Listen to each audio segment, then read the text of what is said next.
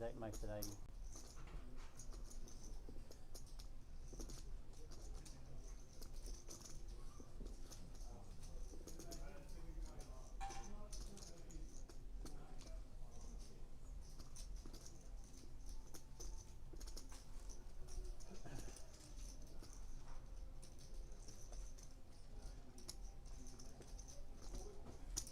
Take 9 makes it 250. With 2 folds.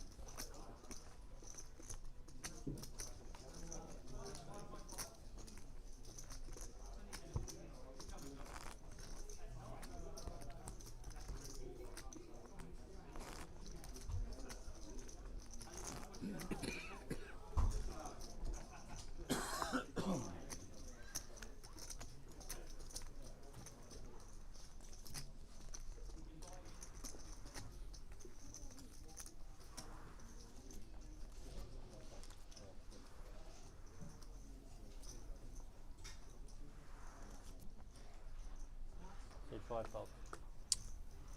Did 6 folds. Did 8 folds. Well, welcome back, guys. We have had a couple of technical glitches downstairs, and we apologise for that. We are working on them at the moment. So we're just getting confirmation that all the graphics and everything is up to date and accurate. For the time being, it looks like it is. We're going to get a couple of things modified to the stream. As you can see, the little event ribbon at the bottom needs to be slightly adjusted, but the boys downstairs are working on that. But let's head back to the action for the time being. Mark here with 25 big blinds. Got a 990k stack. It's 20k to call on the small blind. Lines here 20, 40, 40. He's got the king 3. He's going to pop it up, make it 120 to go. Around to Eric Baldwin. He's got the 9-4 off. He's got to muck it. And scan your cards again, Mark. Just put your and Mark's just going to take it down. He's just scanning the cards one more time, as you can see. A couple of technical glitches, so we do apologise to our viewers for that. But as you can tell, we are working on them. They're the current chip stacks at the moment. Wow, Steve's got a massive chip lead. Steve's got 80 big blinds with 3.185 mil. I'm in there, definitely in the mix. 1.545 million. Definitely where you want to be at.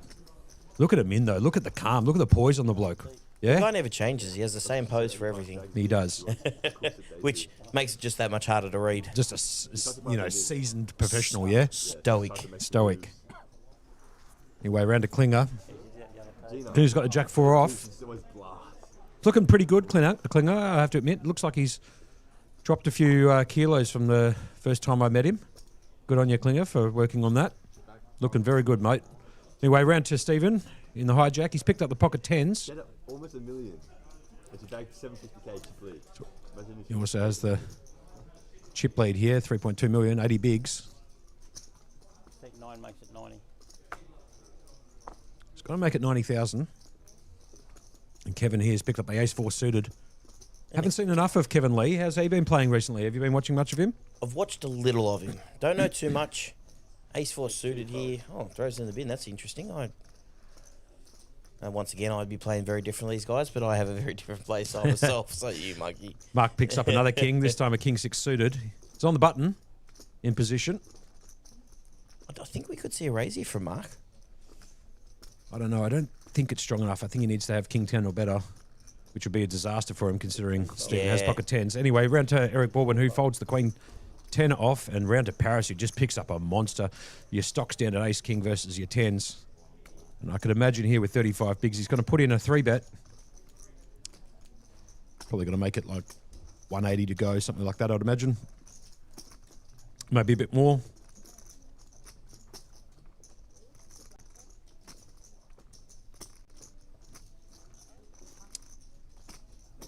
Doing the old rechecking of cards. 300, sorry. 300. He's going to pop it up, make it 300. It's pretty close. 180 on top. Call it 210 on top. Very interesting spot here from Stephen. 10s are one of those hands where do you just... I think with these chip stack, it's just a flat and try and I set think line it's- here big yeah. time. But, you know, because he's got an opportunity here to flop a set and win a monster. I mean, if he wins this pot off Paris, he's, you know, he's up to a huge stack, maybe 4.5 million, give or take. So I don't think he's going to go for a 4-bet. I think it's just a flat call here, pretty stock standard race situation, so to speak. And that's exactly what he does. He's going to flat. And off to the flop we go. So raised by Stephen pre-flop to 90, 3-bet to 300k by Paris with the ace-king off. 2 players. Call, and off to the flop we come. Flop comes queen, 7-3, 2 spades down. Paris, as you can see, has the biggest spade if backdoor spades hit, and Stephen at the moment in front with these pocket 10s. Question here is Paris going to c-bet here on this particular flop? Interesting spot for Paris. This is always why position is very, very key in poker. I think he checks this here personally. I don't know if he goes for the c-bet here. He might just go check, Look, check. I'd honestly here I'd be happy with either of them. Like c-betting's great, you know. You've got a strong hand. You can represent a strong hand. But checking to see what your opponent does. He does decide to put in the c-bet, which is fine. Absolutely. He's going to take a slightly different line here. I don't mind this. Decided to come out with a c-bet. He has repped the hand pre. Don't think Stephen's going to go anywhere with these pocket 10s here. I think he has to peel one more off. Oh, you have to peel one off here. Just float the flop. Not very often your 10s are behind on this particular board. There's a flush draw down in spades. The bet's 135.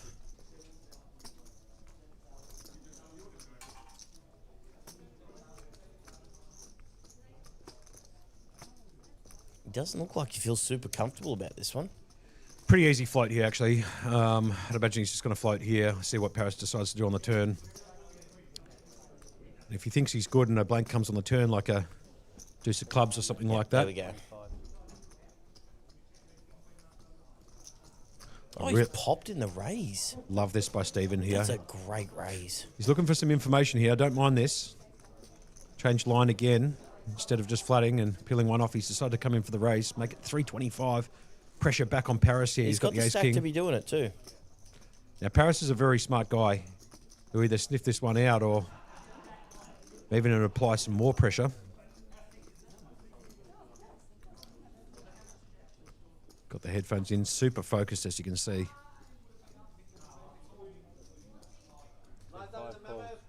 Decides to see one more. Here comes the turn down and dirty. Brings in the 8 of diamonds. Does not help Paris whatsoever. Stephen way out in front now. That's an absolute brick of a card there, isn't it? Paris almost certainly has to check here in this position. Is Stephen going to go one more? 6-5 check. Paris checks round to Stephen. Is he going to go one more barrel here, Berkey? I mean, look, if you've raised that on the turn, if you've raised that on the flop, that 8 of diamonds is a brick. If you think you're ahead on the flop, you got to think you're ahead on the turn here. So yeah, I'd be throwing in a bet. And he throws in that bet, and Paris just, with his ace-king, decides to put it straight in the bin. That was very well played. I think he got max value out of that. Paris played it well too without losing the max with ace-king. I think it's just good poker all around there. Totally agree. And Stephen just adds an extra 685 to his stack there, up to almost 4 million now. 97 bigs, huge. Obviously.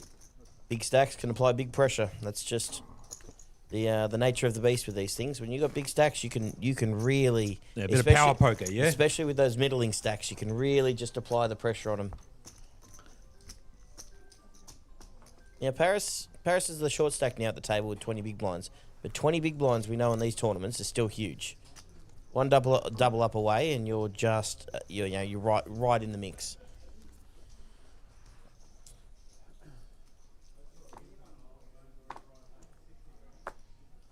Welcome those in the chat. Taylor, going for Paris. Dean, Paris is a very smart guy, and we've got High Key. Just want to confirm, is it true that Alex? Sorry, High Key. The chat's just been chopped off a bit. I can confirm that the Foxtons are on board now. They have joined the ownership here at Playlive, along with a few other big names, including one of the ones at the table right now, Mr. Eric Baldwin.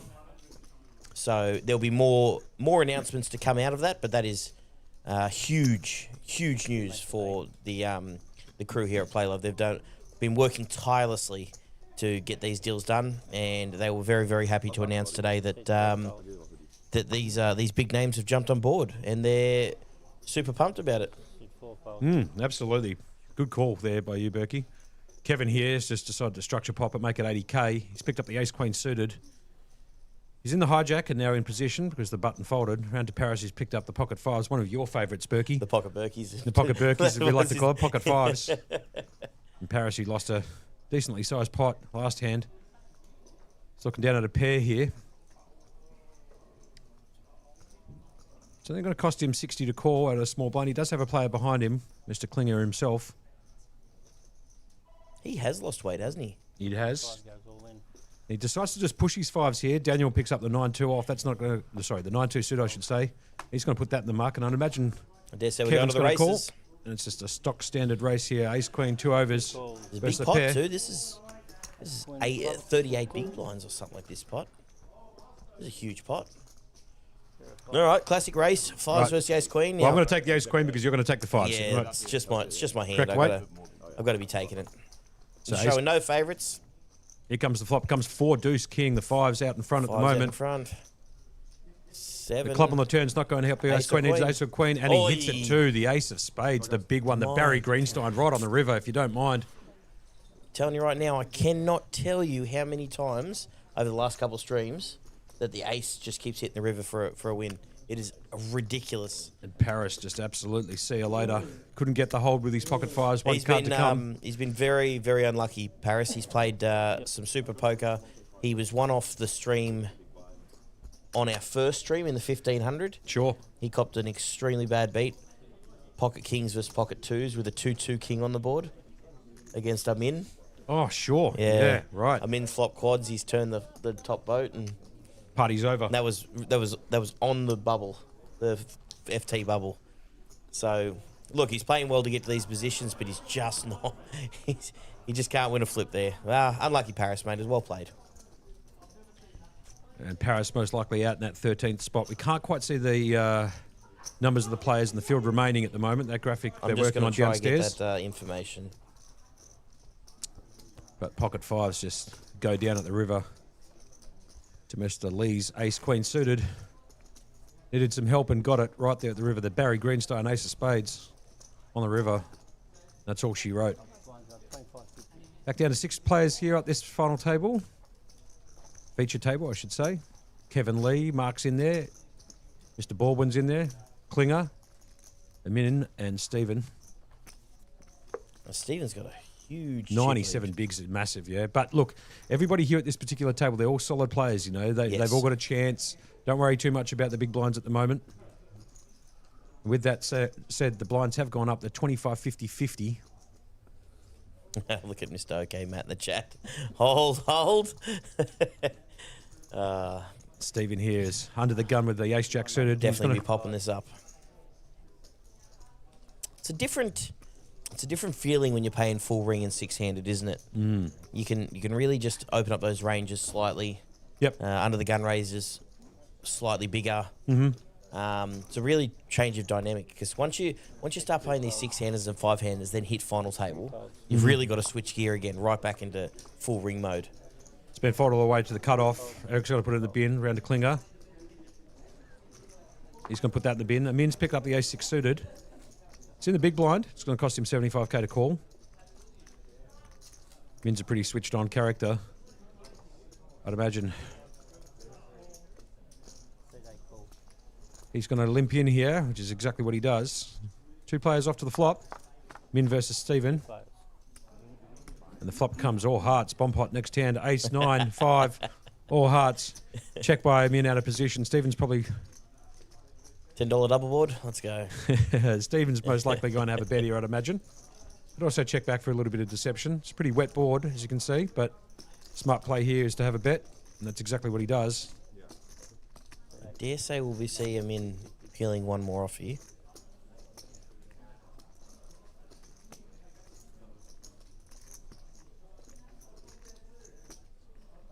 Shane O'Mac at the moment in the dealer's chair.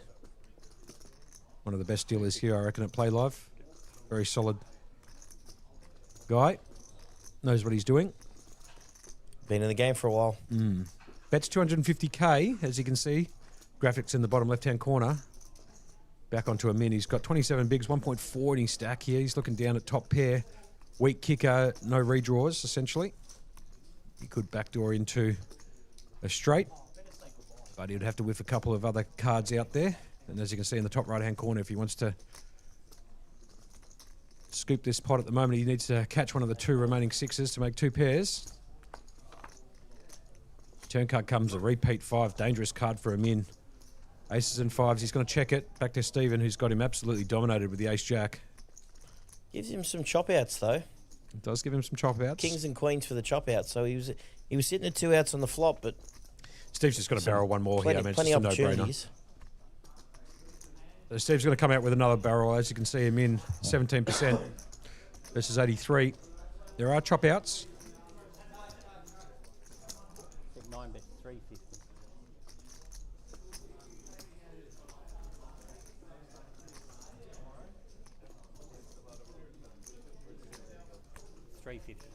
As you can see, the outs at the top there for a min, they aren't winning outs unless it's a 6. They are also outs to chop. Chop opportunities.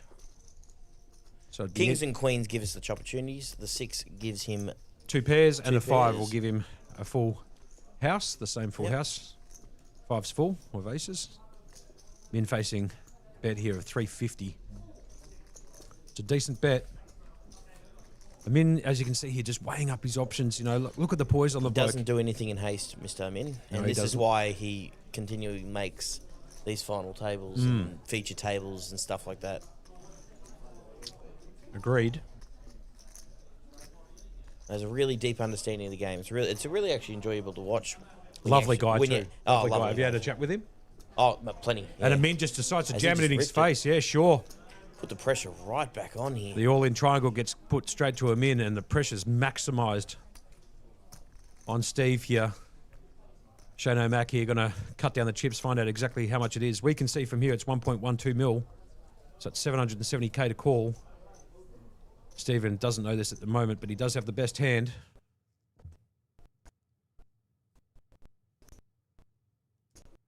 And as you can see, there's a couple of technical glitches at the moment. We do apologise for that. But it looks like, cutting back to the action, it looks like Stephen did make that call. And Amin has been busted. There's 5 players left on this feature table. Chip counts, as you can see, might be slightly off there. So we're just working on a couple of things. Please bear with us. We do apologise for any inconvenience this may cause anybody who's watching this stream. But it's a big operation they've got here at Playlive, so We've got the technical guys on it. We're trying our best here. that's correct. Might have to call this action a bit cold here. We can't quite see the cards or any of the graphics at the moment. That's okay. Looks like it's been folded around to Stephen, who decides to just limp in. Looks like a blind v blind battle at the moment. And seat number 2, Mr. Lee's going to check behind, so it's just blind v blind at the moment. Can't quite see the flop with the reflection here. but we'll just call it cold. Action's going to be on Steve from the small blind. Riffling a couple of chips. Look at the dexterity on the bloke, yeah? Loves a bit of a chip trick. I saw him actually doing it with his right and his left. He's going to check it.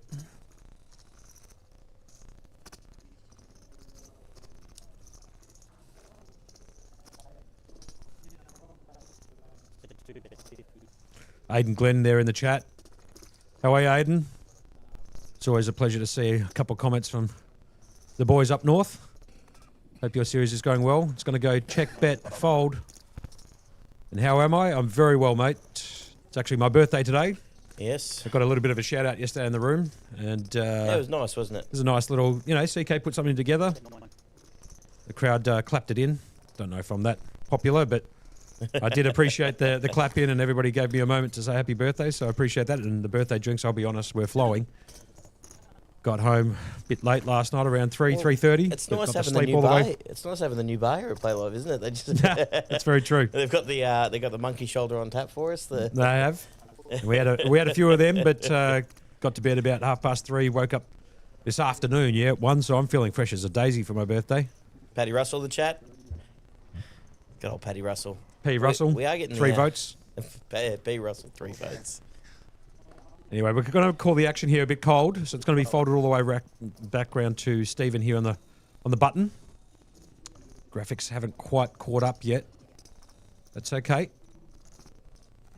I like what he does here. He's got that Unibomber type of look on. He's got the hoodie. Every single time he makes a decision, you can see he covers his mouth for total deception. He's going to make it 175 according to the dealer, Shane O'Mac. It's going to be folded from the 2 spot. Mr. Lee. Oh. Around to Stephen here. Sorry, around to Mark, I should say, with the Kings, pocket Kings, 20 bigs. Happy pocket. Perfect time to bring in the graphics here, boys, from downstairs. Mark down here with the Kings. Slightly less than $1 million in chips, 20 bigs. It's 125 to call. I'd imagine Mark's going to be putting in the most easiest of 3 bets of all time.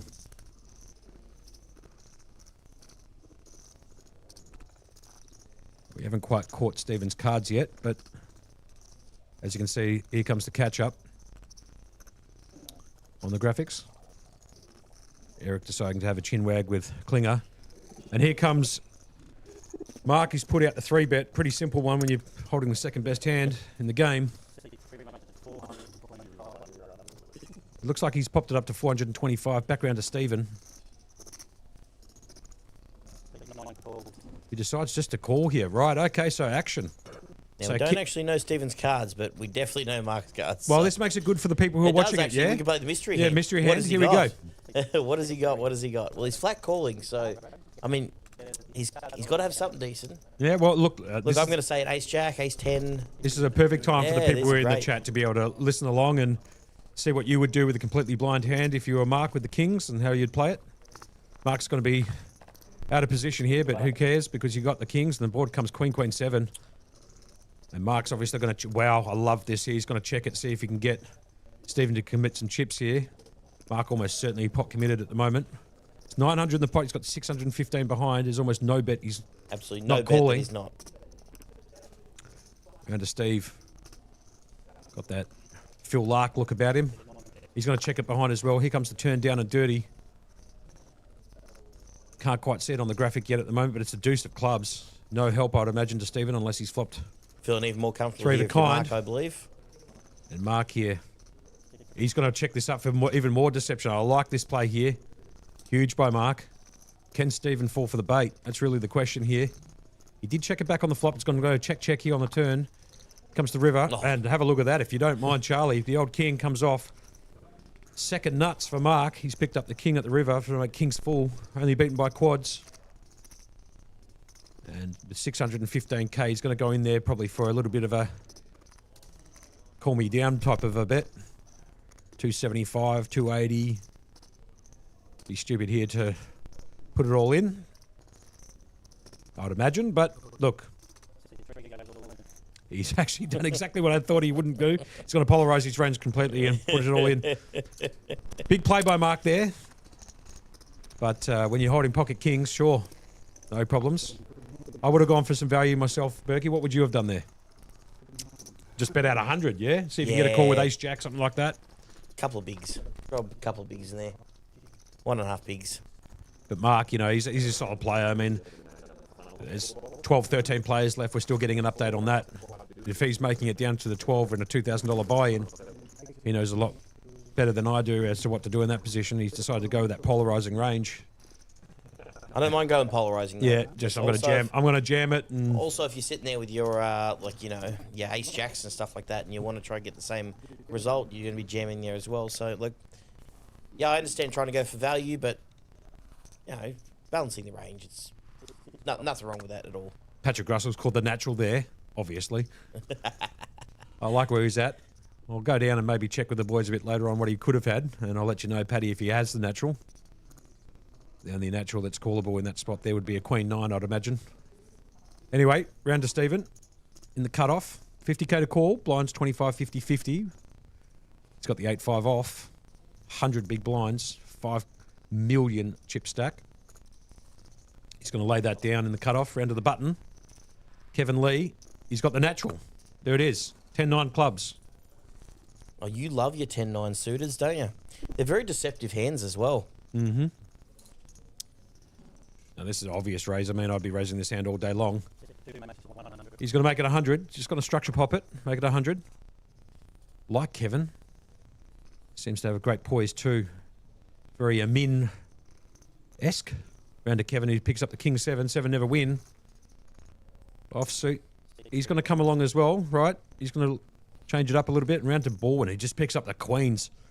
And he would love to have that Queen, Queen 7 flop that came last hand. Great spot to pick up Queens in the big blind. 1.1 million, 22 bigs. Seems like a pretty obvious 3-bet here. He could also jam this here. There's no chance in God's green earth he's going to limp in. Just getting an update on the prize pool here. Just having a look at it. We had, I believe it was 97 runners. Now, I could be corrected, but I believe it was 97 runners in this $2,000 Superstack. And we are sitting here with 48,950 up top. Jeez, if you don't mind. Anyway, so Eric's going to put in the 3-bet. I believe he's made it 300k. Maybe 350. Can't quite see the graphics at the moment, but somewhere in that vicinity. Action back on Kevin, who's picked up the natural. 10-9. As you can see, Kevin in position. He's on the button.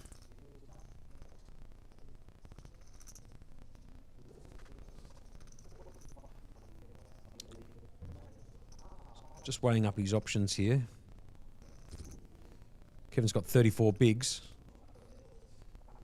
which has got Eric covered, so he's trying to figure out here whether or not he wants to. Right, and Kevin's coming with a 4-bet to 800, sure. Mark gets straight out the way. Eric's going to jam this for sure. It's a certainty. And Kevin, I think, has just put himself basically in a pot-committed position here to have to call. 4-bet to 800k. Kevin's going with his natural. Here comes it all in. And Kevin, unfortunately, is now Committed himself. It's going to be a natural 9 versus the Queens. Berkey knows exactly which hand I'm choosing here. That means I have to take the Queens.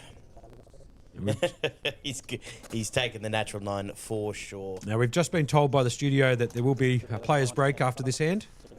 But that gives us an opportunity to talk a little bit about what's coming up for today. Beautiful.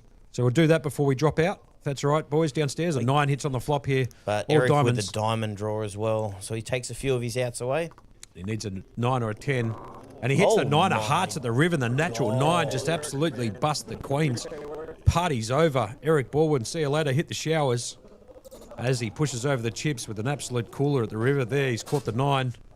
And the party is absolutely well and truly over there. We will be going to a 20-minute break after this hand, guys. But before we go, let's have a quick run over of our schedule running for today. We actually have the Mammoth Day 1 today. The Mammoth, the $3,000, 100k starting stack, 40-minute blinds. Yep.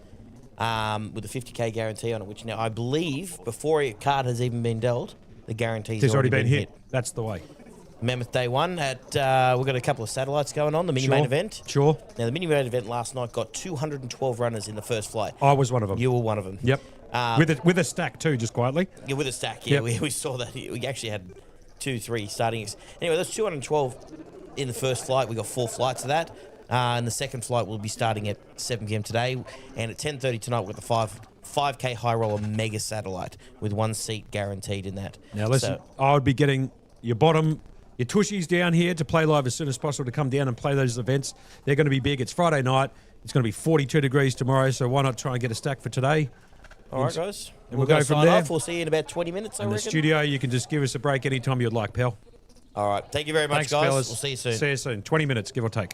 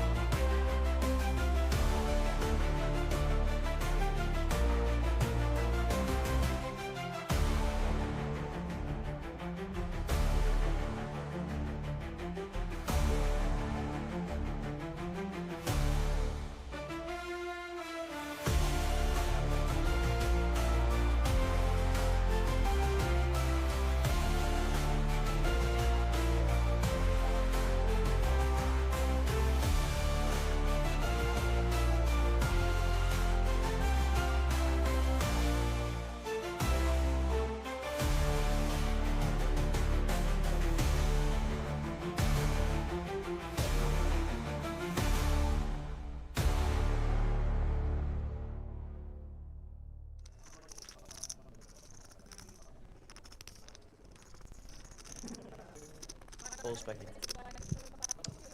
Welcome back here to the Playlive Melbourne Millions. I'm in the box. Josh Monk here with my co-star of the podcast. He can't make it up, Adam Burke. You're watching the $2,000 buy-in, the Superstack. We are down to the final 9, as you can see, the final table. And have a look at this star-studded lineup. Including a good friend of mine, Sherif, is in there, ex-bodybuilder, superstar of a human being. We've got the Isaac in here, we've got the Sherif in there. Oh, Hexor's in there. Hexor's in there, Daniel there, Kevin Lee, who just sucked out on Eric Baldwin in the last part of our feed. Mark is in there, obviously. Sammy Chan is in there. Got some big names. Right. 9 players left from the 97. Huge prize pool here. We are on a 20-minute delay for people who are wondering. So whenever the players go on break, there'll be a 20-minute delay as well. Play a bit of catch-up. Mikkel is in the dealer's chair. Berkey, how are you feeling? Mate, I'm actually feeling really good here. Good. It's nice to see, some notable names on the final table here for the 2000 Superstack, and some not so notable names. So it's going to be a good little matchup. We've got Mr. Mikkel, the French beast, He's in amazing. the chair. He's an absolute weapon of a dealer. Hexor's going to raise it up, middle position here to 100,000. It's going to be fought all the way around. 10-8. Queen 7, 5-2. Queen Jack here. Stephen with 98 bigs. Have a look at that stack. Almost 5 million. That is a stack. Blinds are 25, 50, 50. It's been popped here to 100k. Hexor. Under the gun plus 3. Middle position, essentially. Stephen here in the big blind with the Queen Jack. I'd expect him to defend this one. He will. For sure. Heads up Stack action that here. size, facing a min raise. Big blind defending range is pretty wide there. And the board's going to come out 5, 10, 5. Pretty good flop for you in the prop bets there. do love my prop bets. 10 double 5 is the flop here. Hexor miles out in front at the moment with these jacks. Stephen looking for a queen to play catch up and potentially take down the hand. He's only got 2 outs, as you can see. One has been folded, the Queen of Spades, which I believe Daniel had. The 4 of diamonds on the turn does not help at all. Stephen's got a check here, I'd imagine. No hand, no draw. But he does have a chip stack, so he could apply a little bit of pressure here, but most likely he's going to check it. Hexor almost certainly going to have a bet here, take it down.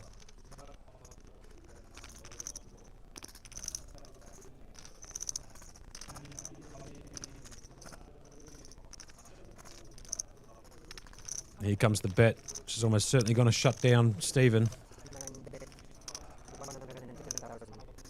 No hand, no draw.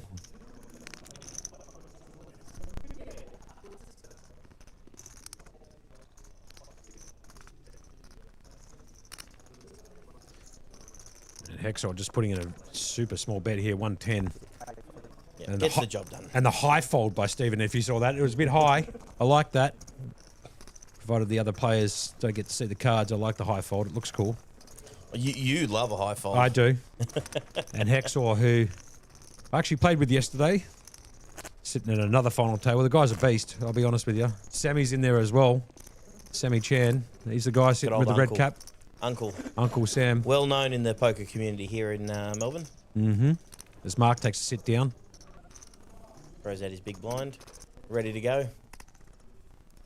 Sheriff's, what do we got? Sherif has 5.7 big blinds, so... He's just looking for a hand, Sherif. it's I can just tell you that gonna much be- for free. It's just looking for a hand at this point, isn't it? Sherif needs to pick up probably anywhere in the vicinity of sort of ace-10 suited or better, and that would be getting in, I'd imagine. Z-Fan puts it in the bin. Round to Sammy Chan, he's picked up the natural ace-7, but that's in the bin. Round to Hexor, he's got the 5-2 off. He's going to put that in the bin too.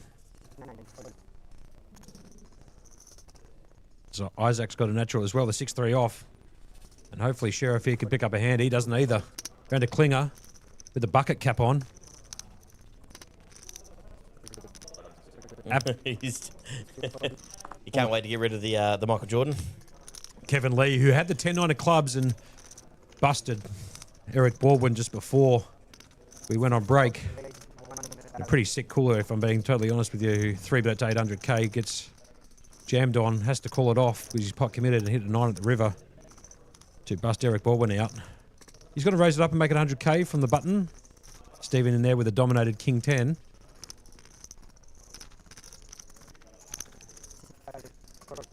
He's decided to call as well, and round to Big Marcos. He's got the King 8, and he might decide to come along too. Oh, this could be an interesting flop. This one. Play on. 3 players to the flop. And the flop comes 7, 8, 9, all clubs. Wow. Stephen here's picked up the Open-ended straight draw, backdoor, second nut. Oh, sorry. Not even the backdoor. Second nut flush draw. Correct. And as you can see, Kevin's hit top pair with the same straight draw as Stephen. And Mark with middle pair, no flush draw. Mark's in there with middle pair. Middle pair not terrific on this wet board. So I'd imagine it's going to go just check, check. It's going to come around to Kevin. He did raise it pre. Yeah, He's going to make it another 100k bet. Yeah. Imagine he would put a bet in here. Top pair, open-ended draw. I know you've got you've got no clubs, but three-handed when you're versing the blinds. It's definitely worth throwing a little feeler out there, see where you're at. I can tell you this much for free with an up and down straight and flush draw. Stephen's going absolutely nowhere with this particular hand. I'd imagine he's just going to flat, which is what he does. And Mark's going to come along too with a second pair. All right, sure. So three-way action off to the flop. Pot 650k. We're going to the turn. 7 of hearts. 7 of hearts Board comes pairing. down. Wow, I'm not even sure how to call this one. These are 3 interesting positions. I don't even know how I'd play while looking at the cards. Because you've got Stephen with the open-ended straight, second nut flush draw. Sure. You got Mark Yazback with middle pair, now turn 2 pair. And you got Kevin Lee with the top pair open-ended straight draw. There you go. Mark's looks like he's gonna have a stab at this one. All right, so Stephen decides to check it there. No, he's just reaching for chips. Check. Give Back the round to odds. Kevin, who does have the best hand at the moment, 64% equity at the moment. Gives the old psych out. I'm gonna bet chips check. And Kevin here with a 10-9 top pair at the moment with a gut shot straight draw. I should say an open-ended straight draw. Sorry, guys, a bit early for me. I only got up 3 hours ago. He's going to check it as well. Here comes the river cards, 4 of spades, and the check mark goes towards Kevin Lee here, who's 10-9, again holds up. It's going to get almost certainly checked here by Stephen, who didn't complete his flush or his straight. Too many out syndrome, as we like to call that one. Yeah, way too many.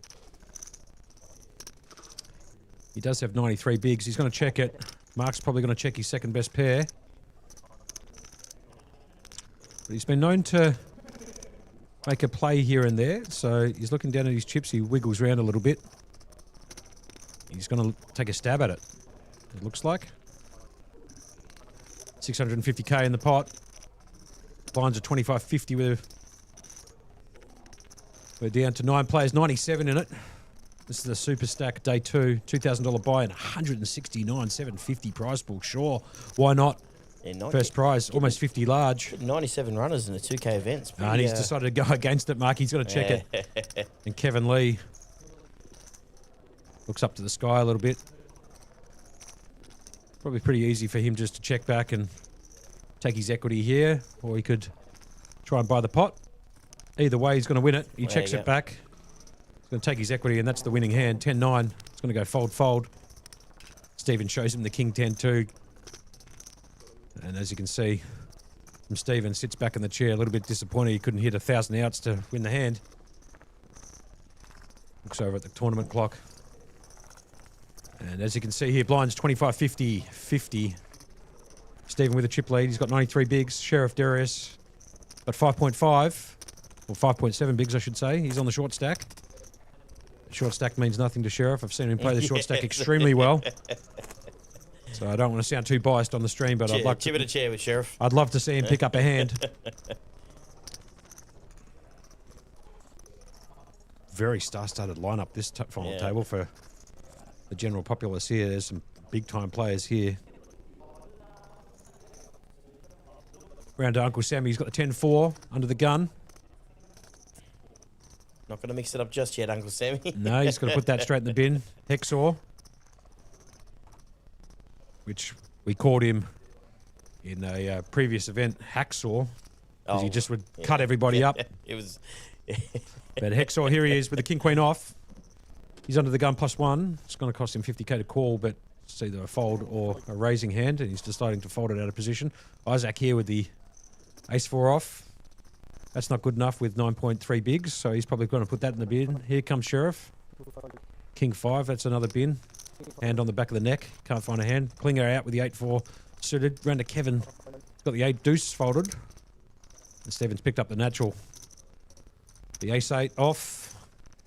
It's on the button. Probably going to pop this up. Lachlan Crilly just saying, did I bag the chip lead? Don't worry about bagging any chip leads there, Lucky. Absolutely didn't even make it to day 2, mate. We ran a bluff on the birthday. Got called.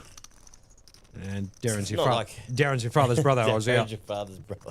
It's not like you to run a bluff, monkey. Mark's going to fold. The C-fan fold, and Steve's going to pick it up there with the ace-8 off. Pretty stock standard play so far. We haven't seen anyone deviate much away from play. I think the table's got such wild dynamics that everyone's just feeling each other out at this point. Because there is pay jumps in play. ICM does matter. I mean, we're looking at an 1100 jump just from 9th to 8th, which is, that's a few dollars extra in the back pocket. I really like the payout structure that they've got here at Playlive at the moment. They're making it quite top heavy, but that's what the players want. If you're going to be buying in for a $2,000 buy-in, you want to have 40, 50k up top. Yeah, no, I agree. Which is exactly what they've done. Almost a 40% of the total prize pool up top there. 50,000 into 169. Massive prize pool too. XOR under the gun with 28 big blinds. Got the pocket jiggities. This guy just picks up hands one after another after another. He's under the gun here with the jacks. Might elect to put in a... I feel the min click coming on, which is just stock standard now. With there it is there. There's the min click. 100,000. Well played by you, Berkey. Sol Reed comes round to Isaac with the king 9 suited. He's going to put that in the bin. Sherif, can he pick up your hand? He's got the ace-4. I think this is the one, Sherif. Ace-4 suited. Now, we were talking about this yesterday when you got 5.7 big blinds. The dynamic change that happens with the big blind ante in play now makes when the blinds are coming around to you and you get to lose a dead big blind, like 20% of your stack, 15% of your stack, it changes how wider you need to go on your jamming range in small stacks. I dare say we may see the jam here. The thing is, the Sherif is a very seasoned guy, so he's just going to limp in here. He's going to leave himself with 185 behind, 3.7 bigs. But what would I know, monkey? What would I know? With the ace-4 of spades, king 2 gets put in the bin. King 6 in the bin as well. 10-4 round to Stephen. You can't possibly think about making a move here. I can't imagine with a under-the-gun raise. You have to have a pretty strong starting hand to raise it under the gun, considering you got all that action behind you. But Stephen here, 96 bigs. You never know. Could trick it up. I like when the big stacks put the pressure on, but you've at least got to have some sort of a hand to put the pressure on. You can't be doing it with your 10-4 offsuits. But I like the fact he was thinking about it. Puts a little pressure on some of these smaller stacks, knowing that he's still willing to mix it up here. Z-fan in the small blind's got to fold. Sammy's picked up the old natural 9. The no side, 3 side. The worst natural 9. 7 deuce off. 7 deuce game is not on this event, so we're going to chuck that straight in the bin, I'd imagine, Sammy. Cannot continue hand here. The worst possible hand. 7-2 off in Texas Hold'em. Can't even call here for 50. I can't imagine. But look at Uncle Sammy. He's looking at some chips here. Surely this is some Hollywooding here by Sammy. This is unless he loves Baccarat as much as you do. Well, he's a squeeze player. You can see from the cards bending. He likes to squeeze. He's contemplating whether or not to chuck in 50 more. And believe it or not, he has put that in the bin. So we're heads up. Jacks versus ace-4. Sherif needs to find some spades or a heart. Or that board too. This is going in. This is 100% going in. Sherif needing to find. He's got an open-ended straight draw, backdoor flush draw, and any ace. That's enough outs for him to continue with. He's got 8 outs, as you can see up in the top right in the graphics. Hexor out in front at the moment with the jacks, but Sherif almost certainly going nowhere here. It's going to go most likely bet all in call.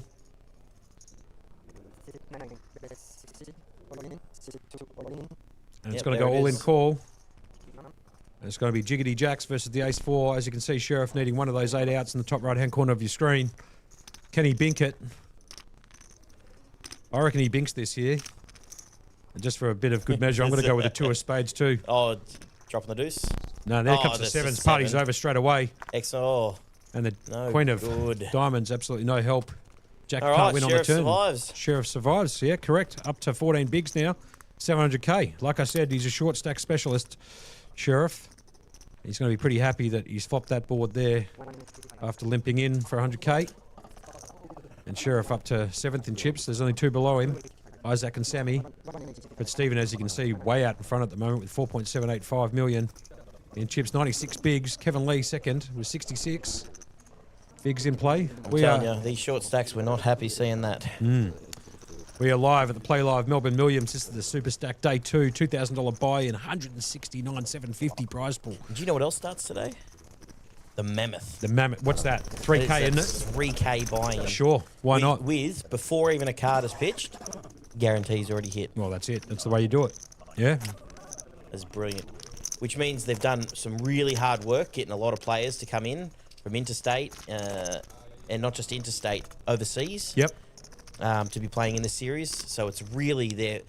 This is now the flagship series. 100%. We're talking to Eric Warren just before. We were giving our condolences to his queens just before. He came out, he goes, I love being, you know, he's got that American accent, you know. Do you know what? You know what, Josh? I love being here in Australia. I think Melbourne's great. He's a lovely guy, Do you know man. what I got all I the time was in the really world happy for he it. said? He said he watched the podcast and he actually really enjoyed us having great. Josh and Bridges on there. There you go. Fantastic. Look, having a big name watch it like that is actually a bit of a surreal. He's A big not, name, He's you know? not just a small name, Eric. Yeah. Like you know who he is. Like he lives. He's an American overseas, and everyone knows who he is. So I mean, and it's great to have him on board here now at Play Live. 100%. A few other big names as well. If anyone hasn't seen the announcement today, jump onto the Facebook page or check out Melbourne playlive.melbourne website. You can watch us streaming on YouTube, Twitch, and definitely here on Facebook. And if you're not subscribed to our this is the perfect time to plug us, yeah? Plug it up. I'm going to plug it very quickly, just calling the action here. Under the gun, Isaac's phone, the pocket 10s. He's decided to jam that under the gun here. It's gone fold all the way around to Z-Fan, who's on the button here with A7 off. He looks up to the sky, trying to make a decision. But a very quick plug on us. We've got a You Can't Make It Up podcast. If you're not subscribed to that, get on that. That's Berkey and I having a chinwag with some poker players and some friends of ours with some Can't Make It Up stories. We're on YouTube. We are also on Spotify.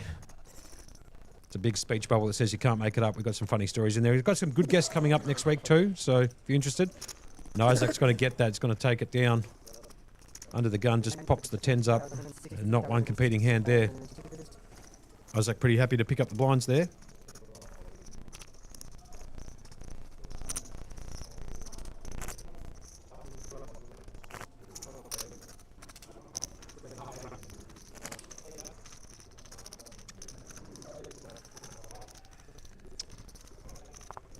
Now, sitting where we sit, Yeah. and I know you're a little biased, but on Sherif, because I actually think he can actually go on to win this. Of course he But can. if we're going to take Sherif out of this, Yep. just because of the... Who are you taking as we stand to go on to win this thing? Well, look, you got to go with the guy who's got a bucket cap on. I love Yeah, I mean, he's the only guy who's got wearing a bucket cap. I mean, I haven't seen one of them since about 1983, yeah? So I'm going to go with Klinger. It's got the Play Live jumper on too, so would be kind of, you know. I'm going the wild card. I'm going the Mark Yazbak. Look, I've played against him a couple of times. Sure. I love the way he just plays the game. He goes, I don't care what anyone thinks. I don't care if I'm on the stream. I'm going to play the way I want to play, and you can deal with that. And I love that too. It's just it's actually quite refreshing for the game. Z-Fan here, he's picked up the pocket sixes, 24 bigs, 1.5 million in his chip stack. He's in the cutoff here. 60k to call. The blinds have gone up 30, 60, 60. So he's going to raise here with his pocket sixes. It looks like he's going to make it 120k. Sammy with a jack nine. He's picked up a few naturals back to back to back. With a 7 deuce last hand, he's picked up the jack nine here. He's got 6.5 bigs. I know exactly what you'd do here with 6.5 bigs, Monkey. But I jam that straight in, but what would I know? That's why I'm not playing this event. Nor can make a final table to save my life. Round to Hexor, 4 deuce off. He's got 17 bigs. That's in the bin too. Can Isaac here pick up a hand in the biggie? He can too. Ace 10. I reckon he might gamble this, yeah, actually. 7.8 bigs. I reckon this could almost be a jam. And we're going to have, most likely, if it goes jam call, your stock standard race-off Another situation. 2 overcards versus a pocket pair. I feel like the only hand we haven't seen all-ins that weren't race-offs was the queens. And they got done. They got done. Cold, too. An Arctic 9 at the river. There's Isaac here in the big blind. 7.2 or 7.8 bigs, I should say. 470k in his stack. I mean, he's going to jam. I can imagine Z-Fan's not going to go anywhere. He's asking for a count. It's going to cost Z-Fan about a third of his stack. Maybe a bit more. 410. About 40% of his stack he's going to be putting in here to call.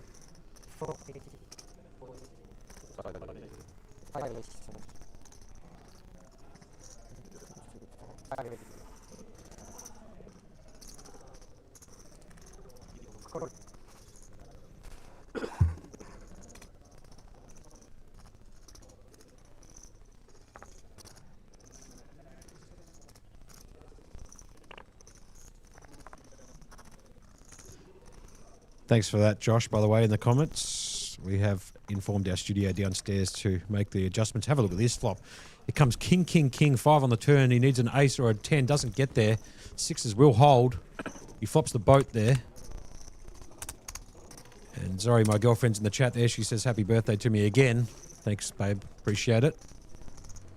Sorry, I have to come into work for a couple of hours, but Well, it is what it is. We lose Isaac in 9th place. And just another race that goes down. What did he pick up there for 9th? Was it about 7k, give or take? Can't remember. I'm going to say 6-9 because I think that's what I saw. Yeah, give or take. Let's just have a give look at the... or take. You can see the little event streaming ribbon at the bottom of the stream. 7th there is 8,000, so 8th going to be 67. It looks like 9th there is going to be 5,600. 5,600, there we go. Still a good hit. Almost 3x the buy-in. That Sharp's in the chat too. Good on you, Sharps, man. Hope you're doing well, man. Haven't seen you for a while. Under the gun's going to fold here. Klinger with the bucket hat on. Good to see everyone's coming out to watch the stream here. Kevin Lee's going to put that in the bin round to Stephen here. The chip leader with A6 off. He's under the gun +2. Also known as kind of middle position.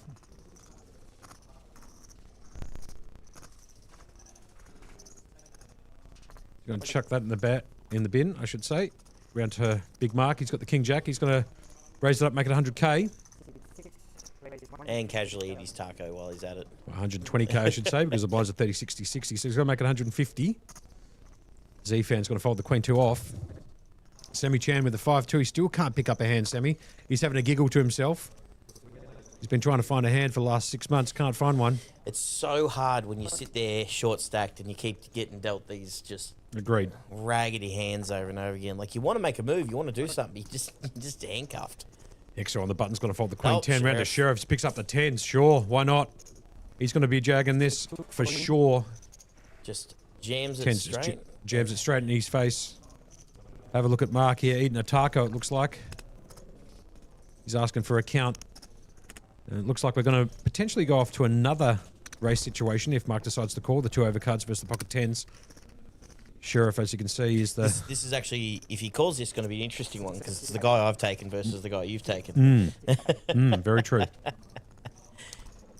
Sheriff, you can see here with the percentages, it's a slight underdog. I'm not sure if that is correct. Maybe because they're counting the unseen cards, or the seen cards, I should say, that have been folded. Because I believe that the 10 should be out in front at the moment, but... Round to Mark. Let's see what he's going to do. He's got 17 bigs. Sheriff is all in here for 635k.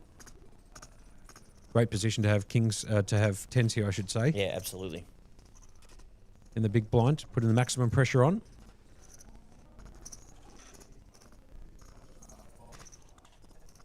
I think he's just going to finish off his taco before making a decision here. Food here at Playlive is very good. It's cooked fresh every day. I've seen Every day, yeah. the boys and girls upstairs cooking it. Coming in fresh every day. Part of your food and beverage package. It's been great. 100%. Something you get back for I like the fact you can get all your drinks included. You know, you sitting there with your Red Bulls and your sparkling waters. Got one right sparkling next to me, waters. yeah? The old Red Bulls. Yep, all your soft drinks. It's great. So Sherif here applying the maximum pressure. 635k all in. Background to Mark, who did raise it up to 150k pre-flop with the King Jack. He's contemplating it. He gives it the nod of approval, chucks it straight in the bin, and Sherif will pick up an extra 150k from Mark plus the blinds, or the small blind I should say, because he was in the big blind. So Sherif will add a few more chips to his chip stack. There it is, 845k for Sherif. We're down to 8 players, as you can see here, with 9th just busted with the Isaac. Stephen with a huge chip stack here, 4.785 million. Now he's looked at Stephen's looking to get involved in some of these things, but he hasn't been picking up very premium hands. So it's, you know, as the chip leader, you're supposed to be starting to put maximum pressure on these things. But when you start getting the garbage that he's dealt, but that's also the joy of being the chip leader. You can just sit back and wait. Agree. Because you're in a position like Sammy where like you need a hand. No, I understand and you're completely. getting dealt 7 deuce, 5 deuce, you know, and you just. It's tough when you're short stack. Now Stephen's done all the work to get this chip lead. He's very much earned it. So he can just, you know, sit back, wait for his hands, do what you need to do. Play a bit of power poker. Play a bit of power if you need to. You know, put a bit of pressure on. And As you can see, Mark here just polishing off another taco. Why not? He's going to chuck the King 3 in the bin, round to Z-Fan. He's picked up the Queen 2 off. He's going to put that in the bin. Sammy still can't pick up a hand. Picked up the Doyle Brunson, the 10-2. Problem is, he can't even jam here, the poor guy. He can't find a hand. He's got no equity here. He's going to put this one in the bin too. He's going to get called by most small blinds or big blinds. Well, if they can pick up a hand, and talking about picking up a hand, here comes Hexor with the Queen Jack suited. One of my personal favourites, I'll be honest with you. He's in the cutoff, looking over at the clock. And I've seen Hexor play a couple of hands like this in the past, so he's going to come in for a raise here. In the cutoff, the Queen Jack suited. The raise has been announced to 120k. He likes that structure pop. Sherif has picked up the same hand as Uncle Sammy, the 10-2 off. Daniel Klinger with the Jack 4. That's going in the bin too. And party's over. Hexor will collect the blinds with his Queen Jack suited. Might be a good time if you pass me that over there, Berkey, to do a shout out for what else is on for today. This is Friday the 23rd of January. Yours truly, my birthday. At the moment you are watching the Superstack. The Mammoth should be starting soon, shouldn't it? The Mammoth, 4:15. I don't know what time it is. It's got to be pretty close to 4:15. What time is it right now? Give or take 4:28 p.m. Got to remember we are on a 20-minute delay here. So anyway, so the Mammoth day 1 starts at 4:15. That's a 3k buy and 100k starting stack, 40-minute levels. And 50k guarantee, which they've already absolutely smashed. Forget about the guarantee. That's already got there. And then we've got the mini main event satellite. That's at 5 o'clock. That's a $150 buy-in, 12k starting stack, 12-minute levels, 5 seats guaranteed. Sure, why not? Yeah, they've done a lot of 5-seat guarantees with these things right before events. And then the mini main. And I'm telling you right now, these satellites have been actually really. Oh, just wait, hold on 2 seconds. Hold the horses. Sammy's finally picked up a hand with his 6.5 bigs. Fold around to the hijack. He's got the 10s. This is a pretty simple decision here, in my opinion. One decision only. I mean... But you know Sammy, you know, he could be somebody who just puts in a race here. I was just about to say that. He's going to pull the tricky, like, Sherif and just do the min click. He's looking down at his stack. He's trying to figure out exactly how much he's got. He's got 390, as we can see from the graphics. 6.5 BBs. Blinds here are 30, 60, 60. So, most likely going to whack this here, I'd imagine. Yep, there we go.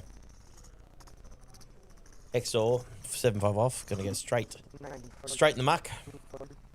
Sherif with the natural 9. He's going to fold that too. Klinger with the ace 3. He's got 13 bigs. Probably not good enough. He's asking for a count, though. Does have that bucket hat that does give him a little bit more equity. The bucket hat. As everybody knows, the bucket hat equity, correct. But you've got to also be mindful of the fact that Klinger does have a player behind him, so he's going to fold the ace 3 off. It's around to Kevin Lee, the giant killer. He's got the ace 4 suited. Yeah, I definitely think we'll be seeing a call here from Kev. It's going to cost him 330, about 10% of his stack here.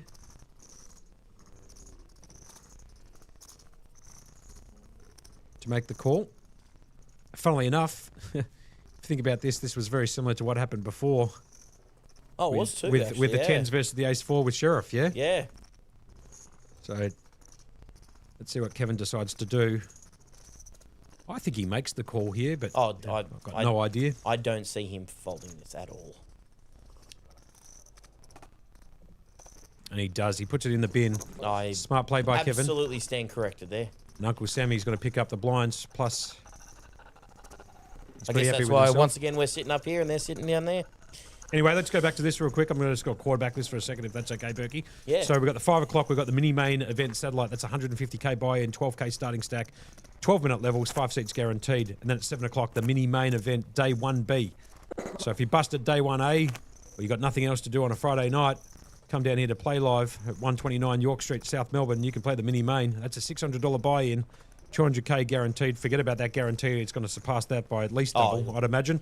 It'll eclipse that. That's not even up for debate. That Not one. even up for debate. So 600, you start with a 50k starting stack, 30-minute levels, 200k guarantee. Like it's a true main event style structure. Mm-hmm. While giving you great value at a $600 prize point. Sure. So it's a really, really well designed tournament. And for those people who like to stay up late, at 10:30 tonight, we've got the 5k high roller mega satellite, $700 buy in for that, 25k starting stack, 20-minute levels. There's 1 seat guaranteed there. So those guys who like to be a bit of a night owl, once you make your way down to Play Live a bit later on tonight, play the 5k high roller mega satellite. Try and win yourself a seat into that event. That'll be huge too. I think the guarantee's been hit there too, Berkey. Is that correct? I want to say yes. I believe it has. I think they've got 26 But runners don't already. quote me on that one. I think With they said 100K? 26 runners gets us there, I believe. Yes, I think, wasn't it 19 runners get there for the guarantee? I might be wrong. I'm not sure. Look, Jabbity's going to be in here soon. He knows the exact numbers. There you go. Party's he can, on. He can really. But give us a second. We're in Hexor and the hijacks. Just bumped it up here with Ace Queen. Sherif with his Ace 4 of spades again. He loves the ace four of spades. Here comes Daniel. He's going to fold that with the bucket cap on. Kevin's going to fold the king 4. Surrender Stephen. He's got the king 6. Half price on 6. He's going to fold this, I'd imagine. In the big blind. He does have a chip stack though, so he could elect to call here and try and just suck out on both. Just see what flop. And he's going to do that. Looks like. Look, I don't mind the call if he calls this. Yeah, He's got the chip stack 4. It's only costing him 1 big blind into 6.5 big blinds, so he's getting a good price to make the call, and he hasn't got the worst hand. Sure.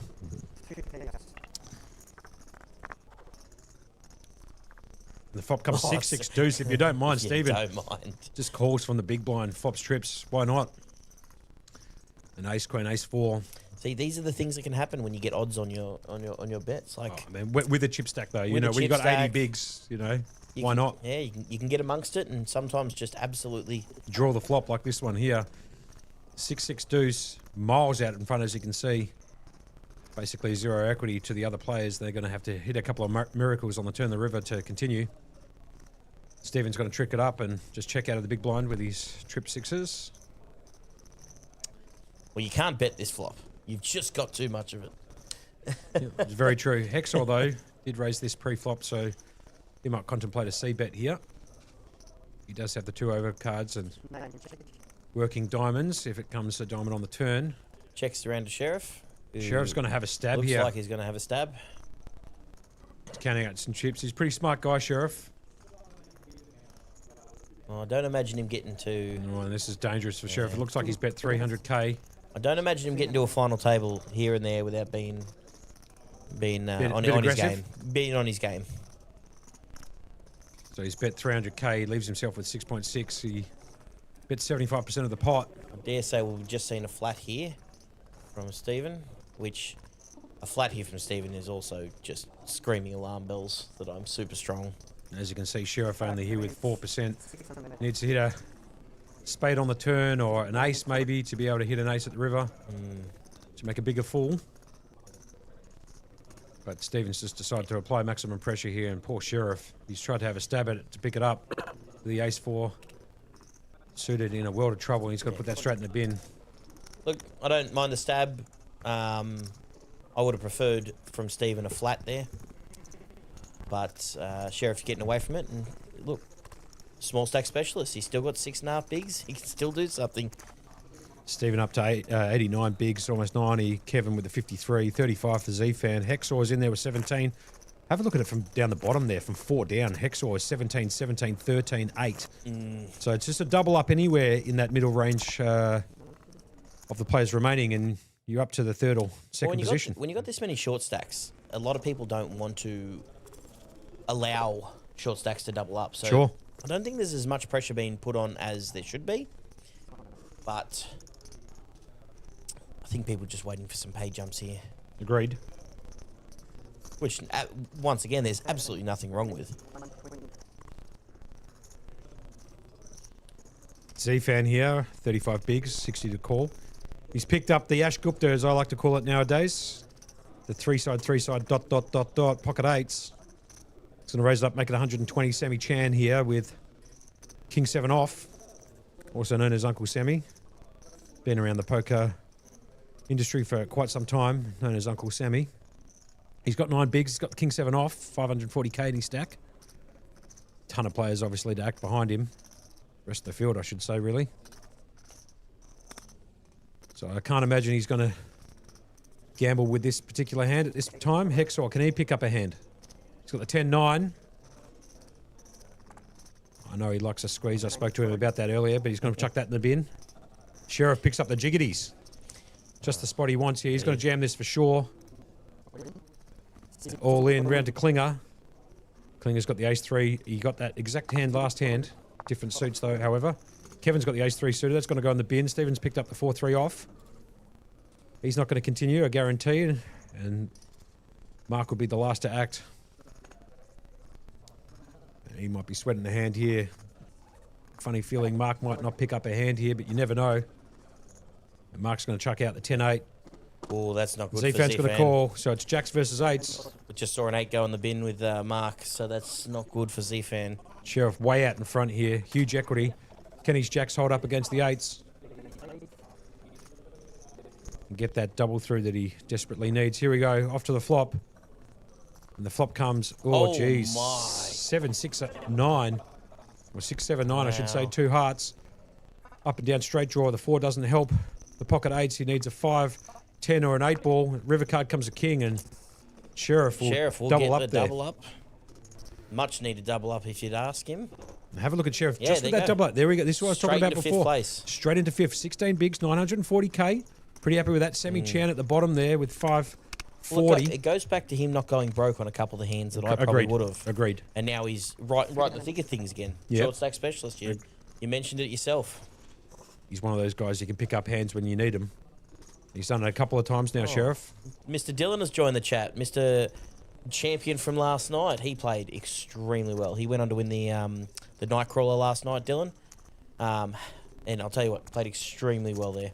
How's the wig that guy's got, man? Oh, the top hat. Oh, The top hat. How good's the top hat there? yeah. Watch out, girls. He's got a full head of hair, that guy, Dylan. Don't worry about that. People don't dream of curly hair like that. With no signs of any type of receding either. Oh, I used to have hair like that, and see you later, I got to about 38, and party was well and truly. But Dylan, yeah, with full head of hair, straight in the chat. Congrats for last night, Dill. You played very well. Good to have you join us, Dylan. And here we go. We are live on a 20-minute delay at the Playlive Melbourne Millions. The Superstack Day 2, $2,000 buy-in, $169,750. I've said it a few times, but that is a massive prize pool. Yes. Almost 50 large up top. 30's going to give you 30. Second's going to give you 30 lacquers. We're 9 days into the series, and we've already seen some massive prize pools coming through here with no signs of slowing down. Agreed. Here comes Sammy. He's got the Jack 9. He's under the gun.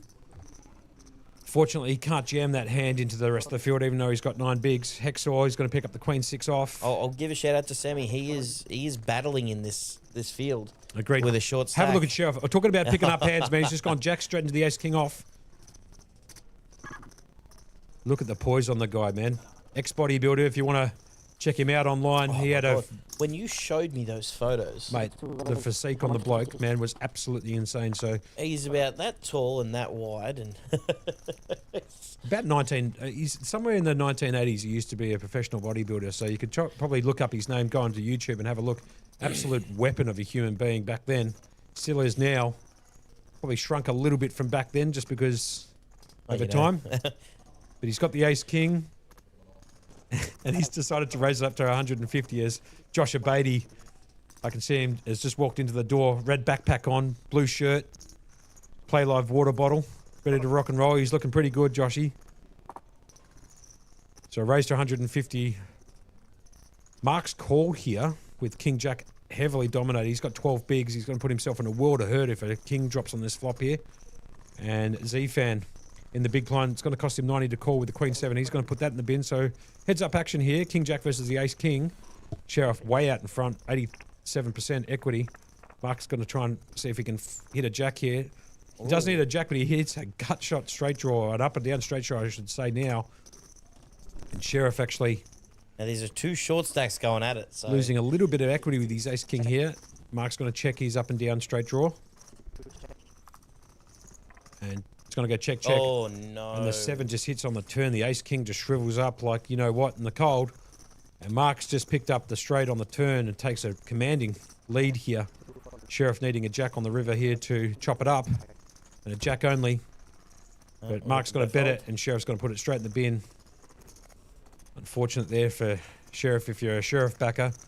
Ace King gets gobbled up by the King Jack, who hits the straight on the turn. But lost the minimum. Have a look at the VPIP here on Sherif. 41%. That's only because he's been picking up some hands recently. Stephen obviously with a slightly bigger VPIP. That's also due to the fact that he's got the chip lead. 8 left.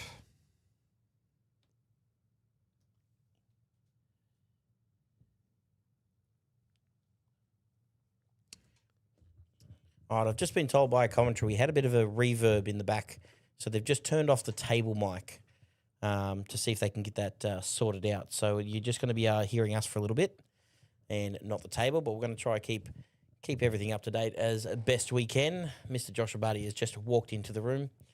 He's got to take a little bit of a breather. He's got to walk it off. He's going to shut the door.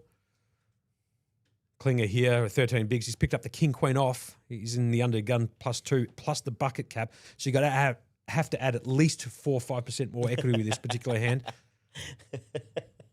And he's going to look down at probably putting in a raise here, which is what he's doing. He's going to pop it up. Looks like 120. He's just going to structure pop it, which is what he does. Kevin Lee's going to fold the 5-3 off. Randa Stephen, he's picked up the Ace-4 off. He's got the chip lead, almost 90 bigs, 89. Bigs, 5.3 million in chips. He's going to put that in the bin. Here comes your player, Mark. He's picked up the Ace-Jack. He's going to call, dominating the King Queen at the moment. Z-Fan with the 3-2. He's going to put that in the bin. Sammy's picked up the pocket 6s. Okay, hold on a second here. This could be an interesting hand. This looks like a hand that most likely Sammy's going to jam. He's only got 7 bigs, so he's picked up a pair. Pretty obvious decision, in my opinion, to jam the 6s in here. But you never know with Uncle Sammy. Could find the fold, but likely considering he's got the pocket pair here, I think he's just going to go with it. He's looking down at his chips here. He's got 420k, 7 bigs. He's also in the big blind. So hand's a little bit camouflaged. Counting it down, but I reckon it's very likely he gets this in here. Wondering Look at this, three short stacks battling it out. Wonder what happens with Klinger if he does jam here, though. I reckon Klinger might run this hand too, and I reckon Mark's going to come along as well. So we could potentially be 3-way action here for a triple up for someone.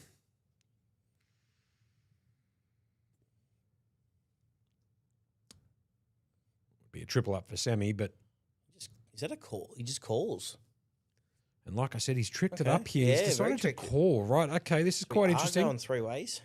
Leaves himself with 6 BBs. He needs to flop a 6 here. The board comes down 6, 10, 9. Does flop a and if you don't mind, Sammy's just flopped trips, or a set, as some people would call it, which is probably the better way of calling it. Just flops a set of 6s here on a 6, 9, 10 board. As you can see, Klinger here with a gut shot to the straight draw and 2 overs. Mark here, just with the ace high at the moment. Backdoor diamonds working for him, also backdoor straight draw potential. But as you can see, Sammy here with a set of 6s miles out in front. He's checked it. Is Klinger going to come out here with a bet? No, he's not. He's going to check it. And I'd imagine that Mark's going to check this too. He hasn't hit the board. He's going to check it as well. So Sammy's still miles out in front. Here comes the turn card down and dirty. Here comes the deuce of spades. What a card for Sammy. The sixes absolutely miles out in front. The only person in this hand who can win the hand outside of the sixes would be Daniel if you hit a jack. As you can see, And Mark Mark here. is definitely holding one of them. So it's holding one of them. So he's looking at 3 outs.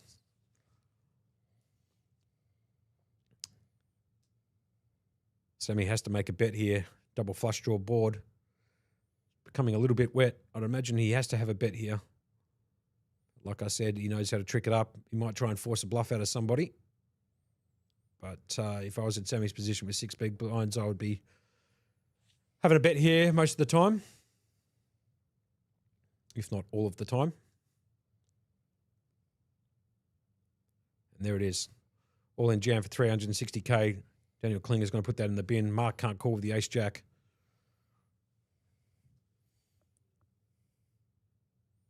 Graphics just playing up a little bit at the moment. That's okay. Still the action on Mark. He's got ace-jack high. He's asked for a count here. 360k. well, this will be As you can see, absolutely drawing stone motherless here. Got no chance to win. Just counting down what 360k looks like. As you can see, the chips to the right-hand side is 360, and what's left behind is what he's left with. He's contemplating a call. As you can see, drawing absolutely motherless in this hand. Can't win even if he hits an ace or a jack. He doesn't know that, of course, but in the tank a little bit. I think he makes a lay down here. I can't imagine him calling here with ace-jack. I feel like he thinks he's making hero here. Jeez, and that'd be a hero, wouldn't it? But you know Sammy. I mean, I don't know if Mark's played enough with Sammy, but Sammy wouldn't be doing this unless he's I got a can tell hand. you right now, these two guys would not have played much against each other, if at all. Right. So, Hands a bit and you obscure definitely here then. and you definitely got to take that into consideration. Sure. When you're, you know, if you know someone's known to be tricking it up a bit, but just kind of interesting spot for years back. Not sure why he'd be contemplating this call here. He's got 380 to call. He's got only 17 bigs here. I mean, he's only got a million in chips. unless he's trying to get a live read that Sammy is just absolutely full of it. He's got 1.165. Like if he puts him on just a naked draw or something like that. But problem is, it's just such a large portion of his stack to just be wrong. It's about 25%, give or take. He's decided to put the chips back in front of him. He shows him the ace-jack. He said, any chance? Any chance. No, look, he came to the right conclusion. He made the right fold, so... Sammy's got to take down that much-needed pot. He's up to 14 bigs, 810k. Puts a smile on his face. I like that. He's got the headphones on, the glasses on, and a cap. Yeah? The cap, the extra percentage. Yeah, he's got the it's extra not a percentage bucket there. cap, but it'll do the job. Yeah, but he's got the trifecta working for him. He's got glasses, the headphones, and the cap, yeah? So got to give him a little bit there. You're watching on a 20-minute delay live at Playlive, the Melbourne Millions, the Superstack Day 2, $2,000 buy-in. We are down to the final 8, 97 runners in this event, 169,750 in the prize pool, 48,950 for first, 30 lacquers for second, 18,700 for third, 13,300 for fourth, 11,200. As you can see straight at the bottom of your screen, you can actually see that like little event panel ticking over. It's got an event ribbon for those people who aren't sure what that's called. So 11-2, six gets 9,500, seventh is 8K, and unfortunate eighth place finisher would pick up 6,700, which is three and a bit on your buy-in. Kevin Lee here has picked up the pocket threes under the gun +2. He's going to elect to fold them. Doesn't like the position with them, with all the players to act behind him. Stephen's picked up the queen 2 off. Yeah, small pairs in early position. They can get you in A lot of trouble. Fair bit of trouble unless you hit that set. And you're only hitting a set 1 in every 8.5 flops. So That's correct. Stephen's got to put that in the bin. Here comes Mark. He's picked up the queen 10. I'd imagine that Mark's probably going to either call or make a raise here. I know that Mark likes playing these types of hands. He's in the cutoff. Only a few players behind him to act. He's going to fold. Go against what I thought he might do. Z-Fan's picked up the kings. Yeah, sure. If you don't mind, in the button in position. Pocket kings for Z-Fan. He's got 19 bigs, 1.5 mil. the kings are very hidden on the button because people open up their range massively to Of course they do. raise. So it's actually, it's like the dream come true when you get those big hands on the button and you raise up. 100%. He's going to raise up and make it 160. It's going to cost Sammy 120 to call at the small blind. He's got the 9-7 suited. I quite like the 9-7 suited, but as you can imagine, it shrivels up quite a lot against the pocket kings. And then Hexor to act after him. Those middling suited connector stuff, they're very well hidden when you get into pots, And Hexor, but not something I think I'd be calling off with or jamming when you've got a short stack. Hexor with 11 bigs can't pick up a hand here. He probably doesn't want one anyway because Zfan's got the pocket kings. It's going to cost him 80 to call with a 10-6. He needs to flop as big as Stephen did the other hand and flop a couple of sixes with a deuce to make this hand of interest to him. But he's going to decide to lay that down, smart lay down, and Zfan's going to throw the kings into the muck and win the hand. What a spot to pick up kings. Kings on the button, playing maximum pressure. You're just hoping behind you someone picks up something. Yeah, absolutely. Unfortunately, nobody could find a hand there. Bit of a dead hand, actually, for kings, to be perfectly honest. You're kind of hoping for some action. Didn't get any of it, but still picks up some chips needed for his chip stack. So Zfan up to 22 bigs, 1.72 mil. Well, this is where I'm going to have to leave you guys. Got some work to go do. I'm going to leave you in the capable hands of Mr. Josh Abadi and Mr. Josh Monk. There you go. It's been great being on stream with you guys. Thank you for showing us up in the chat. Love the shout outs. Keep them coming. The streams will be coming more and more. The stream schedule has just been released, and all that good news from today with the new co-owners, which was great to hear. Josh is very stoked over you. You can see the smile on his face. You can't wipe it off. All right, guys, that is done for me. Mr. Adam Burke over here. Monkey, it's been a pleasure commentator beside you. Always a pleasure, never a chore, Burke. And I'm definitely going to hand this over to another guy who's quite capable of doing what he does. All right, we'll see you guys in the chat. Talk later.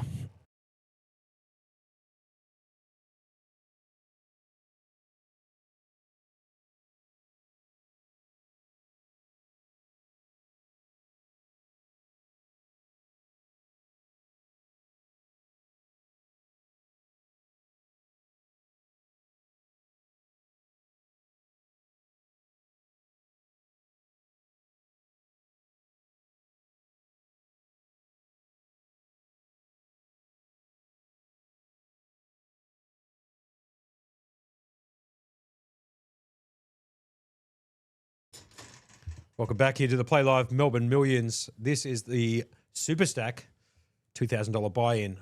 Talk to me, Joshy. Where are we at? Josh Abadi just straight into the com box. He's got the jumper on. He's looking absolutely $1 million. How are you, Joshy? I mean, obviously today, big announcement, so feeling extra good today. That's it. We're down to the final 8 here, Joshy. 97 runners, huge prize pool. And as you can see, Hexor here has picked up the Jack 7 off. He's in the small blind. It's been folded around to him. He's going to probably make a decision. He's got 825, or also known as 10 big blinds, 825k in his stack. Is he going to apply some pressure against the big blind here with the Jack 7 off? What do you reckon, Joshy? Yeah, it's a weird spot. You could argue for all three options, I reckon. I reckon you could call. Yeah, you can find a limp here. You could fold. Sherif is just going to jam it in his face with the 5s.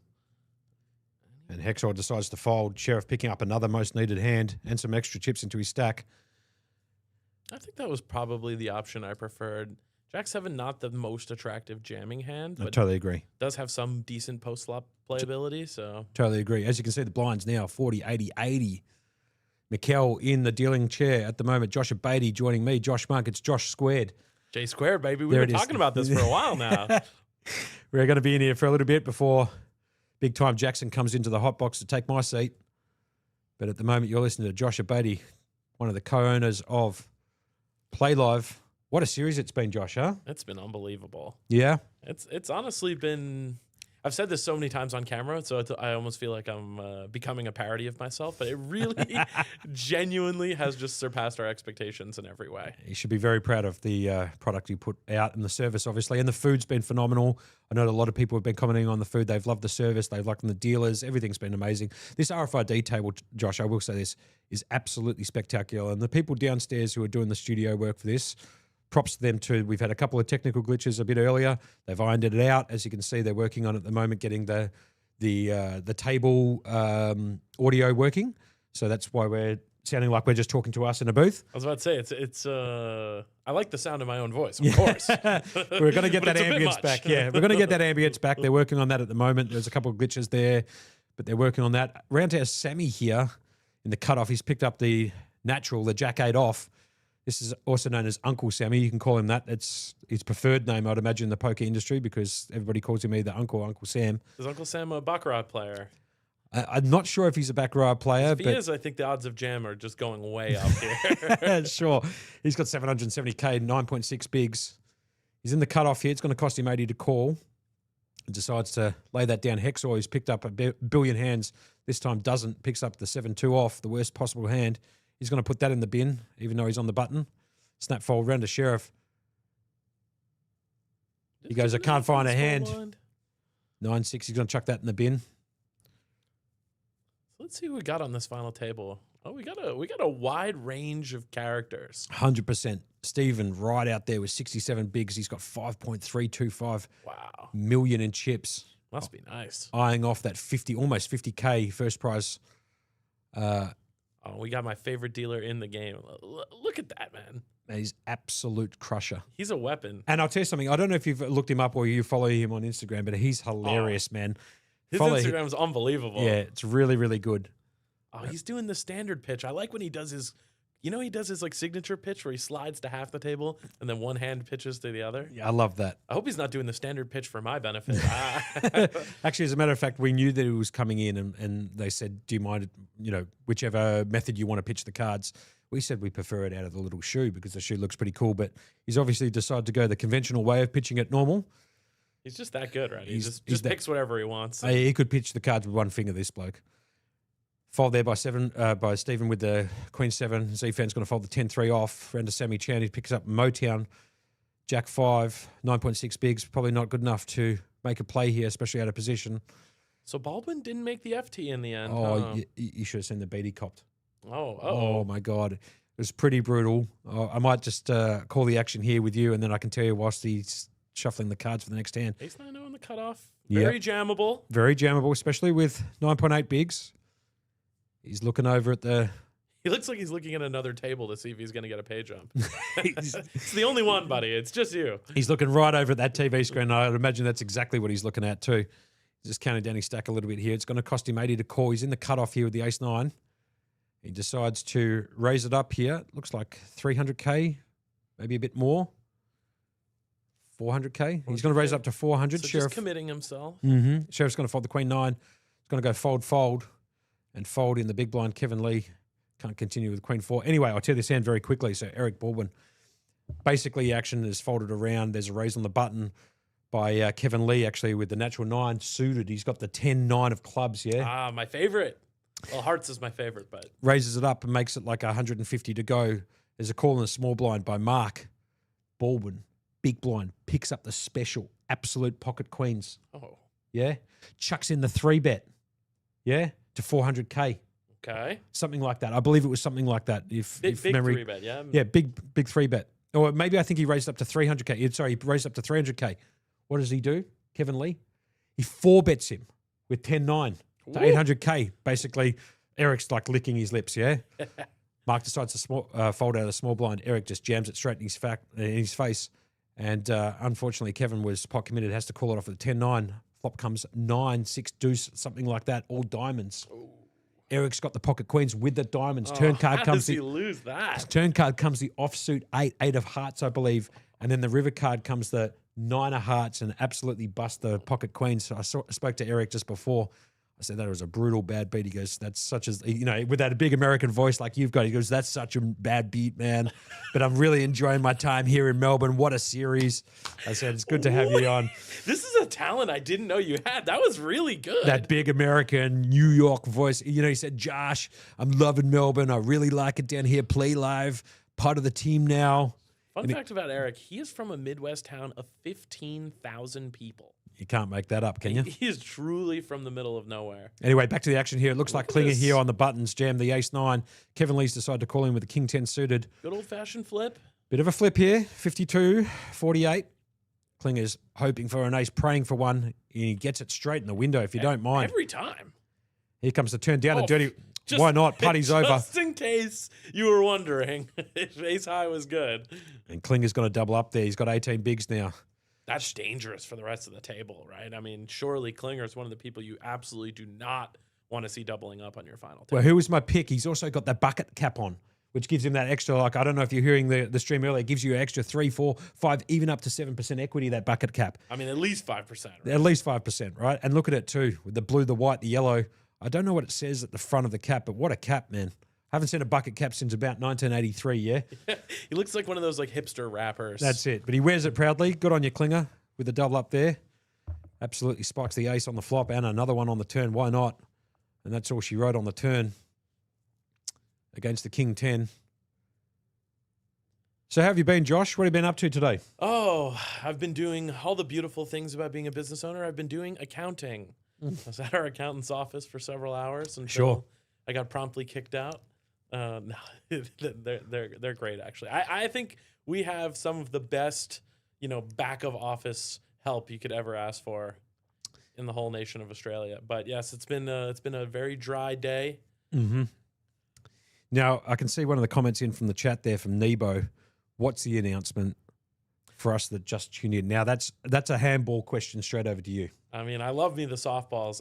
Today we announced that we had a few new co-owner investor partners come on, namely Mr. Eric Baldwin and Miss Abby Merck, who are here at the series. And then perhaps most excitingly for a lot of people, Alex and Kristen Foxen, and of course, Mr. Jeremy Osmus as well. I was doing the math with Bridges, and with the new gang coming in, I believe we're up to 19 WSOP bracelets. Oh, yeah, sure. Amongst the shareholders, and something like 50 to 60 million in earnings. Wow. Now that is, props there. $60 million in the total earnings for those guys. 19 bracelets amongst them. Is that correct? Yeah, it's wow. Insane. Jeremy has 6 on his own, and I believe Kristen has 4 and Alex has 3. So that's something like 7 from the power couple. Yeah, Tony Dunst has a couple. I think he has 3. Obviously, I'm contributing 0, and Bridge is also contributing 0. Yeah, perfect. Ideal. But 0 for the time being, yeah? 0 for the time being? Yeah, you never know, I will be in Vegas to try again this summer, as I do every summer. As you can see here, Sherif here picks up the ace-king. Big slick in the hijack. He's decided to jam it all in for 830, putting the maximum back on Mark here. Mark with the ace-2, heavily dominated. Trying to contemplate whether or not it's worth the call. Can't imagine he's going to be calling with the ace-deuce here. Pretty weak holding. You want to be having something slightly better than ace-deuce here to be able to call off basically the majority of your stack. Sherif jam for, yeah. Okay, finds the easy fold. Sherif back up here. Look at Sherif here. He's got 13 bigs, million. He's coming 5th at the moment. He was the short stack for the majority of actually this final table. He's found some much needed hands in positions where he could jam it all in, pick up some blinds, but also found jacks versus 8s, and they held, which was good for him, obviously. And, back into that 5th spot. Look at the prize pool here, Josh. 169,750, 48,950 for first. Wow. 30 lacquers for second, third, pretty close to 20 lacquer. Have a look at this, man. What a prize pool. And I like the fact, I said this earlier, Josh, if you weren't listening, but I kind of like the way that you've tiered out the payout structure here.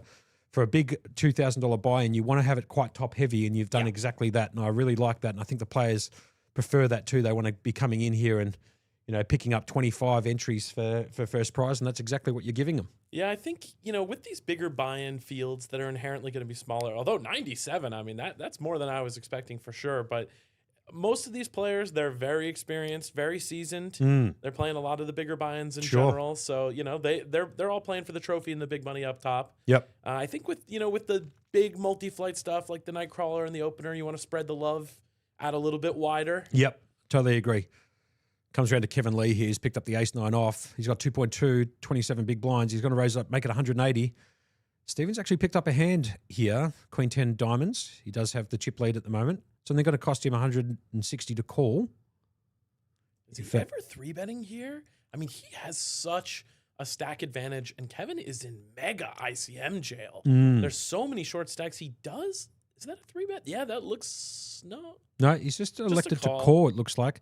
Graphics just taking a little bit of time to catch up, but they've done a superb job downstairs in the studio to get it all up and going. Now that Maddie's gone, they're on their 3rd day total of doing this, and their 1st day all alone. Oh, there you go. That's been pretty impressive. Very impressive. Have a look at this flop here for a bit of action. Kevin This is gonna be has some picked action up for sure.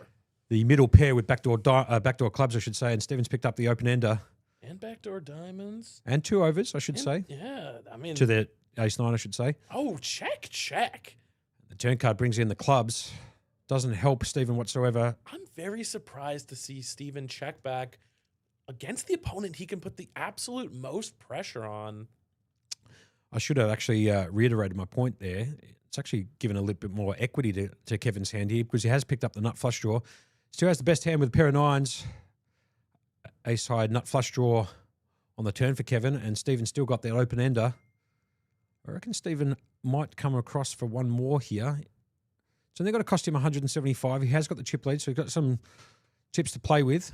Leans back in the chair, got the glasses on, the Unabomber look with the cap on. It's always annoying on these flush boards when you're drawing to the straight because there's just so many outs where you're not drawing to the nuts anymore. Of course. Even if you don't believe your opponent has a flush right now, Mhm. you know, on either end of your open ender, the club out is just garbage all of a sudden, right? You go from feeling like you have the hand locked up if you hit your king or your 8 to feeling not so good. Ooh, an ace on the river.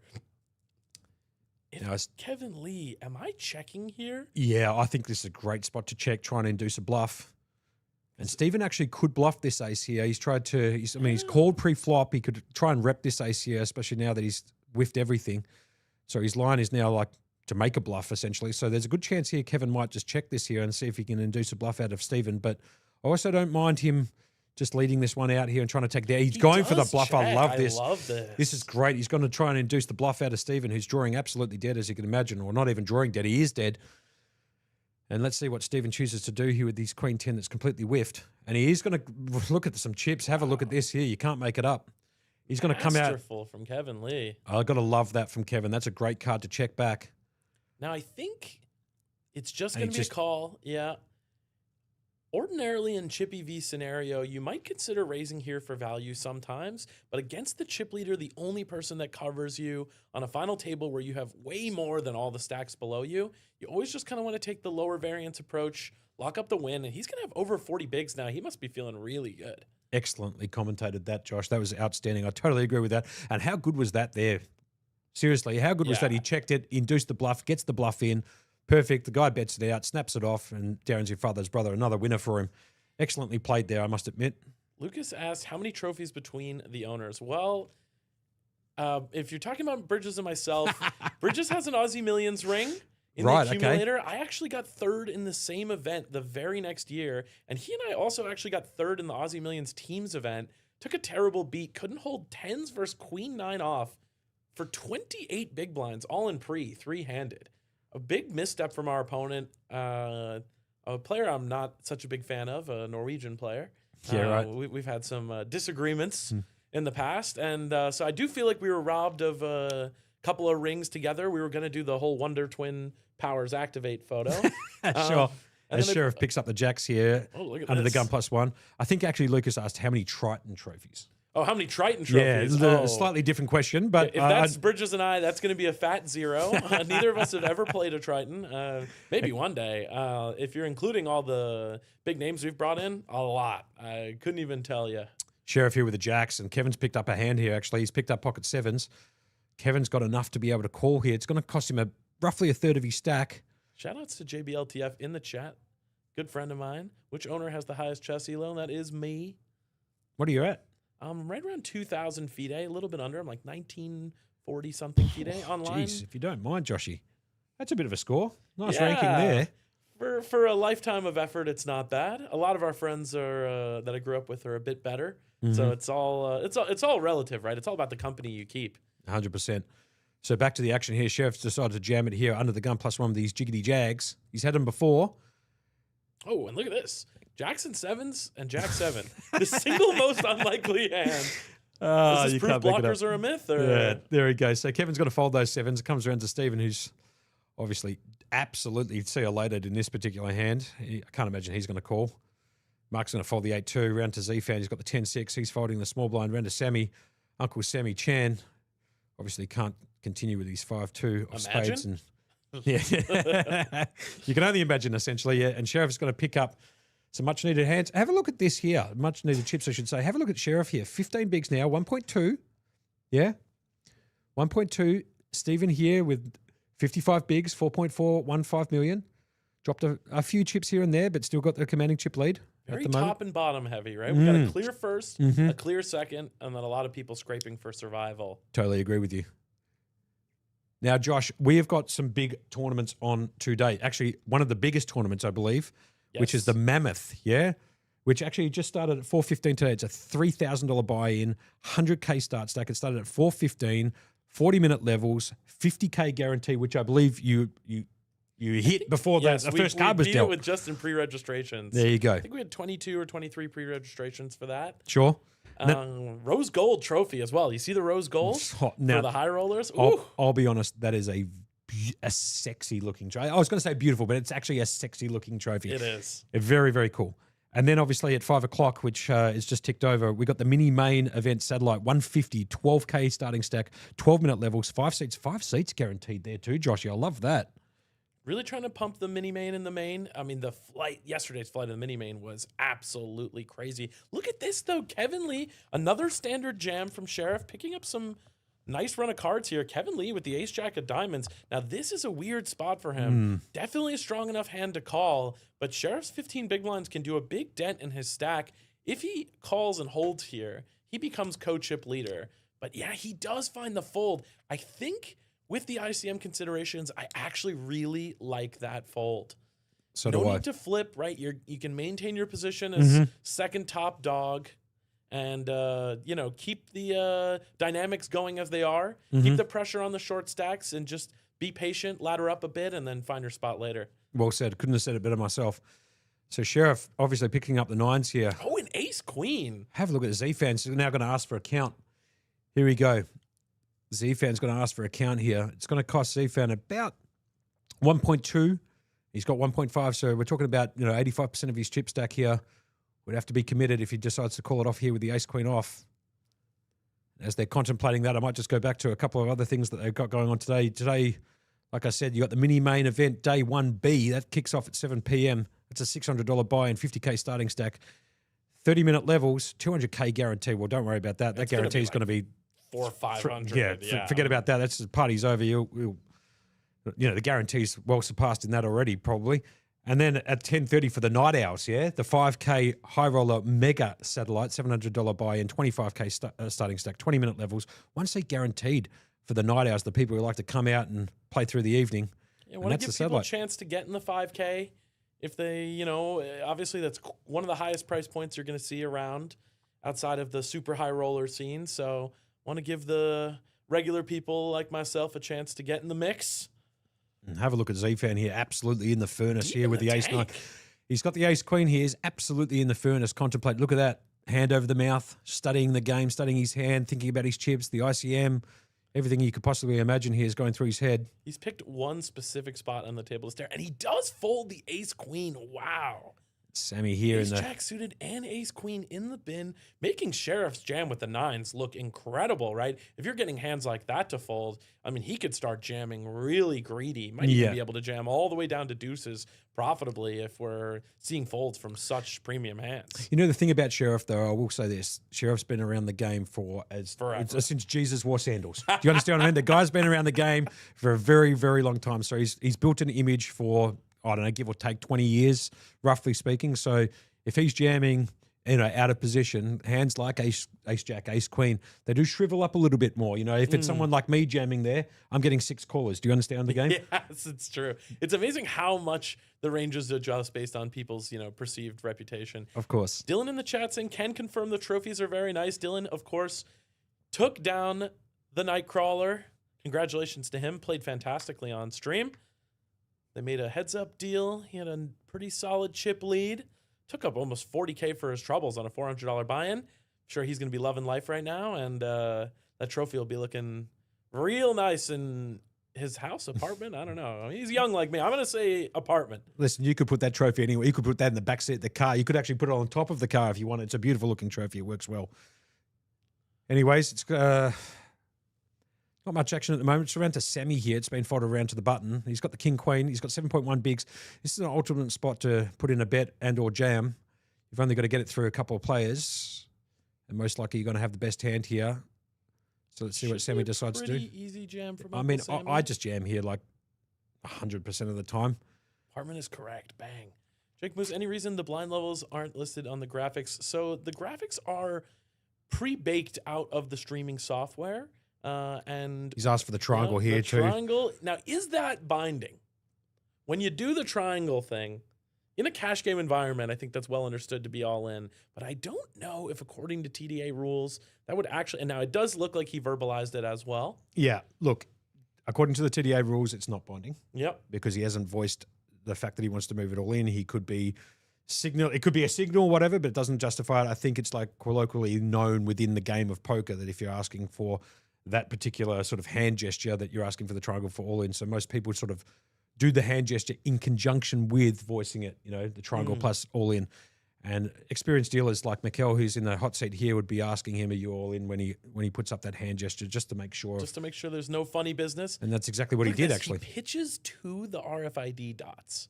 Isn't that insane? World class, yeah. He's absolutely world class. Anyway, I'm going to be calling this last hand here with you, Josh, before you bring in the professionals. Guest coming in after break, I'm going to have Jackson Young in the booth with me. Jay Young. We're going to be going to 3 break in votes. just a couple of minutes. Oh, that's right. Did he win something? No, he's just he just gets the 3 votes, man. It's like, you know, Brownlow medal. You know, Yes. the best person, you know, Jay Young, 3 votes for that round. Always the bridesmaid, never the bride. You know it. Anyway, back round to Sammy here. He's in the cutoff with the king 8 off. It's been folded around to him. He's got to fold that round to Hacksaw. Picks up the suited connector, 7-8 of diamonds. He's got 9.8 big blinds. He's got 785. He's going to start making some plays relatively soon. He's on the button here. I don't know. He's looking over there at the ICM and having a look at. He's going to jam it, it looks like. He's just going to apply maximum pressure into Sherif. He's got the queen 3. He's going to put that straight in the bin. Look at that. He's binned it before it even got to him. He's going to put that straight in the bin. Has Klinger picked up a hand here? That's the question. Does look like he's thinking about it. Got to remember, he does have that bucket hat equity. Just a 10-7. Now, ironically, his hand is good. Yeah. But, I mean, there's just no way he could possibly know that. 7-8 of diamonds, obviously a very standard jam. Man, I'm wondering if he felt like he had a live read. How's the intuition there? He was actually thinking about that for a second. He was genuinely considering that. And he would have looked like a genius if he pulled that one off. Anyway, we're going to go to a short break as the players go on break. Don't go anywhere. We're going to have Jackson Young in the booth joining me. We'll see you guys very, very soon. Thanks, Joshy. Thank you.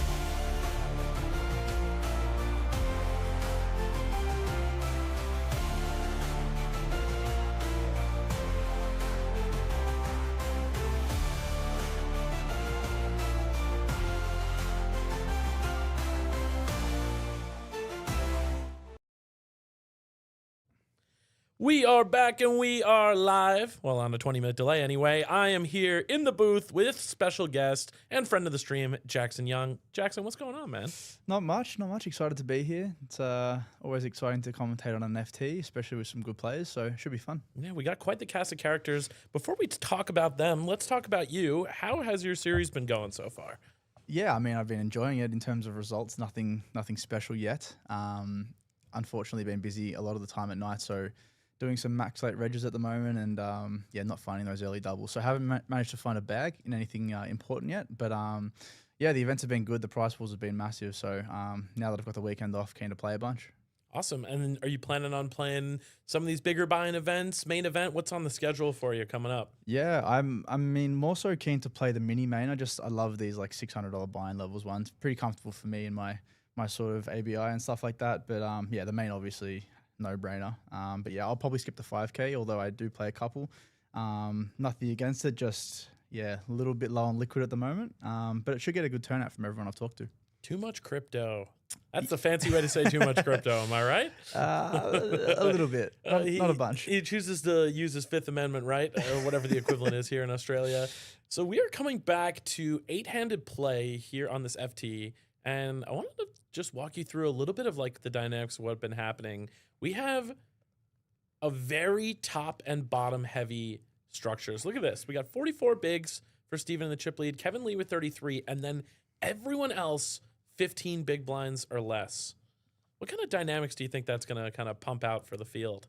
Yeah, it's exciting because as a short stack in this field, you kind of want to wait. Like as a 7 big blind stack, doubling up it does catapult you from like 9th to 4th or 3rd in chips, but also you're still one hand away from losing the tournament with a not too big all in flip. So it's quite interesting, and it'll be interesting to see people pick their spots appropriately, if they're really, really passive and if they kind of just blind themselves out, or if they just kind of go for it and try to get a double up. And with the payouts being more obviously at the top, like every tournament, you kind of have to go for it in these like 8th spots. Yeah, we've seen some very tight folds. Saw Jamsham Sherif with the 9s and saw both Ace Jack of Diamonds and Ace Queen off make the fold there for that 13 big blind jam. Look at this. Uncle Sammy, Chinese aces. Do you know why they call them Chinese aces? I actually don't. I mean, I hear it a lot, but time for me to use my Chinese studies degree. For anyone in the chat that does not know, that is what my university degree is in. So the word ba in Chinese means 8, and it is lucky for a variety of reasons, but it's really antithetical to the word si, which is 4, which is a homophone for the word death, which is also the word si, but with a different tone on it. So 4 is like the unlucky number, and it's very pointy, and 8 is very rounded. So I'm not joking. That is superstitious, right? Yes, very much so. Comes from super old school kind of, pseudo-religious superstitions. I've had a lot of success with the snowman myself, and look at this. Hexer with the ace jack. Yeah, you don't have a lot of big blinds here. You just need to really work out how tight is Sammy. Wow, and he does find the fold. We have seen some super disciplined folds on this FT. Oh, unlucky. And he saves himself. Unlucky. Kevin Lee going to do a little bit of Hollywood just to see if he can induce the big blind to get in the mix as well. Steven with 6 high. Considering it. Oh, hang on a second. I thought that was going straight in the bin. 6-5 suited against 2 opponents.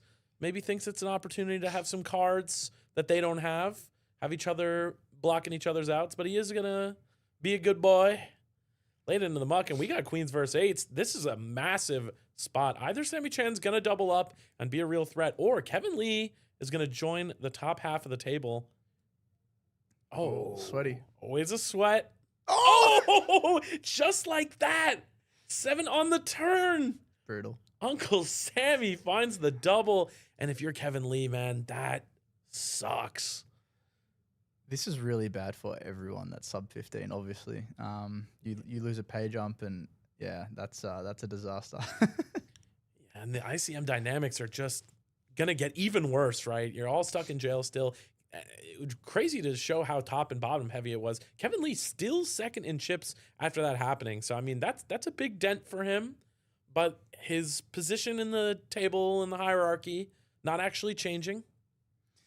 Yeah, I think this is why Hexor made that fold. Obviously, getting unlucky with Sammy winning there, but you can just get a lot of these. Like, I mean, Hexor does only have 10 bigs, but you can get a lot of these like 8 to 13 big blind stacks jamming and getting caught, and you can pretty much in an orbit or 2 orbits if you're lucky go from potentially out in 8th losing a flip to catapulting to 4th and playing for it all. So there is a lot to what do they call it? Collision effect, they call it. Yes. Yeah, that's what some pros told me. I still don't understand it, but yeah. We were talking about that on stream, Berkey and I, the other day. Shout outs to Mr. Martinelli for introducing me to that concept. And yeah, I mean, just the pay jumps between 8th and 4th. 8th, 6.7K, 14th, 13.3. So we're talking double as much money and the upside potential of playing for the really big money up top. Looks like you're getting some coaching requests in the chat. Good friend of mine, Oscar. Bit of a fish, but that's okay. Nah, he's all right. As long as he's self-aware.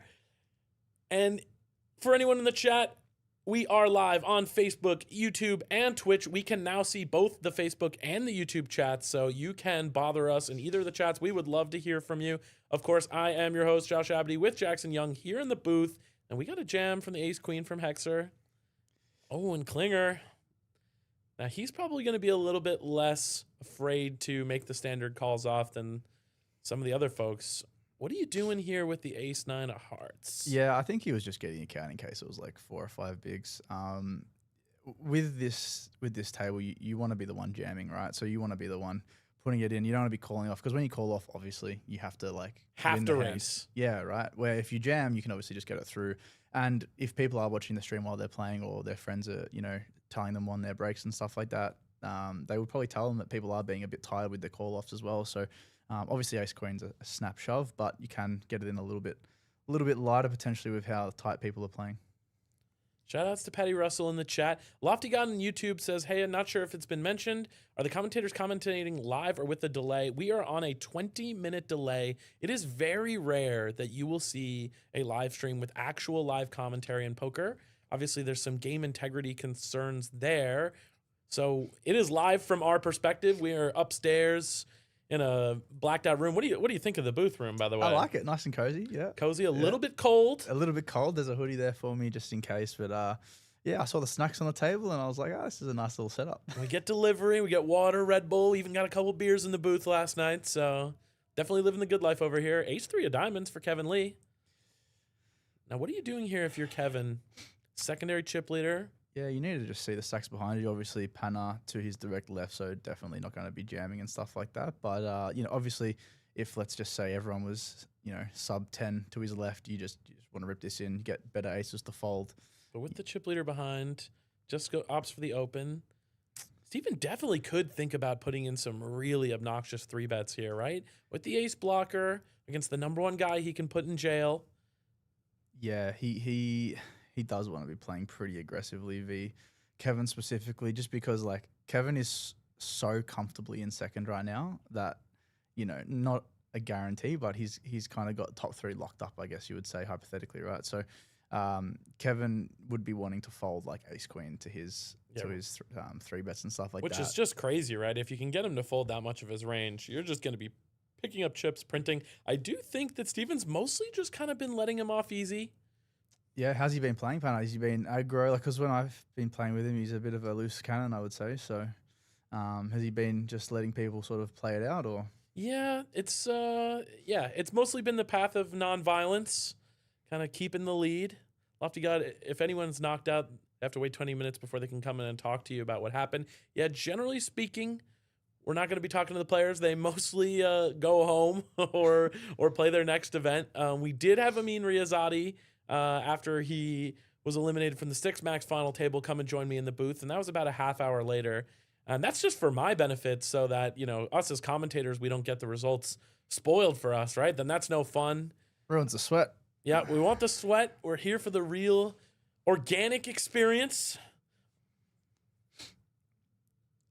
Ace-4 of hearts, a lot of suited aces on the live stream in the last couple of days. Yeah, BVB, this is a... Gonna be a pretty easy jam. Yep, finds it nice and quick. Uncle Sammy, natural 8.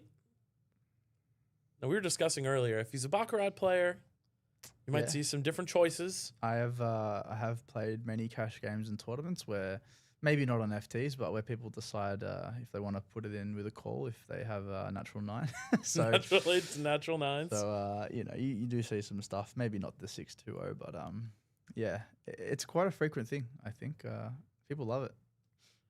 The baccarat culture, I do feel like really took over in recent years. I've never really played it. I'm not much of a table game puncher myself. That's good. That's a wise life choice. Gambling. I mean, it sounds ironic, doesn't it? But yeah, like that degen gambling, not hugely my thing. But I have seen some people around me go pretty crazy with it, and it can be very, very bad or sometimes very, very good. Yeah, I generally try and avoid the pit gambling myself. I mean, I think there's two attitudes of poker players. You have your gamblers and you have your professional gamers, right? You have people that come from the sort of gaming and esports background.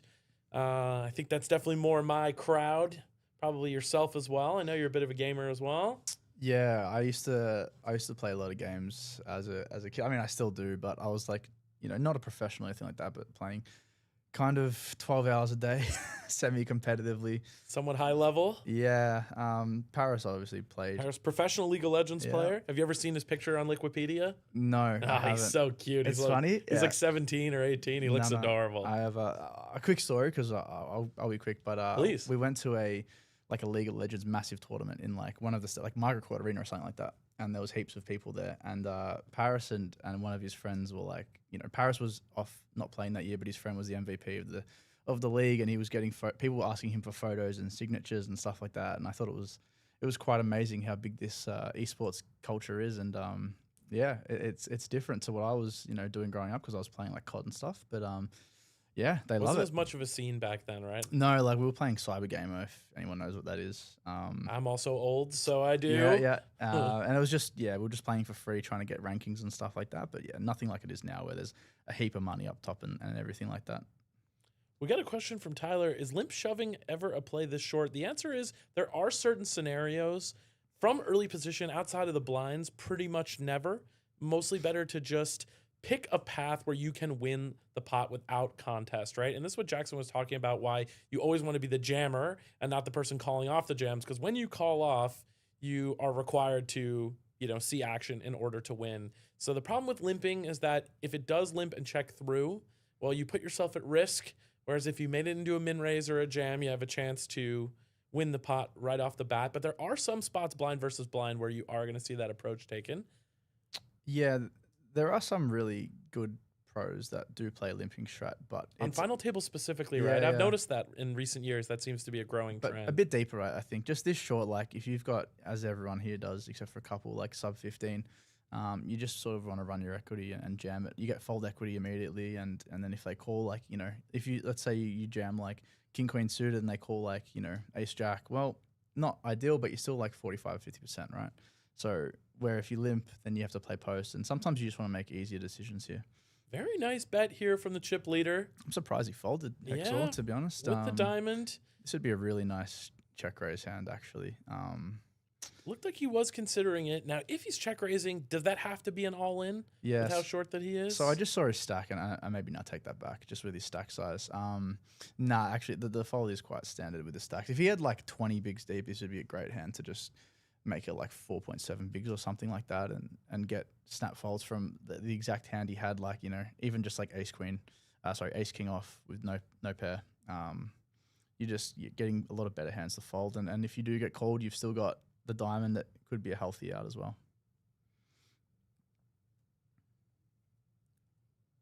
The ace-6 here, again, from the chip leader, could consider a bit of a looser open. Yeah, and I think you should with...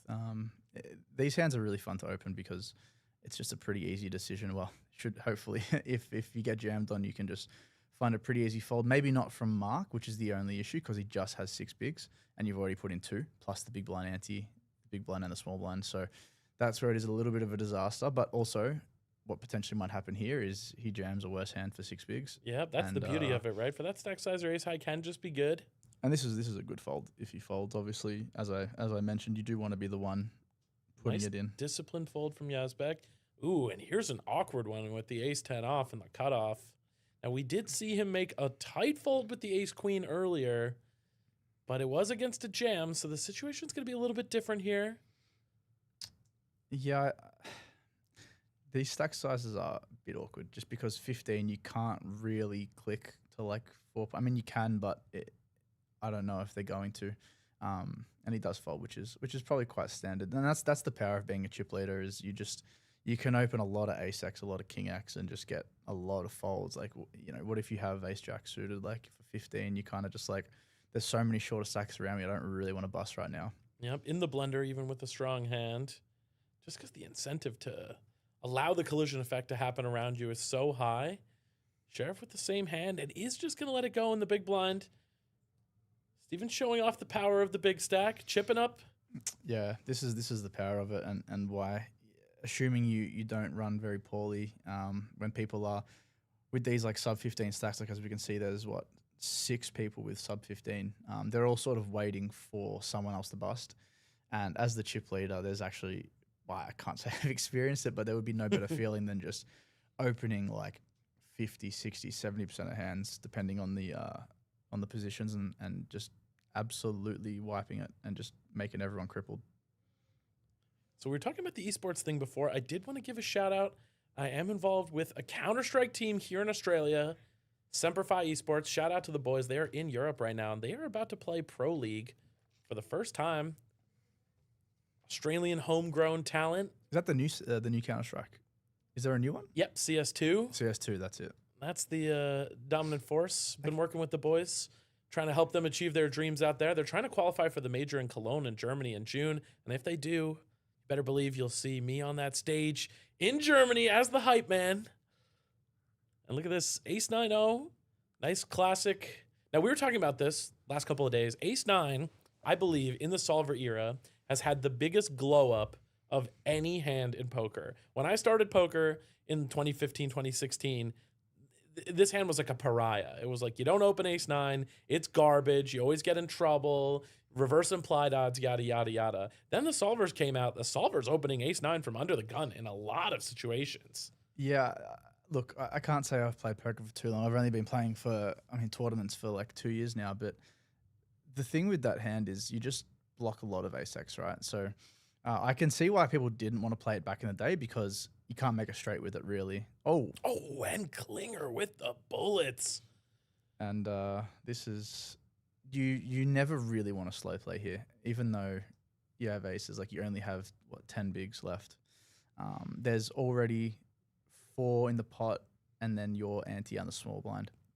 So 5.5 bigs to win. I mean, pretty much a 50% chip up with no contest if you jam. I'm all for getting greedy with aces, but I think I agree with you in this spot.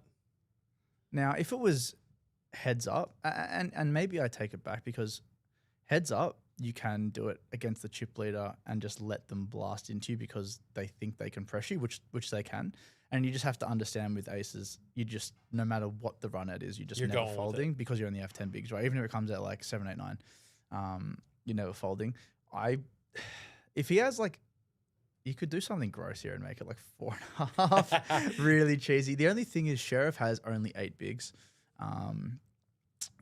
Yeah. Now, how much do you value something like balance? Let's say you make it 4.5, right? That's something you're pretty much just doing with aces. Are you trying to balance that? Are you saying, look, the sample size is small. I'm only playing with these guys for a few hours. Doesn't really matter. Yeah, I'm very against balance. I know that might sound a bit silly to some people, but yeah, as you said, you're just never playing in this spot with these people in these stack depths ever again, probably, right? You'll play poker your whole life, and how rare is it to be on an FT with people that have played or watched the stream with you.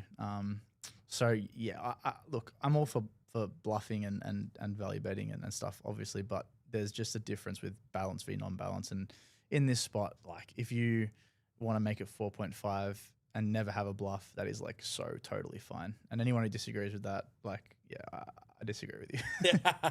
Yeah, I think I feel quite similarly, but Klinger does opt for the standard jam. Gets it through, and look at that. Yeah, 50% of his stack is now in his pocket with no contest, and you know what I mean. Like, let's say they have like king queen suited and pocket sixes. Like, you are still obviously an overwhelming favorite. You're probably only like 70-75%, which is good, but you can like guaranteed almost get half your stack and never run the equity almost Yeah, it's ever, basically right? if someone offered you, would you like half your stack, no risk involved, or would you like double your stack 75% of the time, Yeah. and the other 25% of the time you're out? I mean, you're just taking the half the stack, right? Yeah, especially with ICM, like, you know, chip EV may be a different story. You're just like purely playing for chips, but with the pay jumps and the potential for coming first, like he's now what, third in chips? Yeah, he's now third in chips, and he was like what, fifth or sixth before. So, yeah, it just gets one more in like that, and now he's, you know, potentially second and a really good spot. But this might be his favorite hand or something like that. This is a very light jam. Oh, look at this from Yazbek. The 94, one of my favorite years, the year I was born. Shout out to the 94 babies. You're 94. Okay. I'm a 94 baby. 97 for me. 97. Ooh. Are you millennial or Gen Z? How do you feel about yourself? I mean, I don't know about the gens, but I just feel very young still, which is good. I look young too, which helps. But Gen Z it yeah, is. I still feel like a kid, which is great. I love it. I like still play poker all night and Living your best life. yeah. You know, I like having routine and eating healthy and all that stuff as well. But yeah, you only live one life once, right? So Absolutely. might as well have fun. Does get it through with the 94 suited. Yeah, and then and not that is a huge difference, but he goes from last to third last in chips now. So yeah, like one more of them, and you know, you kind of a clear sixth spot, which, you know, doesn't sound like a lot, but that's like another what is it? Another $2.5 grand? Yeah, almost 3K. Almost 3K, yeah. 2.8K, and yeah, it's crazy, right? Just the 1-2 big blind difference. Well, this is what I was saying to Chris as you were commentating on it yesterday. He comes fourth and he gets the Queens v Kings. One hand really does change everything in tournaments, which is why it's so brutal. So you really do got to like pick your spots and then also just pray that you don't run into it sometimes. And yeah, sometimes it's just not your day and it happens. Yeah, Kokinos was, putting on an absolute clinic too, using the chip lead spectacularly. Very aggressive player, Chris. So I'm sure that Is what this he my would've done. only business or startup? No, I've been a part of a few. I started my first startup at the ripe young age of 25. This is now my second time as a full-time founder and probably the fifth or sixth startup I've been a part of in some capacity. A bit addicted to the startup gambling, I reckon. I think I'm a glutton for the punishment.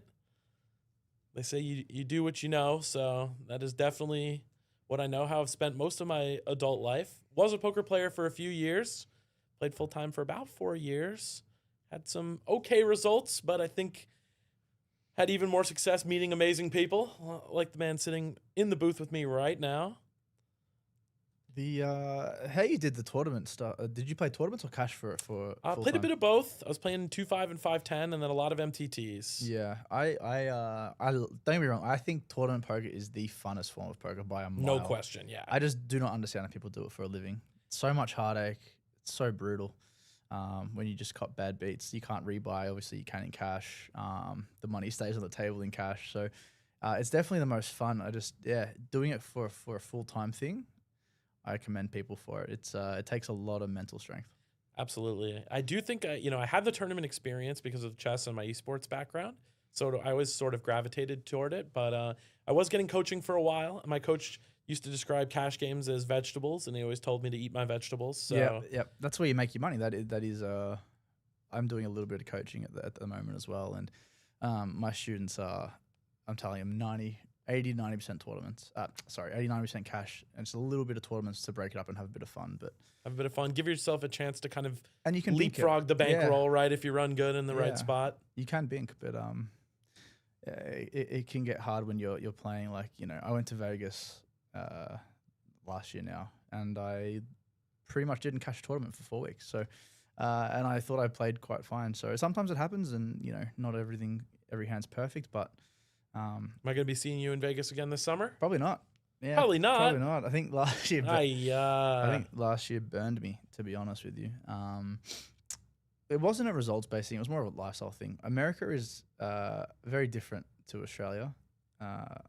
in some ways, that's for sure true. Yeah, like, and I'm not a smoker myself, so in the casinos, was basically inhaling like a chimney, you know, like just everyone smoking in the casino. So that wasn't for me.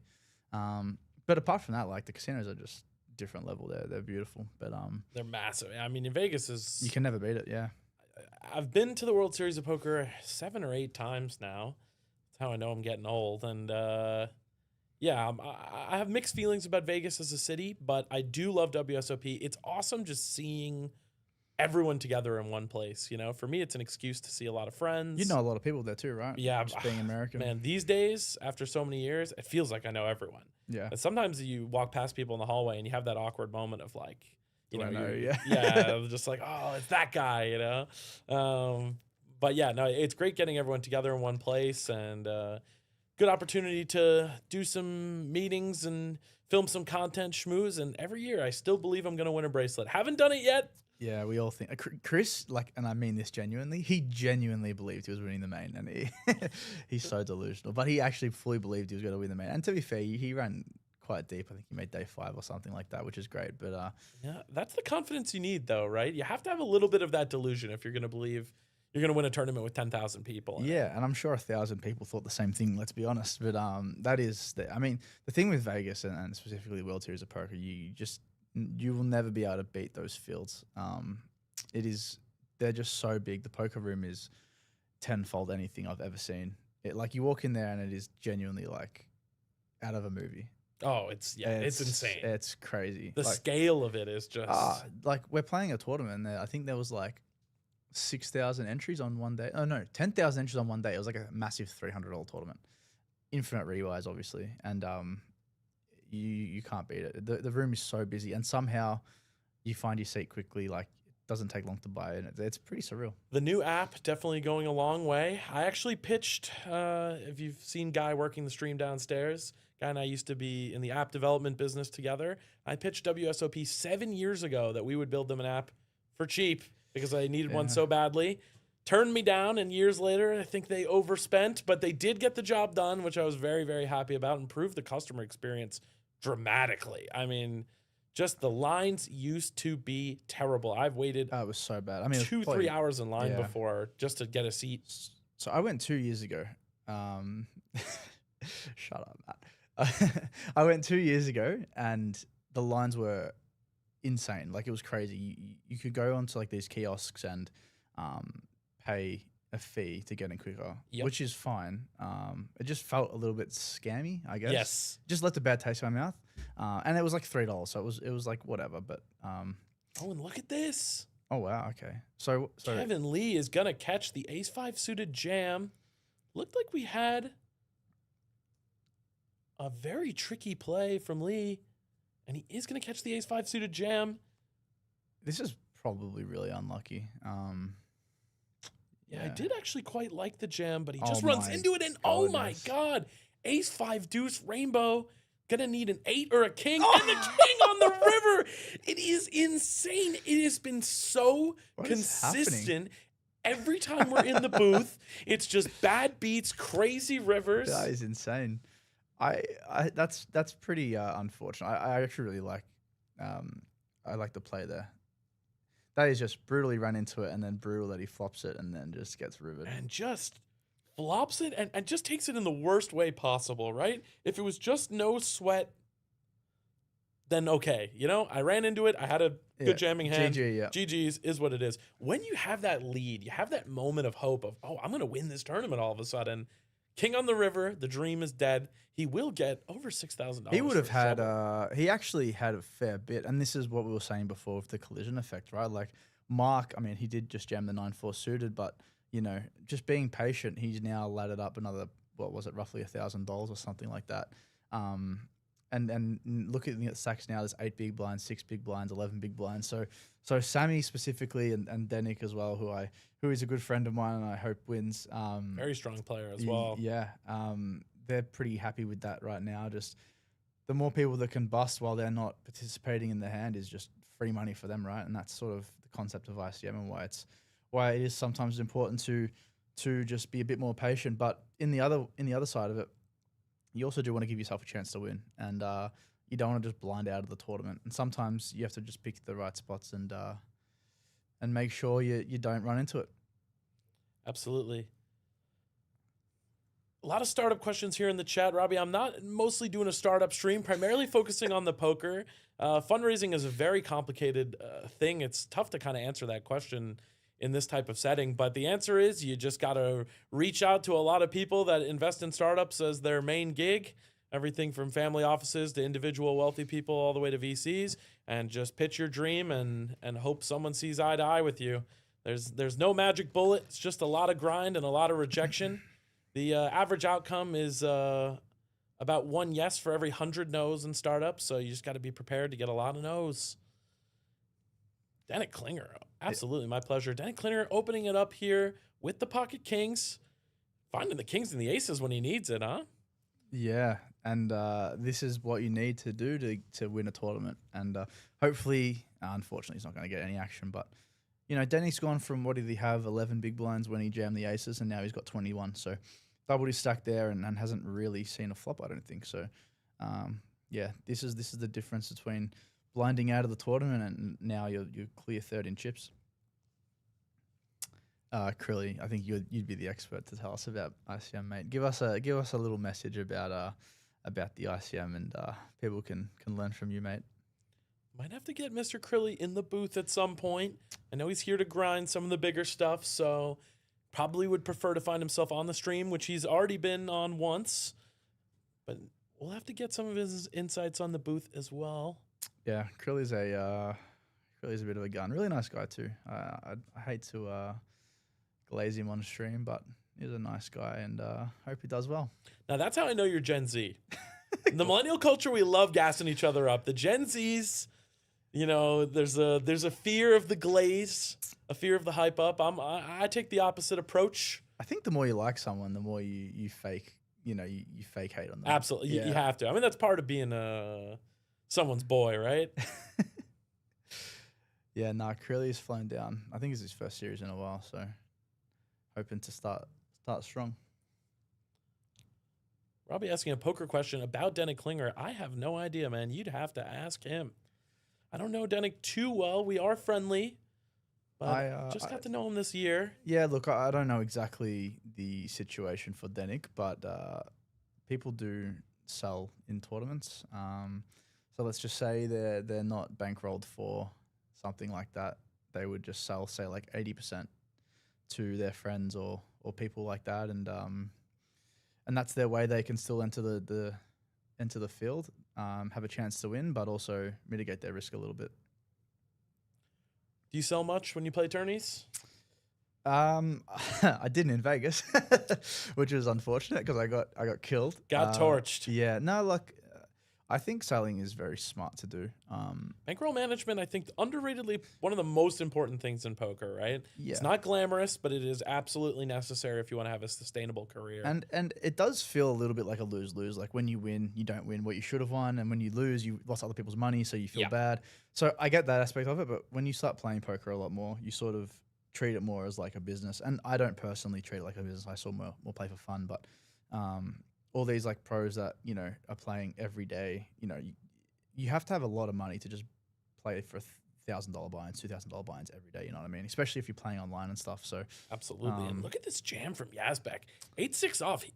He's made some very disciplined folds and then is finding some very out there jams, and they have been working out for him. So the one thing I'll say is at least he's the one putting it in first, you know what I mean? So that is good, and he gets it through, got the 9-4 suited through, or 9-3 suited as well. I think he's finding an opportunity where he thinks the few players behind him are playing really tight, right? Not looking him up, so feels like he has the option to expand that jamming range, get a little greedy. Yeah, and Sherif having only 5 bigs and Hexor having I think it was 7 bigs to start the hand. He just probably felt. I mean, I think he just sort of playing his position and hoping that no one has it, to be honest with you, which isn't the worst thing in the world. At the end of the day, like they can only call so many hands, right? Even a hand like if they've got like ace-3 offsuit and stuff like that, they can maybe fold those ones as well. So you do get a lot of folds, and this is why in poker in general and especially in ICM, being the 1-2 jam is just so much more important than calling off. Opening it up from the Ace Jack O from Kevin Lee. Queen Jack suited from the chip leader, and their stacks have really kind of met in the middle. I don't think it's the same story we had before where Steven's the clear chip leader, can bully the second in chips. Now they're sort of sharing that responsibility. So both are really going to be afraid to tangle with one another. Yeah, and Kevin unfortunately is out of position to the other big stack, so Panna does get a bit more leeway to sort of play hands and stuff like that. But yeah, these two really don't want to play pots against each other. And this is he was a small one, so I thought it was a big blind. I was gonna say that's a pretty tight fold. And Denick, like this hand here, obviously it's like, you know, a kind of connected hand. But there's a 4 big blind stack, a 6 big blind stack, so you just want to let this go, which he does. But a lot of people would call there. And then it's gross because he's third in chips right now or something. Yeah, he's third in chips right now.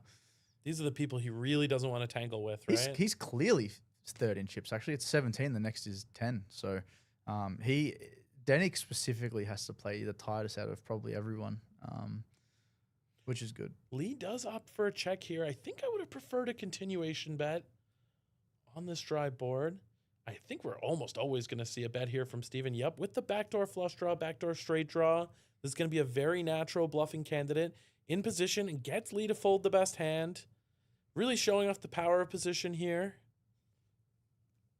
Lofty God. Online poker is indeed not allowed in Australia, but remember that a lot of those pros, they're traveling most of the year. So a lot of them are going to be traveling major stops, things like the World Series of Poker, World Poker Tour, Asian Poker Tour, and they're going to be playing online while they're out and about in the world. Yeah, so when we were in Vegas last year, I was staying with a few genuine pros, like they actually play for a living. And they, even though from Australia you can play on the WSOP.com bracelet event app or website or whatever it was, and one of the guys actually made an FT, so it was like it was an online event, but if you made FT, you actually played the FT in person. Yeah, which was really cool.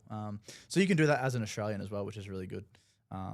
Yeah, they loved it. Do you know my story of heartbreak from this past summer? No, tell me. So do you remember there was an online mystery bounty bracelet event that got canceled due to technical difficulties on day 2? No, you chip leading it. I was chip leading. I was second in chips with 90 left. Oh my God. Long after the technical issues had been resolved, after all those people had been out of the field, I thought if they were going to cancel it, would have happened by now for sure. Seemed like they were just going to play down to a winner and make peace with the reality. And I had over 100 big blinds, 90 left, 11,000 person field, and then got the notification it was canceled. What was up top? With the mystery bounties, it's tough to say, but I believe it was about 200K. Plus the bounties. Plus the bounties. Yeah. I did pull about 4.5K in bounties, which I was able to keep. And then I got another $1,000 for my trouble, but we ran the ICM calcs on my stack. Was worth about 30 to 35K. That hurts. It was pretty much my buy-in for the entire summer. Yeah, that's it happens, I guess, but it's brutal. Yeah, I think that's the most brutal way I've ever not won a bracelet.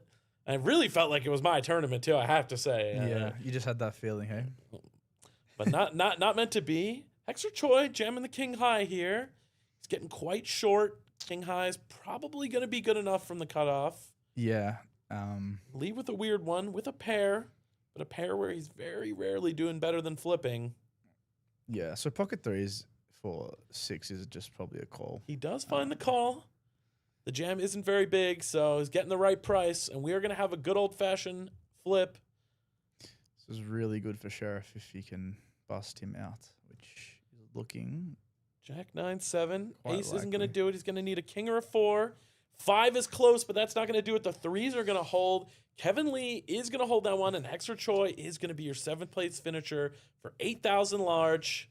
GG, Hexer. GG, nice run. And look, Kevin Lee, I mean, he must be thrilled. Gets a ladder, ties for chip lead. Have I made $1 million playing poker? You could check my Hand and Mob results. We're a bit under the $1 million mark. Did all right in the cash games as well, but I think making 7-figure profit playing poker is extremely, extremely difficult. Is possible for people that are really dedicated. I think these days with how competitive it is, you're going to need to be studying a lot, playing a lot, also taking care of your health, going to the gym, eating healthy. I don't think I ever quite had the discipline for that. So many of my friends, really reach the upper echelons of poker, and I had a lot of fun traveling around and sweating them in the big leagues, but I think we were more of a lower to mid stakes guy ourselves, but still enjoyed the journey very much. Yeah, and just on the Hendon Mob stuff, there was what's his name? Stephen Chidwick. He's the second most money ever in tournaments, has like 75 million. Obviously is a lot of money, but he's, and I say only in relativity, but only up 5 million-ish, because you obviously got to account for swapping, selling, flights, accommodation. The buy-ins. Obviously the buy-ins Yeah. as well. It doesn't count. It's not, Hendon Mob isn't profit, it's just your cashes. Overall results, right? So yeah, So, you always know, looks a little sexier on the surface. so 5 million out of 75 million is still quite good. And he'd probably be the best player in the world. I mean, He would, yeah. at least, top 5. And that's going to be a snap call from the ace king. Sherif is at risk. Ace deuce against the chip leader. Pana just waking up in the big blind. I was literally going to say, if we see a Just 2, deuce. if we see a king, this would be. Oh, for a second there. Yeah, and that's a disaster for everyone everyone really, but except for the 2 chip leaders. Just another person sort of lingering around, and the chip leader. I mean, Pana obviously losing the 4 bigs there, but can still put a lot of pressure on. And I was not there, but I had friends that were playing the 5K with Adamo at Crown not too long ago, and they said he just put on an absolute masterclass on the final table, because he was just essentially, and he could explain it better than I can, but he was essentially letting the small stacks win in a way. To keep the dynamic alive. To keep the middle stacks just in ICM hell. And I'm not sure if Kevin or Pana are going to recognize that. Hopefully they can, but they can just put a lot of pressure on pretty much these other 4 stacks, especially Pana being in position as well. Kevin having a chip lead, sure, but when your chip lead is so insignificant, and when Pana doubles off you, then you only have 5 bigs, now you're the shorty, your chip lead becomes sort of irrelevant. So you're both sort of chip leader in a way. So you can't just go, Kevin can't just absolutely go crazy on Pana, and the other way around either, because they're both essentially the exact same stack. I believe my housemate, Mr. Martinelli, got second in that 5K. I asked him how the final table went, and he said that he mostly sat there and let Adamo do his thing. I do believe we'll be seeing Adamo here for our 5K high roller coming up on Australia Day. We have 20-something players pre-registered for that. Awesome. Yeah, that's great. I know there's some prop bets going around, over-under on 75, so I think it should be close. What side do you take? I assume that you take the over, being your series. Yeah, I would love for the over to hit. Yeah. That would be spectacular. I'll be very happy regardless. Just happy to get one up. 5Ks don't always run. Well, obviously it's a lot of money, so Only going to attract, some of the absolute elite players in the pool. Folks maybe found a lot of success in business or other elements of their life as well. Ace Queen jam here from Sherif. Yeah, I was back thinking about it with the 6-5. Surely, with the disciplined folds we've been seeing him make, this is just going straight into the bin. But he really does seem to be contemplating. A little bit of TV time. Bit of Hollywood. Yeah, a little bit of Hollywood. 6 high is not going to be doing great. But Sherif now 4th in chips. And look at this. Just on a knife's edge. And as the blinds are due to go up again very soon, we're going to see Yazbek and Uncle Sammy need to take a stand here sooner rather than later. This tournament is going to start to speed up as the ICM dynamics fall apart, as the blinds just start to get a little bit too big to manage. Yeah, and like if I was Danik right now, being 3rd in chips and being, I guess, out of position to the big stacks, you don't really want to play any jams. I think I could be wrong there, but he sort of, with the big stacks being so passive as well. Like I don't actually think I've seen 1-3 bet this whole time I've been on stream. That's true. I think you can just play a lot of opens and assume that the big stacks are going to play pretty honestly. Prioritize survival. Yeah, Pan has been calling a bit, but playing pretty passive post. But he's probably in his head. I'm not sure what he's thinking exactly, but and just quickly, this probably it's going to work either way. But he probably could just look to jam this in pre. Obviously, he has 33 bigs, and it's like quote unquote jamming 33 bigs. But if he just looks at the 2 stacks next to him, he's only got a 6 big blind and a 10 big blind stack next to him. So, yeah, the raise may actually look a little bit stronger potentially, but maybe that's what he's thinking. But yeah, too good of a hand not to open at least. Got a question about the Mammoth Field. I believe there are 33 entrants so far with many hours left in registration. So I do expect that to get similar numbers to the 5K. That's on right now, right? It's on right now. Registration open till level 12. Structure very slow in that one. Only level 4 right now. So do expect to get right around the 70 to 80 mark. Robbie, it's a tough question to answer, man. I mean, it just depends. I mean, yeah, if you're good enough, absolutely. Just like any sport, being a professional athlete is a dream and an aspiration for 99.999% of people. But some people have the drive and dedication to make it work. Yeah, I don't know how much doctors make. I assume it's a fair bit, but I mean, there's a wide range. Depends on the type of doctor. If you're in internal medicine, you don't make much. If you're a radiologist with your own practice, you can make millions. So I think, like all professions, there's always a range depending on what you do exactly. yeah, I'd personally say you can make a pretty good income playing poker, but that's only for like 2 to 5% of poker players. As you said, it's the same with everything. Being a professional basketball player, well, sure, like 0.1% of them make the NBA, but there's a lot that still play EuroLeague and Australia League and stuff like that. So Get by. yeah. So I think Panna, this. I think Panna probably should have come with a fold or a I think, 3 bet. either a 3-bet or a fold, right? Yeah. I don't love the flat with the ace 5-0. Not great playability. Good blocking properties. Yeah. This feels gross for 8 bigs, and I wouldn't fault him for folding, but King Queen blocks, obviously Kings Queens, Ace King, Ace Queen. You definitely do not want to call, that's for sure. You've only got 8 bigs and you're putting in 2. There's no point. The thing with the jam against the chip leaders is that, well, if the chip leaders are thinking on that level, they want to keep you in, so they're actually going to overfold. The second thing is they're also opening a lot lighter. Panna hasn't 3-bet, which means he, unless trapping, doesn't have a strong hand. So I would like to see jam, but I don't think the fold is terrible. Uncle Sammy's definitely been playing it on the snug end in these spots. You're the second shortest as well. So, like, obviously you're not shortest, but A little bit of relief from that ICM pressure, right? you only have 8 bigs at the end of the day, right? And Ooh, what a spicy flop. 9-8-7.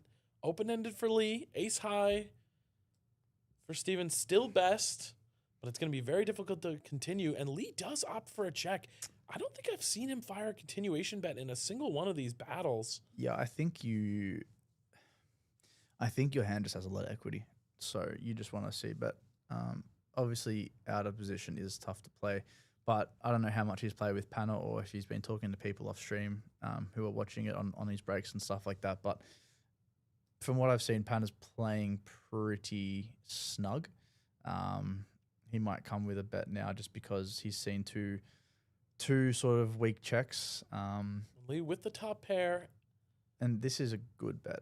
Probably not going anywhere, right? Going to peel at least once. Especially if we get the jack run out, he'll have the extra nuts. Absolute nuts. And it is one of those things where, now, very rare, but he could just check and Panna just jams, just thinking, trying to get him off a chop. Yep. And it could be over. But look yeah, at this. so This river. This will be interesting because Straight on board. both players could have a jack.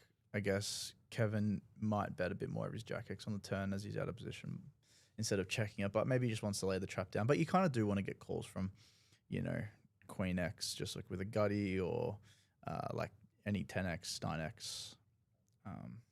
So we chatted about this with both Mr. Josh Monk and Mr. Adam Burke. I think if you have to break everyone in the world down to 2 types of people, you have the people that go check in these spots, like these people right here. Yeah. And you have the people that go check, huge bet, huge raise. Yeah. Just total firepower, unleash the clip. Now, there's obviously different kinds of boards. So let's just say under the gun opens and big blind calls, and they both have 40 bigs, hypothetically, and it came like 3, 4, 5, 3, 4, okay. Yeah, 3, 4, 5, 6, 7, right? Under the gun does not have many 8s. He has some 8s, pocket 8s, ace-8 suited, maybe king-8 some suited. king-8 suited, maybe some 8-9 suited, jack-8 Yeah, suited yeah, type yeah. hands. But the big But blind, not a lot. The big blind just has every offsuit 8x. Yeah, there was a potential flush on board as well. I wouldn't have mind to see a bluff from Lee with that queen of diamonds. Okay, I actually didn't see the flush there, so that's obviously something to consider as well. But like, it's probably one of those boards where you feel like either player would bet the flush draw, right? So Yeah. So Panna being more likely to have the flush draw just because he bet, also more likely to have a straight just because he bet. I just think people play a bit more modestly and play their hand a little bit too face up in poker, just in a generalization. So Especially on final tables, right? well, the thing is like, and we've all experienced it to some point, but you don't, and it is sort of part of it, but you don't want to look silly on stream, and you sort of don't play your best because if you do something that you think is good, but let's say you run into it 1% of the time, well, 1% of the time your friends will clip it or whatever, and firstly you lose a chance of winning like an extra $40,000, but you also look like a bit of a dummy as well. So I think that's what really segregates the best players, right? They're just they so don't care, unafraid. yeah. They just do what they're doing. I think Chris really showed that off on the stream, putting on a clinic, unafraid to make mistakes. Amin as well, putting in some very aggressive 3-bets. They were working out nicely for him. yeah, I think Amin knowing, like, I think the hand you're referring to was the Queen 9 suited hand I watched on the stream. I actually looked it up. So Chris shouldn't really open pocket 4 as much, but if he does, he should actually 4-bet jam. 4-bet jam, yep. Which I actually thought of before I looked it up because it really depends on the leveling war. And it's like, okay, chip leader opens light. The min is going to 3-bet you. He should be tight, but it's a min, right? So you're going to be 3-betting you light because it's a min and he knows you're light. So you can 4-bet whack light. It just becomes a huge leveling war, 3-bet, 4-bet and stuff like that. Amin obviously famous for being quite aggressive. So yeah. I would have loved the 4s jam, and I feel like a lot of people watching would have been confused, like just like a pair of 4s, and definitely me as well. But I think if you actually think it through properly, and poker's one of those games where you see the cards on the board and you just like it's like, what are you doing? Like, hello, Yazbek with the bullets. This would be a fun spot to limp. We got Playlive is the best poker room in the world in the chat. Not my words. You see it, hard evidence. I do really appreciate that. We are trying our best to improve this place every day. You've been here pretty much since the beginning, on and off, playing events. I'm sure you've noticed quite a difference. How do you feel about 9 months ago compared to now? Yeah, so I live about an hour away from here, so I don't get to come to all the weekly stuff. And I also prefer like playing cash as well. But in terms of the series, I didn't go to the very first one. I think I was overseas or interstate or something like that. But yeah, the series have been great. I really do genuinely prefer the sort of more homey poker venues versus like the big casinos with all the pokies and signs and stuff like that. Me personally, it's a lot like when I say quieter, I mean it not people wise, more like outside noise wise. Like you go to a casino and you just hear music and slot machines going off and I feel like at these like more homey rooms, you can sort of have more fun and it's a bit more of a vibe. So I personally have enjoyed it. And any more homey venue, I definitely prefer over like a big corporate casino and stuff. But yeah, I love the stream table. I think it's a really good addition. I think it was a needed addition. And it was the right time for you guys. I think this is your 3rd or 4th series. Yeah, it is our 4th series. Yeah, so it was a good time for it. The opener obviously quite small because we had just started out. So our 3rd proper big series.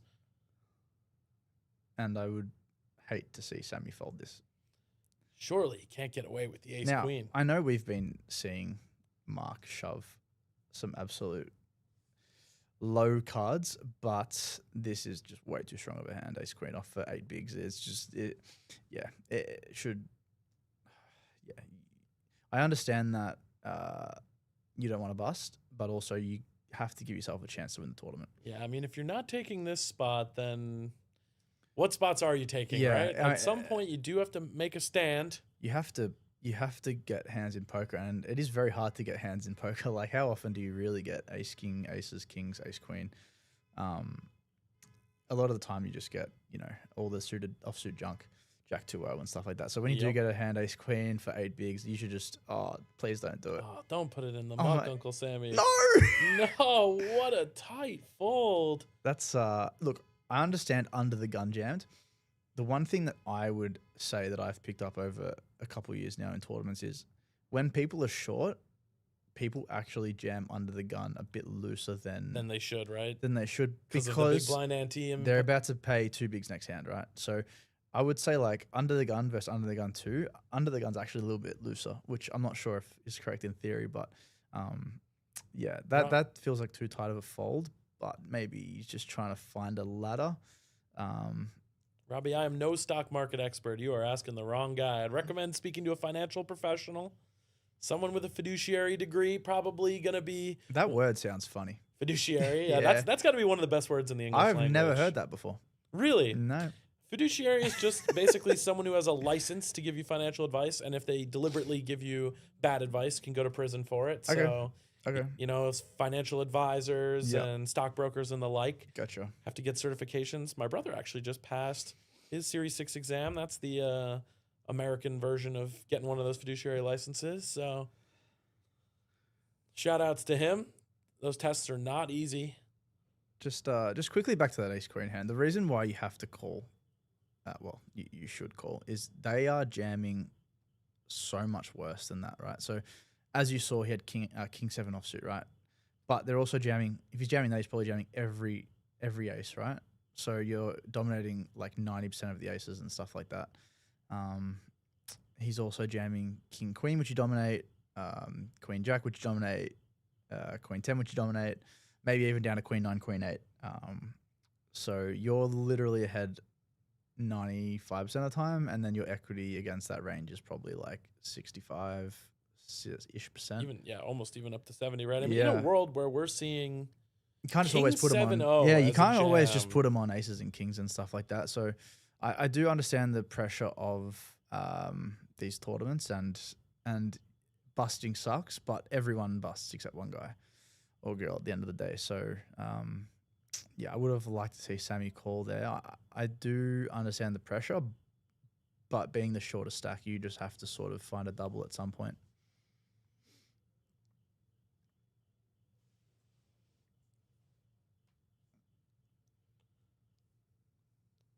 So Danik's comfortably in third right now. 15 just bigs. stuck in the ICM jail. Now, there is always like kind of that small sensation of relief when you're in that spot, right? It is, right? It's like, not that you're never winning, obviously, because you can still win, but it's like you've kind of locked up a higher place where if you're in this like these sub 8 big blind stacks, you're ready to die almost. You know what I mean? Yeah. Um, Feels like the end is near. Whereas when you're in Yeah. that third place spot, you're just sitting, you're waiting.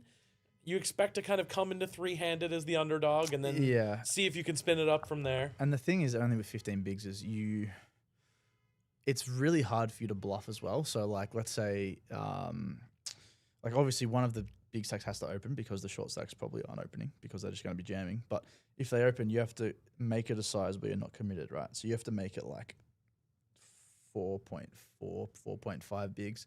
And depending on the player, they might feel like they're priced in, even though in theory they should, like, let's just say they open like ace 9 off and then Danik 3-bets like 4.7 or something like that. In theory, they should just snap fold ace 9 off, but they might just think, I've got a good price, I have to call. Yeah. And that's where it makes it hard depending on players and stuff like that. So I would actually have to, I don't know Kevin too well, but you just have to sort of read your players and ask yourself, are these guys capable of making big folds, or are they going to be more sticky more sticky pre and take me out post?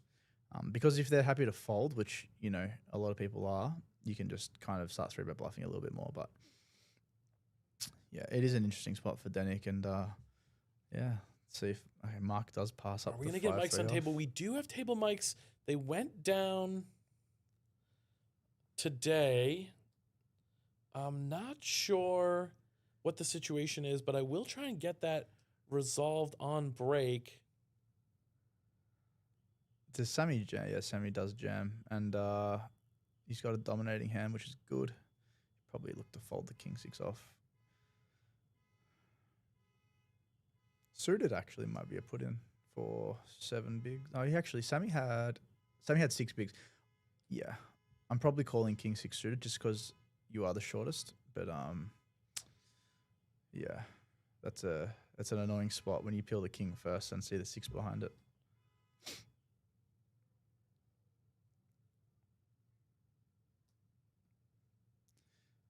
feel like Kevin and Panna do need to be a little bit more aggressive. I think. Yeah, not much utilization of the chip lead on this final table, right? Been pretty snug, pretty ABC. Yeah, especially against. I mean, I think they need to pick up that people are playing very, very tight, so they can open way more liberally. Especially Panna being in position of Kevin, who's the other big stack. Essentially, every time Kevin folds, Panna is now the quote unquote chip leader of the hand, so he can go pretty crazy. Like, I want to see him open like Jack 8 suited, Queen 9 off, King 3 suited, stuff like that. Yeah, some of these greedier opens that are Yeah. very profitable when you're in that position. A very nice looking Jack 10 of diamonds. Yazbek really not afraid to put in the jams, and look at this. Snap call. Klinger will not be folding the ace queen. Good luck, Denick. Jack 10 of diamonds versus ace queen of spades, the classic fake flip. I got shown a thing today that Queens v Ace King is 57%. Did not know that. Wow.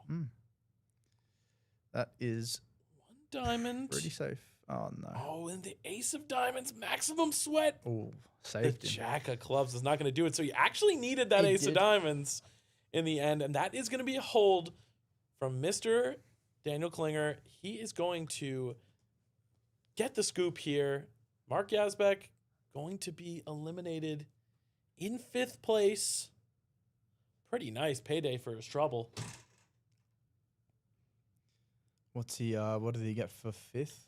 I believe it was, let's see, it's coming around on the ticker. 9.5 or something. Something like like that. Yeah, just under 10K, I believe. Not a bad day at the office. that. No, not at all. This was the 2K buy-in, so 4.5 buy-ins is quite good. Oh, 11.2. 11.2. Nice. It's always nice when you can score 5 figures in a tournament, regardless of the buy-in. Really. Looks good on the Hendon mob. Yeah, it is good. That's why the main event in Vegas is so good. Sell a bunch, cash, Hendon mob goes up a Goes lot. way up. I made day 5 my very first main event. Have not cashed since. Yeah, so my first time in Vegas, I played the main. I sold a bunch, obviously, because it's a very expensive tournament. Very expensive. I cashed. I made day 4, and I busted maybe like 6 hours after. So I got 30 US, but I sold a bunch. This year, I did not make day 2.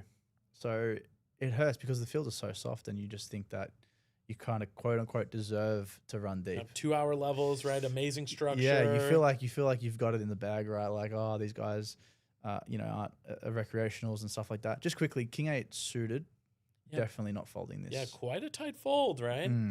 Yeah, definitely not. Continuing to see that trend. Now, will Uncle Sammy find the jam here with the Jack 9 suited? Has the short stack, 6 bigs. Definitely going to be wanting to put that in, but nope. Just continues the game plan, laddering up. Yeah, these guys are playing very, very snug. And this BVB spot's interesting. Denick wants to play very tight right now. Like, he has to be the tightest out of anybody on this whole table. There's 2 6 big blind stacks. Basically just want to wait for them to fall to the That's it. wayside and He then he go should- from there. Yeah, he should just limp this pure. Any aggression should just fold. Lead with the ace-9. Do expect to see an isolation here a fair bit of the time. So apologies before. Yazbek was actually out in 6th, so we were correct. 6th. Okay, 9.5K, just under 10K as we originally said. Got you. I'm not sure if I want to see. Yeah, I'm thinking, can you ever jam here? Definitely considerable at these depths, but Klinger Yeah. does just let it go. So you can obviously. The thing is, right? If you jam a hand like Ace 9-0, do you expect Ace Queen off to fold? And I think potentially with just the ICM implication. Obviously, chip EV, you're never folding Ace Queen off. But I think Ace Jack off is snap folding. Or might do some jamming himself. So you sort of have the blocker, which is really, really good. I'm not sure what they're discussing right now. Oh, they're just doing some chip ups. Looks like they're doing some chipping up, but we're going to keep it going. No break necessary.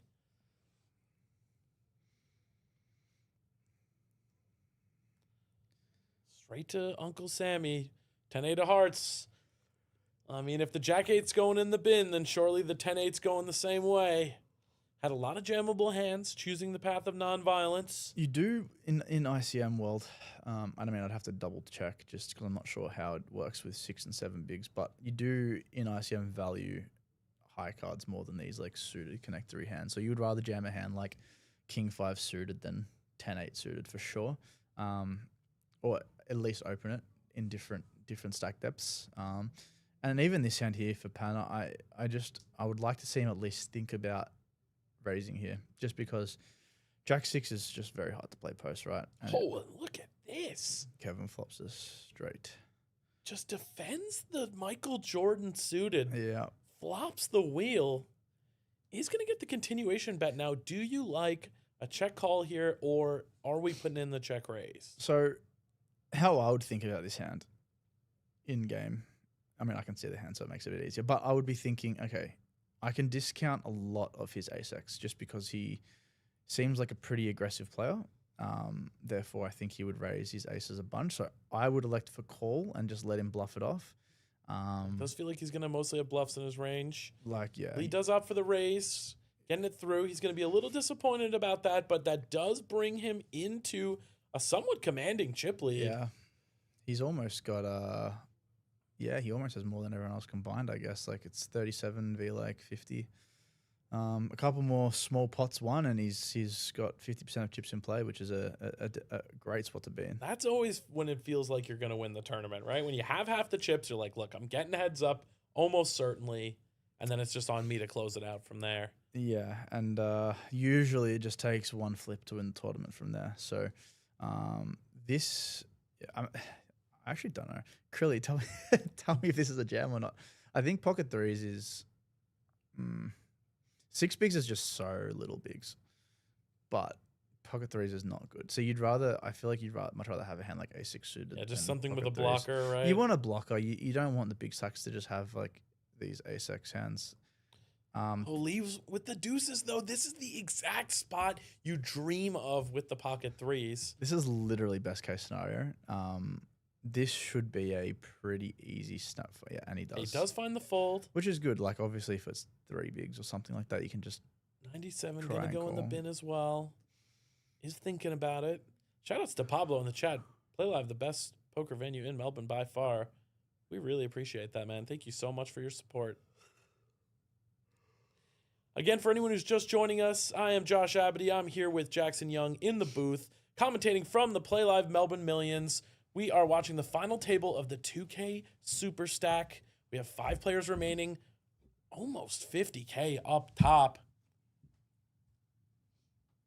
We are here in South Melbourne, 129 York Street, 48,950 up top. A very nice payday due for one of these players, but all the players remaining guaranteed 5 figures. Can't hate that. Did you guys stream the PLO tournament, or was it a different one on that We day? did not stream the PLO. The mini It main? wasn't quite ready by the time the final table had already kicked off, and I didn't want to make them move to stream in the middle. So we started with the 6-max.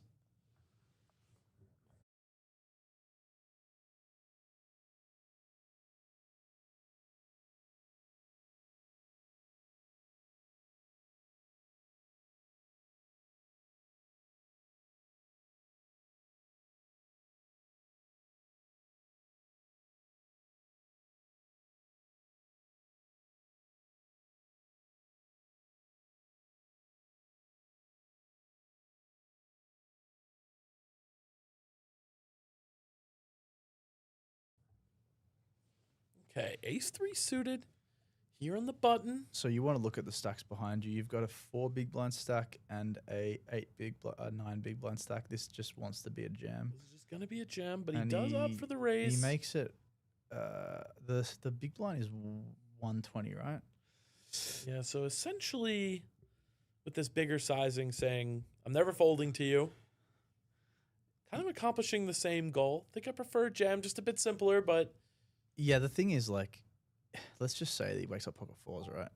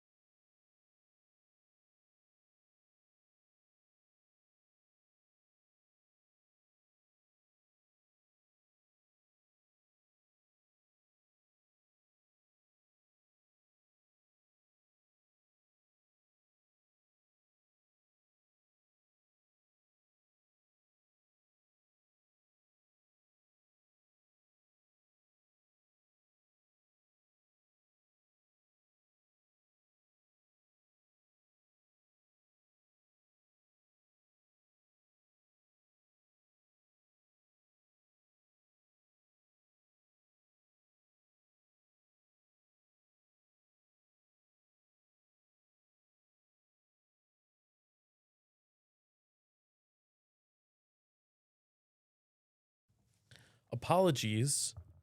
We are back. Our TV went down for a second, turned back on, Turn German. then turned into German, gave us a Prime Video error German message.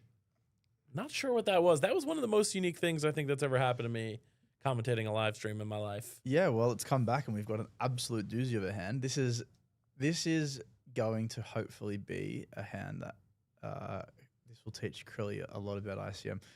Now, in Chip EV, you're probably just looking to like check raise, check jam this in. In ICM, I would assume, without being a human solver, this is just going to go check call. You have 40% equity, sure, but yeah, Danik, nice. Danik's quite solid.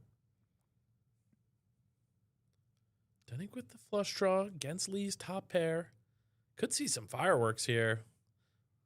But Klinger understands not to overdo it. Repeat ace on the turn. Yeah, this is now you can just check fold. Like obviously it's annoying having a flush draw, but firstly, very rare, but you can just be completely dead if he has aces or a boat. Out of position does suck. Maybe Kevin just checks this back for a little bit of deception, but I would probably just keep betting. You just call his ace X that he can never fold really. He never has 5-2. You want to get value from 5-6. Let's see what size he uses. I probably, without looking, I probably use like 300k. 650. It's just too big. You just make That's going to get the fold easily done. Just making it. I think it was a little bit too big. I think it was a little bit too greedy in my opinion. On those repeat high cards, can be better off with the smaller sizing, right? Yeah, like Going to merge your range for a lot of kind of mediocre value type hands. yeah, and a weird paradox can happen too. Like you can get folds from like pockets. So if you're bluffing, right, you can get folds from like pocket sevens, pocket eights, but then also get called from like flush draws and 5-6 and stuff like that you're actually ahead of. So I think when he has the ace, you know, I'm obviously against balance and stuff like that, but when you have the ace, you really can't lose the hand. And then on a like a four of, I can't remember which one was a club, but like the three of clubs or something, or the jack of clubs, you just call his flushes as well, which you need to take into consideration. So you want to like, as the graphics saw, not that they can see, but Danik only had 16% equity, right? So you want to try a better price where they're not getting the right price, but they feel like they're getting the right price, sort of thing. Absolutely. They're just doing the chip race there. For anyone who's not familiar with that concept, as things progress in tournaments and the blinds go up, the smaller denomination chips become no longer usable. So the leftovers kind of get raced off and everything gets colored up into the bigger chips so that players' stacks are a little bit more manageable. Did it nice and quick there. Uncle Sammy still in the mix. 3.7 big blinds on absolute fumes. Does put Sherif in an interesting spot where he's going to want to make sure that Sammy goes before him, but Sammy has shown a willingness to take it nice and slow. Yeah, Kevin hasn't folded. I was going to say maybe you can just jam, but he can't. Steven opening the ace-jack. Yeah, he's opening like 2.25 or 2.4x or something like that. This is a gross spot. Wow. Ace queen for Klinger. Ciali, how we doing? Berkey, how we doing? This is really gross, right? So obviously we only have 14 bigs. He does find the jam. Now, is he going to get called? I'd hope not. Pana has to realize that Danik is extremely in ICM pressure here. Sammy's got 3 bigs, right? So it would be an absolute disaster if he just busts out in 5th. Ace queen should be one of the weakest hands he's going to have in this spot. I think this is literally bottom of range. I think the jam's fine. Don't get me wrong. I just don't think we're jamming worse here. Definitely some dynamics at play, obviously, if you're Steven. Yeah. Klinger a professional, so Good fault. nice. Going to peg him as on the aggressive side, but a very nice fold. Yeah, I actually am interested in looking up that spot exactly because it's an intriguing one. But with Sammy having 3 bigs, Sherif having 6 bigs, and you being in third in chips, I feel like ace queen off is the bare minimum. You've also got Kevin behind you, who's the chip leader. Panna opening, to be honest, kind of tighter than he perhaps should be. Yeah, Hasn't really been putting the pressure on. I think if I have ace jack suited, I'm folding it. It feels gross because you only have 15 bigs, but Are you a big studier? no, not at all, actually. Oh, man. Yeah, there we go. Oh, and, Uncle Sammy. and this is why you wait. Now, if this one doesn't go in the middle, I'll be shocked, yeah. I will eat my hat, as the expression goes. Yeah, and if anyone thinks, can you be trappy here? No. For 3.5 bigs, you literally double up pretty much if this gets through. Shout outs to all the love in the Facebook chat. Appreciate you guys being here with us. Again, for those who do not know, I'm Josh Abity here in the booth with Jackson Young from Playlive Melbourne in South Melbourne, 129 York Street. If you haven't come down yet, I'm not sure what you're doing. And he gives it a little Spins spin. the fidget spinner. Yeah, like it. Is there a live read there? That has very Rounders Oreo vibes to me. I mean, I could see his cards. It looked a little bit like a Hollywood, but this obviously it looks like a terrible hand. But if Sammy had like 2.5 bigs, he just has to call. But 3.7 bigs, I believe it is. Yeah, you can just fold a junky hand like this. If it's suited, it's probably close. Although with how tight Sammy's been, Potentially, yeah. can maybe even let some of those suited hands go, right? Yeah. Getting the right price against Like the if you have theoretical range. If you have 9-5 suited, I assume you would put it in. But maybe can find extra folds with him being a little bit tighter. But you only really need to not be right too often because let's say he has ace king or you're 40%. You've already put in 2 bigs and he's only jammed for 3.5. So the price is just spectacular. the price is great, but yeah. We were talking about this yesterday. One of the most difficult things in poker is taking spots where you lose the majority of the time, but the spot itself is profitable regardless, right? I think that's very unintuitive for people when they first start poker. Someone lays you 5-1 and you only win 30% of the time. That's an absolute money printing scenario. Yeah. Yep. Sure is. And this is a good and standard jam. A comment from, I think that's YouTube, yeah. A big studier in terms of like solvers? No, not really. I think you can study in different ways. So I guess I do study, quote unquote, but it's more of talking hand histories. As I mentioned a bit before, I coach students as well, so it's a lot of intuition based stuff as well. Surrounding yourself with good players, right? Yeah, That's always so important. Like solvers, if you use them wrong, are just before I say that, this is an interesting spot, right? The jam from the King Jack from Sherif So gets looked up by the pocket fours. So you can fold and get a pay jump, which is probably standard. Yeah, I was just thinking this. Sammy is going to let it go. You got a very good price. This is going to be a big flip for Uncle Sammy. I think Panna can let this go as well. Yeah, 4 is definitely on the loose side. Just because collision effect, you just want Let's to see keep if the he short can stacks hold. in. Ace in the window, not going to do it for Sherif. Does have some hearts. Deuce, not good enough. And a 6 on the river. The 4s do hold. And that is going to be Sherif out in 5th place. 11.2K for his trouble. A very nice run from him. And if you're Uncle Sammy, this is exactly what you were hoping for. And now I think we do expect him to start taking a stand a little bit more often. He's gotten his ladders. He's the clear short stack now. Yeah, now he's okay. So when you're Sammy right now, and I say this in a nice way, you're pretty much never winning the tournament, right? Which is fine. You've done well to ladder up. You've guaranteed yourself 13.3K, which is great. It is so hard to come from 4 big blinds to win a tournament. It is definitely possible, but yeah, it's going to be tough.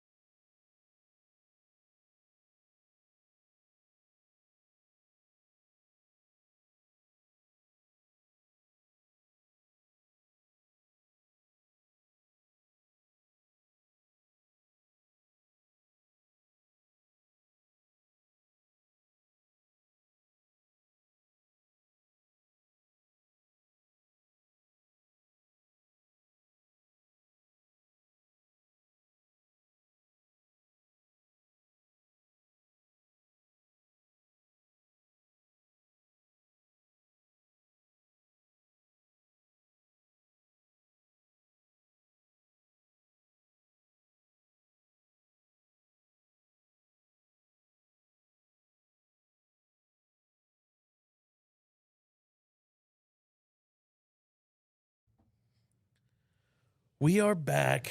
We lost the stream. Sorry, boys and girls. We've been having some technical difficulties today. Again, we do appreciate everyone's patience. It is only our 3rd stream ever. Still working out a lot of stuff. You would not believe how complicated this hardware is. We got wires running all over the venue, through the ceiling. We're upstairs in a segregated room. Software, hardware, all got to come together, plus the hard work of the tech team. So appreciate your patience as we go through these growing pains, missing table mic and stream dropping in and out periodically. But you do have Mr. Josh Abdi and Mr. Jackson Young in the booth. We are 4 left in the 2K Superstack final table. And I think we're going to start getting to 3-handed play pretty soon here, unless Uncle Sammy can find a nice run of cards. Yeah, there's a little paradox that can happen. I'm not sure if these players will, but if Sammy jams, they can all sort of call blind if he's got like 2 or 3 bigs, just because they all want to bust him out. And maybe not the big stack, but the other ones, just to guarantee the pay jump. It's very hard to win 4 ways, but Denick needs to be extremely tight right now. Like, this feels like an opening chip here, obviously, but I think also if he opens this, he has to call off against Sammy. He is going to find the open.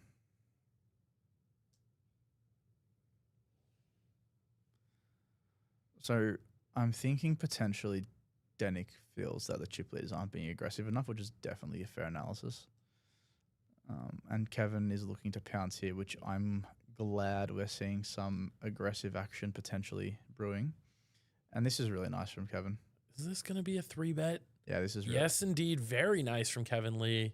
So this is really nice. Seems like both players are aware of the dynamic, right? Yeah. Denick saying, oh, you guys haven't been putting a lot of pressure on as a chip leader, so I'm feeling confident to open. Kevin saying, hold my beer. Yeah, this is nice. And the hand selection's great. A junkie king. Denick never should really call in this spot. He should either jam or fold. So this is like the perfect size. He literally made it, 4 bigs.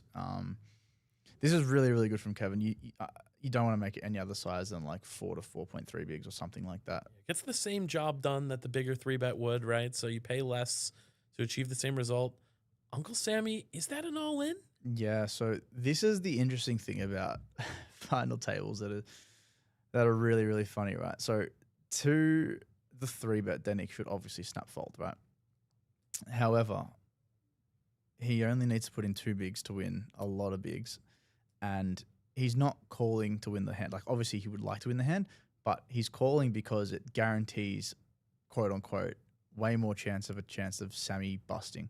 Right, So his opponent very much incentivized to check back, right? yeah, so Cooperate for one hand. So if I'm Kevin, I'm actually looking to play slightly aggro on this flop, even though it really depends if he wants a guaranteed pay jump or not, or if you want to just take the chips from Denick. There is a little bit of a side pot, so it's not completely dry, but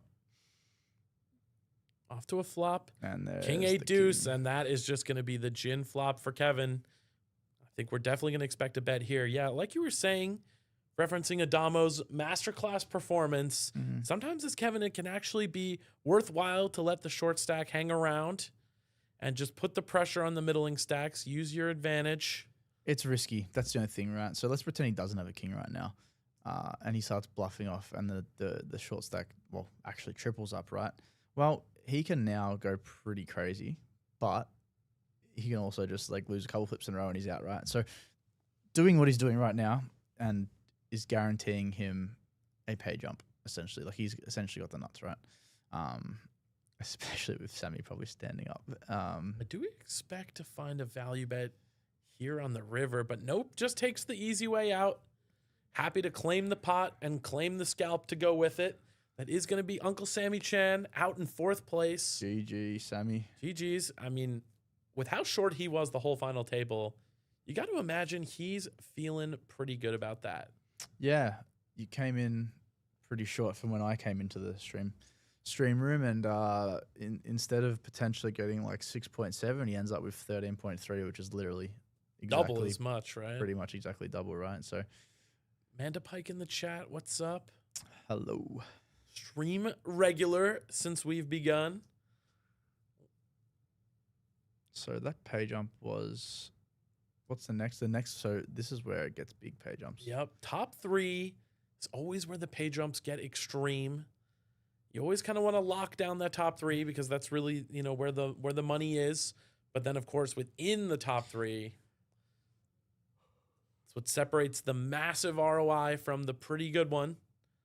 Even the massive ROI to the losing. If you come third every time you're on an FT, like, it's very, very hard to make an FT. You come third every time, you're probably not winning, which is which is how brutal tournament variance is, right? So yeah, it's a crazy thing. I think tournament variance is one of those things that is difficult to engage with, right? If you're playing tournaments regularly. I think I was reading a couple of like the massive, Triton pros talking about it, and they like the human brain actually can't comprehend that it's that significant. Like it is so massive that you will never be able to understand it at like you can understand it, but you're never gonna fully grasp it because it's just astronomically big. The amount of standard deviations up and down it can go is just crazy. I'll be quick. There's a study done by, I think it might have been Ike Haxton, and he said he did a full study. If you're a 10% ROI winner and you play every second day for 10 years straight, right? So you get 10% winning guaranteed in this hypothetical.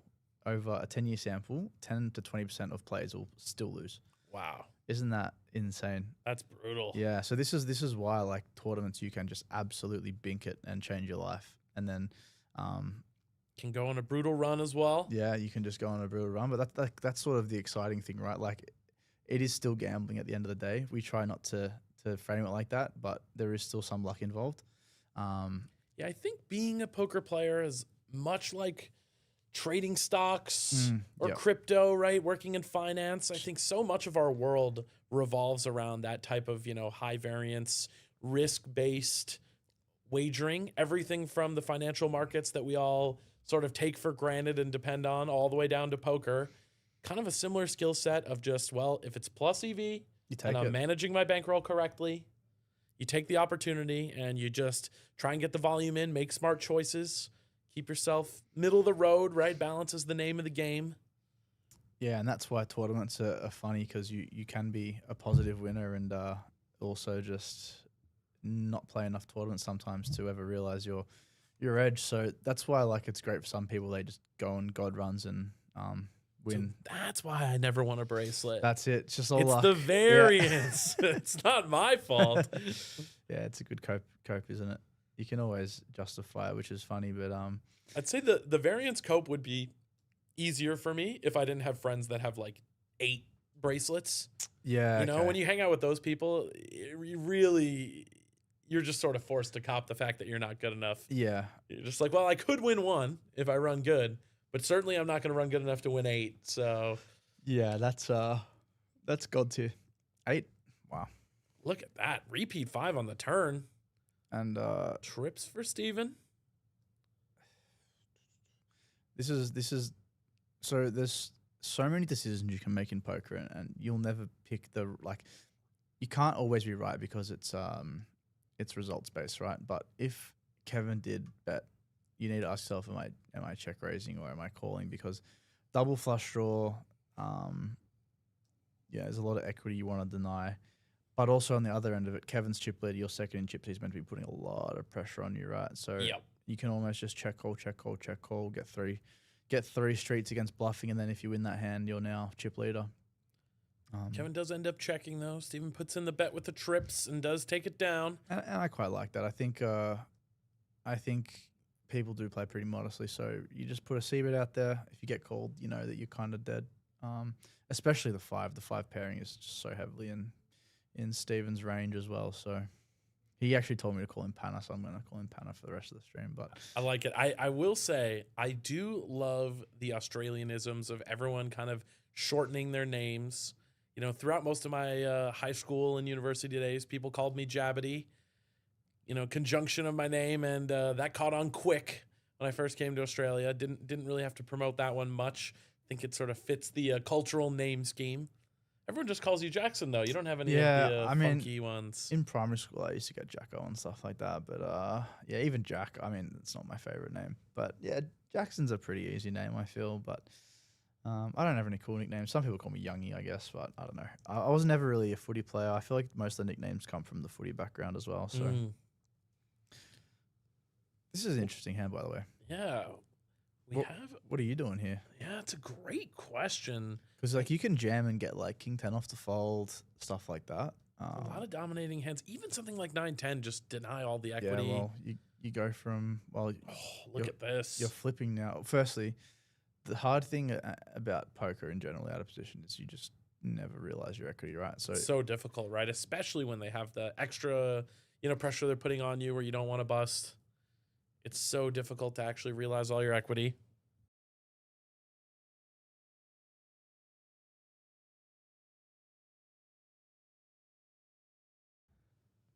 yeah, and that's it. Like they were actually 50-50 flipping right now, and Danik just has to snap fold because you can't realize your equity out of position, and that's why I don't know if I would have jammed that or just flatted. Probably just the thing is you only got 9 bigs and they're both overwhelmingly. Yeah, I think I do like the jam. Yeah, it feels kind of Both are gross. reasonable. If you get it, but like the thing is, if you get the inverse like ace queen, you're actually kind of happy as long as your king's not dominated and they don't have a pair higher than 6s. I think you're pretty happy as well. The chip leader's opening quite wide, like 10-9-0's not that wide. Like you can open a lot more hands than that too. So, yeah, potentially. I'm not going to say I know for sure, but I think maybe jam's good, and he's definitely jamming in this one. I believe 10-9-0 is the exact 50th percentile hand. Is I it? looked that Okay. up once. Yeah, right down the middle. So if someone goes all in blind, I think that's like the break-even point where you're supposed to call. 10-9-0. Okay, fair. I did not know that. I don't know if I'd be sticking it in against a blind all in with 10-9 myself, but ace-5 suited, nice easy jam in the small blind. Lee with the decision here with the queen high. Probably going to opt toward a fold, but not an easy spot. Yeah, you Does let it go. Sort of want to keep him in a little bit too. If you and it looks like he has taken one aggressive spot, but he does want to be aggressive against Panna and just keep opening every button he can. By that max pressure, we are at 100K, 200K, the 200K big blind ante. So the things are really going to start moving along. Again, if you're just joining us, this is Josh Abdi with Jackson Young in the booth. 3-handed in the 2K Superstack. We have just under 49K up top. It's been a pretty cool tournament. It's been a snug final table overall. Yeah, with some moments of fireworks in between. Not a heap of coolers unlike the other day. There was a couple earlier, but yeah, I think when the stacks get this short, you are sort of just jamming and hoping that they don't wake up with it. And this is a quite interesting spot. I'm actually trying to think what I would do right now. Yeah, some arguments for squeezing, some for a limp jam, and look at this. So I was gonna say, and I don't want to be results based, but I was thinking limp jamming could be quite good. Yeah, that was kind of what I was leaning toward as well. If he does choose that option, he's going to wake up to some very bad news. Yeah, and these small pocket pairs operate the best limp jamming, especially as the chip leader. You Very just effective wanna, in all yeah, ins, you right? want you want to jam like your low suited aces, so like ace 2 through to ace 6 probably, like 2s through to 6s there, and there he limp jams. There he goes. Does opt for the limp jam. It's And going to be a quick call from the jacks. And I think this is a And with the pop off. Oh, I wish we had the audio for that one, but I think a picture's worth 1,000 words. Unbelievable. that is great. I feel a bad beat coming. I just Is it a feel premature celebration? 6 in the window. Okay. Little sweaty. Okay, he's fine. It's going to need a 5 and a 5 alone. Okay, he's fine. And the jacks are going to hold, and that might be the tournament. If Panna can close it out, he's going to have a massive chip lead now. This is I actually think Kevin played the hand quite well. You have to assume that Kevin is bluffing sometimes. Sorry, that Steven is bluffing sometimes to make this play, which I feel like he potentially is. So even if you get a hand like say ace 9 suited to raise and then you jam and they fold, that's awesome. You're out of position, so it's a bit gross to play pocket 5s out of position. You kind of have to fold most flops. Every flop pretty much is going to come with 3 overs, right? So it's very, very hard to play. Unless you flop a set, tough to continue. Yeah. Obviously, you see the cards and the result, but I think the hand was played quite well from both, especially Kevin. Obviously, Jax is a snap call, but Yeah, it's just brutal when you're playing for, what is it, a 35k, 30k pay jump or something like that. And Doesn't seem like there's been a discussion of a deal or anything, just straight battling. I don't think Pana cares. I think he's just, let's run it, which is so fair. He's got an overwhelming chip lead now, and he is probably paying $1.20 to take home this tournament. Now the question is, which approach is he going to take? Is he going to try and keep squeezing the juice from the lemon, or does he take a back seat, try and let the other two fight it out for second, and then see who his heads-up opponent is? Yeah, so multiple different scenarios and ways you can go about it. I feel like he's an honourable man, Pana. I feel like you just, not every hand, but you're jamming a lot here. You just want to open jam because, like, they both have the exact same stack, right? Essentially, right? So you just really want them to both want to, like, there's a, what is it, a 12.5k pay jump. It's huge pay jump, right? Massive. So neither of them are going to want to bust, right? It's just human intuition, right? So you just want to put as much pressure on them as possible, get them to fold hands. If you jam a hand like King 6 suited and get called by Ace 10 suited, that's like not even a bad result. You can't be afraid of monsters under the bed. I'm playing super aggressively. I'm pretty much jamming any two if I'm Pana right now, just because Danik has to just play. Okay, maybe not these two. Is he just calling? Okay. I mean, I can see the cards, so it's hard for me to comment. But if I'm Danik, not with this holding, but I'm being super aggressive. I think the limp is just such BS, and I'm just pouncing on that every time because he should be jamming a lot. Yeah, the limp is unlikely to be very balanced. And he outflops him. Does find a pair. Pair's going to be pretty strong. Blind versus blind, three-handed. Does opt for a check. I think he needs to bet this one. Just like you have. I mean, if you're just going to 10. And look at that. Now, if you check the flop, yeah, it does opt for an immediate check on the turn. I think if you're going to take this approach, you got to check it all the way down. Try and let your opponent bluff it off. He does. He checks it. And the thing is, yeah, okay. I was going to say Danik might take a stab at it. Just try to get like 9 high to fold. Yep. Jack high to Could fold. try and I fold actually, off some no pair hands. I actually think Danik potentially should just stab one big blind here, get folds from like 8 high, 6 high, 7 high, 9 high, stuff like that. But doesn't end up doing it and saves him some chips. So yeah, 55 bigs to 8v8. It's it's as close to over as it can be.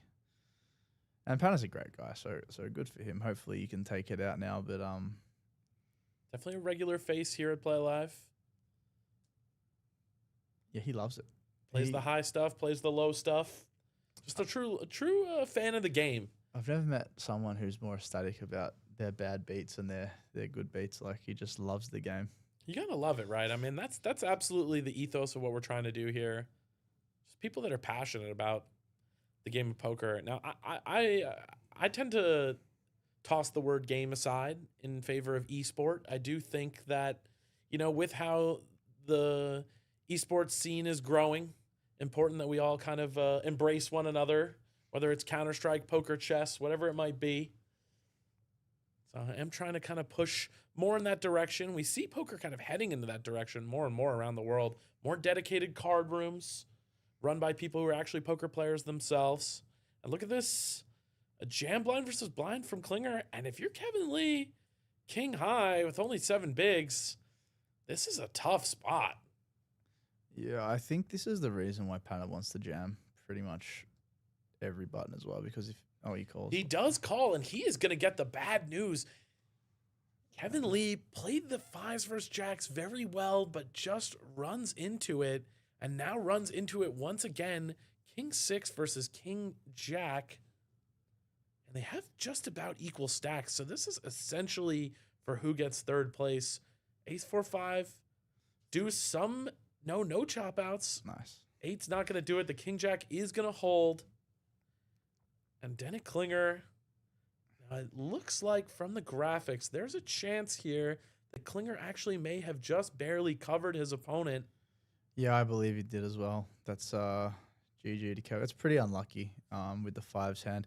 It's actually a quite a, not, I wouldn't say high level play, but it's definitely not something that a recreational would probably do. So I do commend him for the jam there, the limp jam, but he just did run into it. So we're going to go on a short break while the players are coloring up. Don't go anywhere. We are coming back to heads up action. Dennett Klinger versus Panna, playing for the trophy and 49K. Don't go anywhere. We'll see you in a couple of minutes.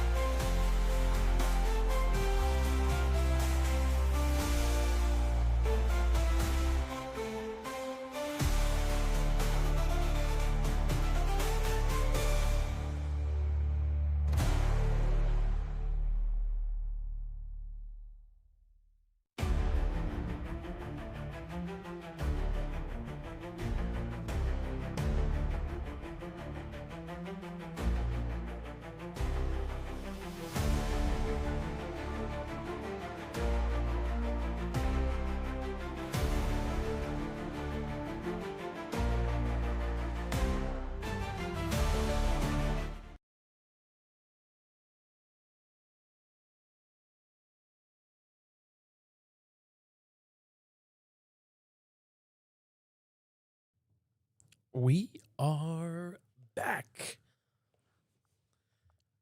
Mr. Jackson Young just grabbing a quick drink, but will be back with me in the booth in a moment. So you're stuck with me solo for now. And we have heads up action. Daniel Klinger and Steven, the Panaman himself.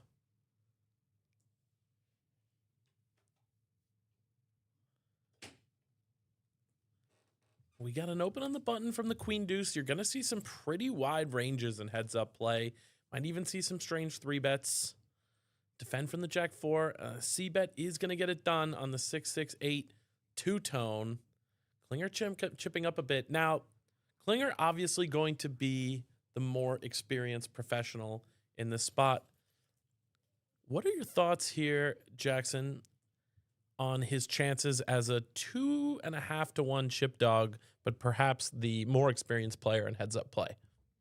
Yeah, it's one of those things where experience and chip count really do matter. So when you're sub 20 bigs, there's a lot of variance in play. Like you can just go all in and they call, like as you saw the other night with Eric. I can't remember the other guy's name.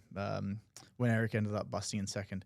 And he had 35 bigs he just whacked with the ace-4-0 or something like that. Yep, against Josh Chen. Yeah, Josh, that's it.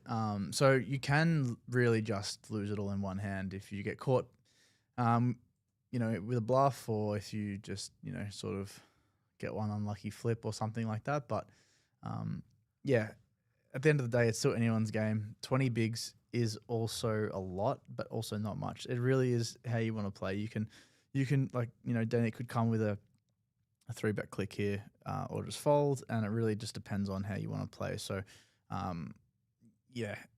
think Danny's got, probably like a 30-40% chance to win, even though the stacks distribution is off. But it really does just depend. Heads up is just such a brutal game that, one hand decides another $15,000 or $18,000. So you got to pick your spots well. Every decision matters, even these limp pots or just these picking the right sizes, picking the right hand selections is very important when there's this much money up top. Yeah, worth quite a bit of money. Did they do any deal? No deal.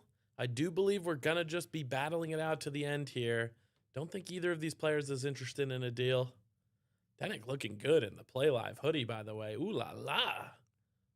Yeah, repping the Playlive hoodie and the up stakes coaching from a good friend Nelson. So hopefully, shout outs to Nelson Dong. Hopefully those two things combined can give him some luck. Legend of the game. Nelson actually, I believe, is going to be coming in to do a guest lecture for the Counter-Strike team I mentioned earlier. Oh, wow. My boys. Shout outs to Semper Fi. Yeah, I snagged him in line when we were both waiting for a satellite, and I was like, I think these kids could learn a lot from you, be interested, and he's always a generous guy with his time, so... Yeah, no, Nelson's great. His coaching stuff is top tier for a wide range of players.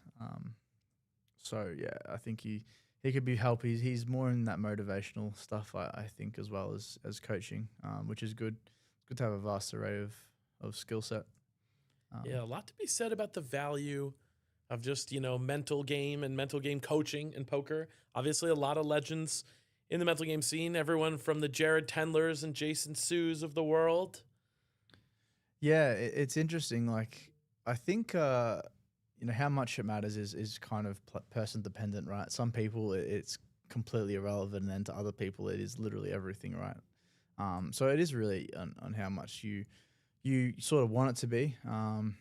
But at the end of the day, you just got to do everything you can to play the cards as good as you can, and if that's helping through mental game coaching and even little things like not tilting after a big hand and stuff like that. Like those things obviously matter a lot. Like you see a lot of players, tournaments and cash, where they'll lose a big pot. And I mean, I've seen it more so in cash as I've played more, but they'll lose a big pot and then they'll end up losing 4 or 5 more buy-ins just because they're just, steaming. So yeah, it does happen. Some more subtle versions of tilt as well, right?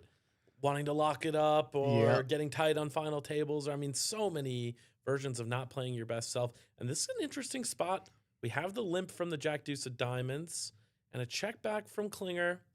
And everyone's got a piece here. Jack Deuce with the gutter and the backdoor flush draw, putting in the continuation. Klinger with his second pair, definitely not going to be going anywhere on this flop. It looks like he might be contemplating a raise. I think Does opt for the call. if I'm Steven here, I know the stacks is so shallow, but I think I'm tripling this off.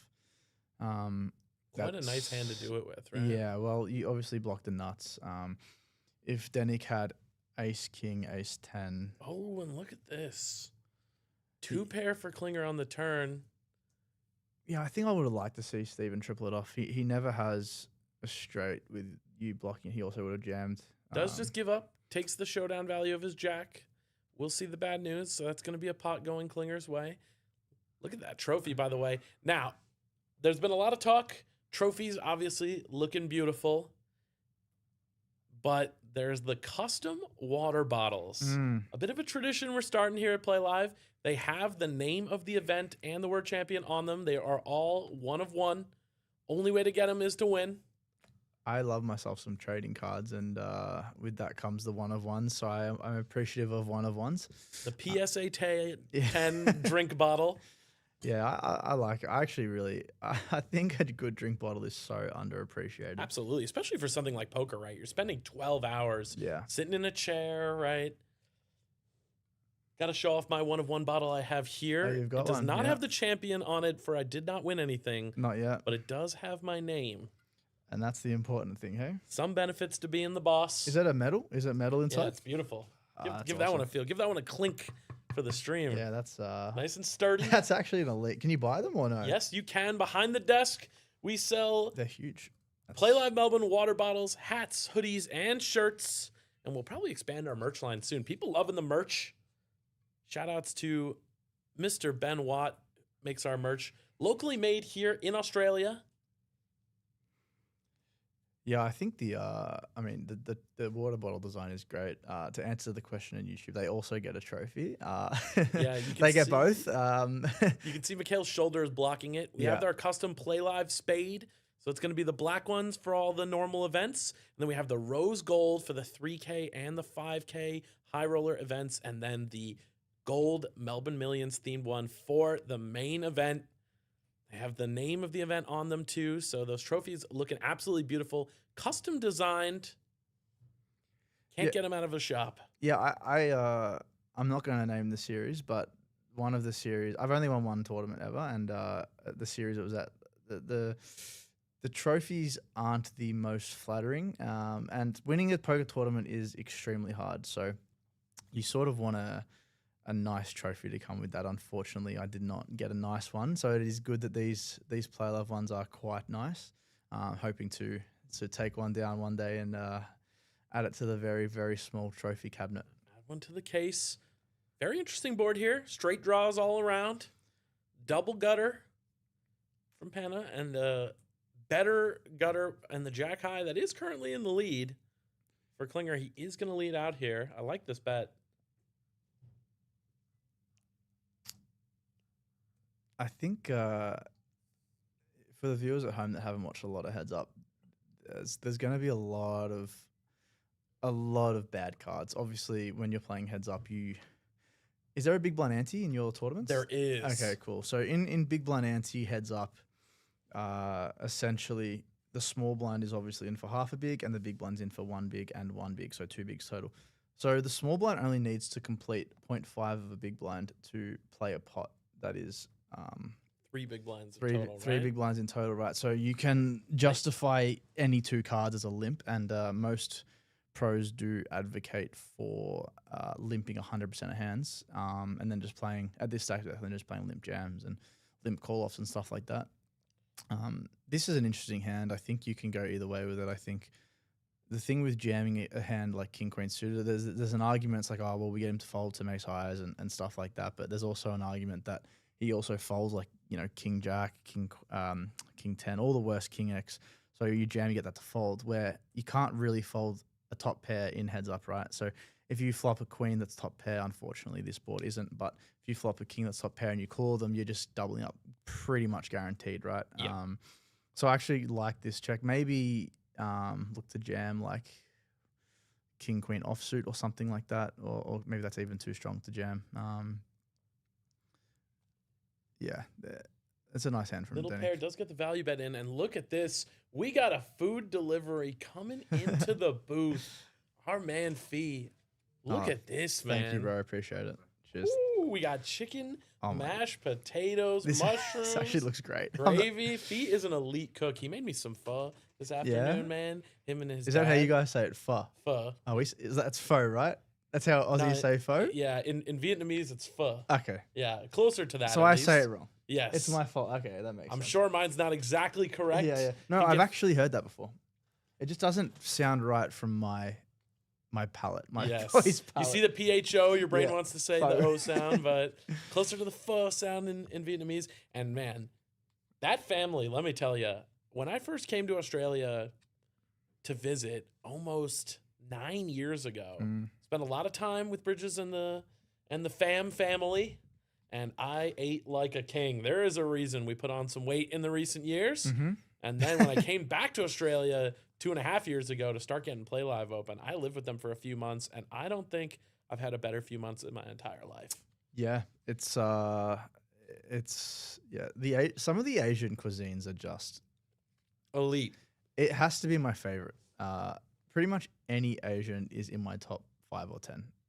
It beats out all the European foods for me. And I think I kind of agree.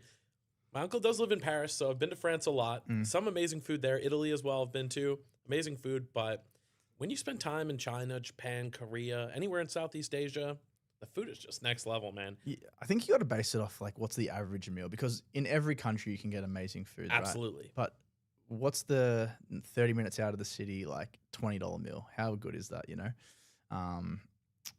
So yeah, but it is quite delicious. I am a big fan. Making the chat hungry. This is what's the big blind right? 200K right now. 200K big blind. Okay, so yeah, for the viewers at home, they're like, what is happening with these 4 abysmal cards? But the thing is, Pan isolates a hand like King 2-0. I'm not sure if that's I'm actually unsure if that's an elite hand selection or not. He goes massive on this flop, I think. He goes 1 million, which is This is a tough spot if you're Klinger. you just have to snap in this.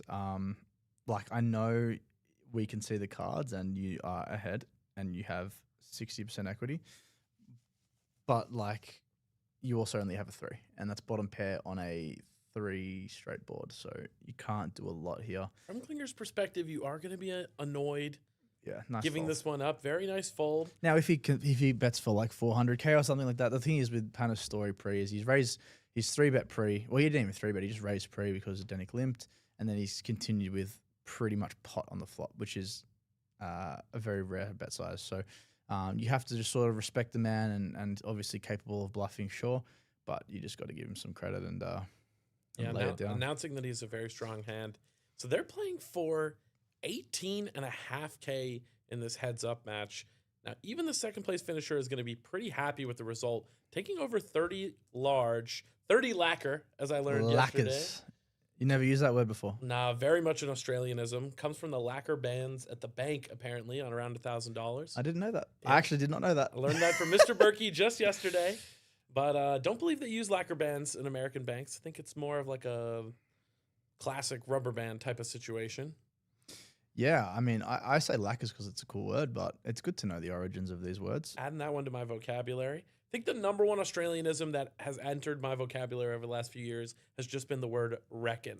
Reckon. Reckon is the most Australian word. You don't use that. Okay. No one Yeah. uses that but the Aussies, man. That's I one of reckon. one. But it has really just invaded my vocabulary. I don't even catch myself doing it anymore. When you said the word, I actually didn't know what you meant because it's such a normal word that I actually didn't pick up. Feels second nature. Yeah, right? yeah, like it's like, oh yeah, I reckon you do this, I reckon you do that. I spent some time in Canada in my early 20s as well. Caught myself saying A for quite a while. Like in what context? Like, oh, how you doing, A? How you doing, A? Yeah, I've that's the Canadian way. Is it? A Okay. at the end of the sentence, but that one definitely faded out of the vocab after a few years. Picking up some Australianisms. I do think I'm stuck with this New York accent for the rest of my life. I think, in today's day and age, people's accents don't morph as much. Obviously, so much exposure to digital culture, so we hear all the accents all the time. Kind of stuck with what you're stuck with. Yeah, I have a mate who ended up playing professionally in America, and he's been in America since he was like 15 or maybe like 16. So what's he now, like 26? 10 years, and he pretty much sounds American. Wow, he fully chameleonized. Yeah, huh? like he doesn't come back. Like he full lives there, so it's it's quite funny. Can you how it imagine changes. if 10 years from now I'm just full bogan I know sounding? it's possible. It'll creep up on you. You've only been here 2.5 years, you said. 2.5 years, yeah. It could come. On and off. Definitely doing a lot of traveling as well. I've lost a lot of the New York isms because people didn't understand me. If I went up to someone on a cold day and said it's mad brick outside, that generally was met with crickets. So Does that mean it's cold? that means it's mega cold. Okay. Brick, I think, comes from your clothes freezing, feeling like a brick. Okay. Don't quote me on that. Not 100% sure. That's like the number one New Yorkism stereotypically, I would say. Jack Deuce does up for the limp here. Now he opened the King Deuce, limping the Jack Deuce. Those were generally gonna go. I'm getting a good day, mate request. The truth is that I do reckon myself a bit of an accent man. I'm a singer and a beatboxer for Wow. if you didn't know. If you hunt the internet, you can find some nice embarrassing videos of me in my uni days. Do you remember that Aussie beatboxer? What was his name? Tom Thumb, No. Joel something? Joel. I can name pretty much I'm all gonna look it up on the break. Yeah, He was I don't like this is how old I am, quote unquote. This is when like CDs were a thing. And that sounds funny to say because like, you know, everyone just streams things now on YouTube and Spotify. Of course. But like I used to buy like Maroon 5 CDs. Like, Oh yeah, I have a huge CD collection still to this day. and they weren't like the sick vinyls like, you know, like all the older guys people have, but Nah, those are expensive. yeah, but like they were cool. The CDs are not that cool, but like it's still funny how like 10 years or 15 years it's like completely just gone out of fashion. I had a cassette player. I had a Walkman. Mm. I Yeah. had all the variations of iPod before the iPhone came out. I had the original iPod, had the Shuffle, had the Nano, and the iPod Touch. I remember thinking, I was about 12 or 13 when the iPhone first came out. I remember thinking, why would I want my phone to also be the thing that plays all the music and stuff? That'll never catch on. Yeah, look at it now. Look at this. This could be This could be fireworks. We have the combo draw versus top pair. Yeah, I think with a better combo draw, Denick may just Oh, and the King of Hearts. Mm. Gin turn. That is going to slow Steven down, though. Now, can Denick get a bit of value here? Do you think we're very likely to see some sort of value bet? Yeah, obviously, you know, you have a flush, which is great, but you still have a lot of hands that need protection. Like, you know, like, let's say he had a hand like ace-4 off with a heart, or there's a lot of combos like, you know, 6-7 off with a heart, things like that. Pretty much Steven's exact hand, but with a heart interchanged instead of a diamond or a spade. So you do want to continue betting. You can still get value from a random King X that just binked, or like 2 pairs, 8x, potentially even 6x. Like heads up is so wide v wide. Stephen wears his heart on his sleeve. Hey, he really mulls it over. Very tough, right, with second pair.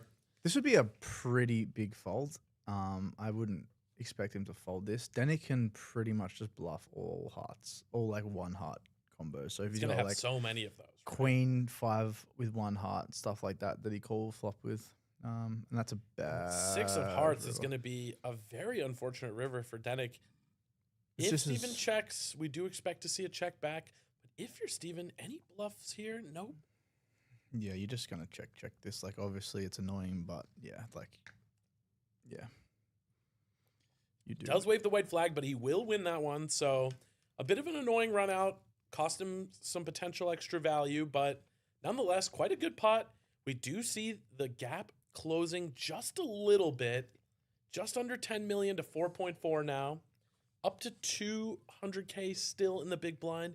Do believe the blinds will be going up in the next few minutes. So anyway, so per the comment in chat, I do reckon myself a bit of an accent man. Can do quite a few. I think the problem with the Australian accent is the easiest one to imitate is a very hardcore bogan accent, right? Yeah. Like if you wanted to learn an American accent, much more difficult to do a kind of mild accent like mine than a deep South, hey, how y'all doing, right? Like it's a lot easier to learn accents that are at the extremes. When I hear you talk, it's too similar to how I sound, right? It's obviously distinctly different, But it's similar. but it's similar-ish. So it's very difficult to kind of imitate the accent that my own friends have.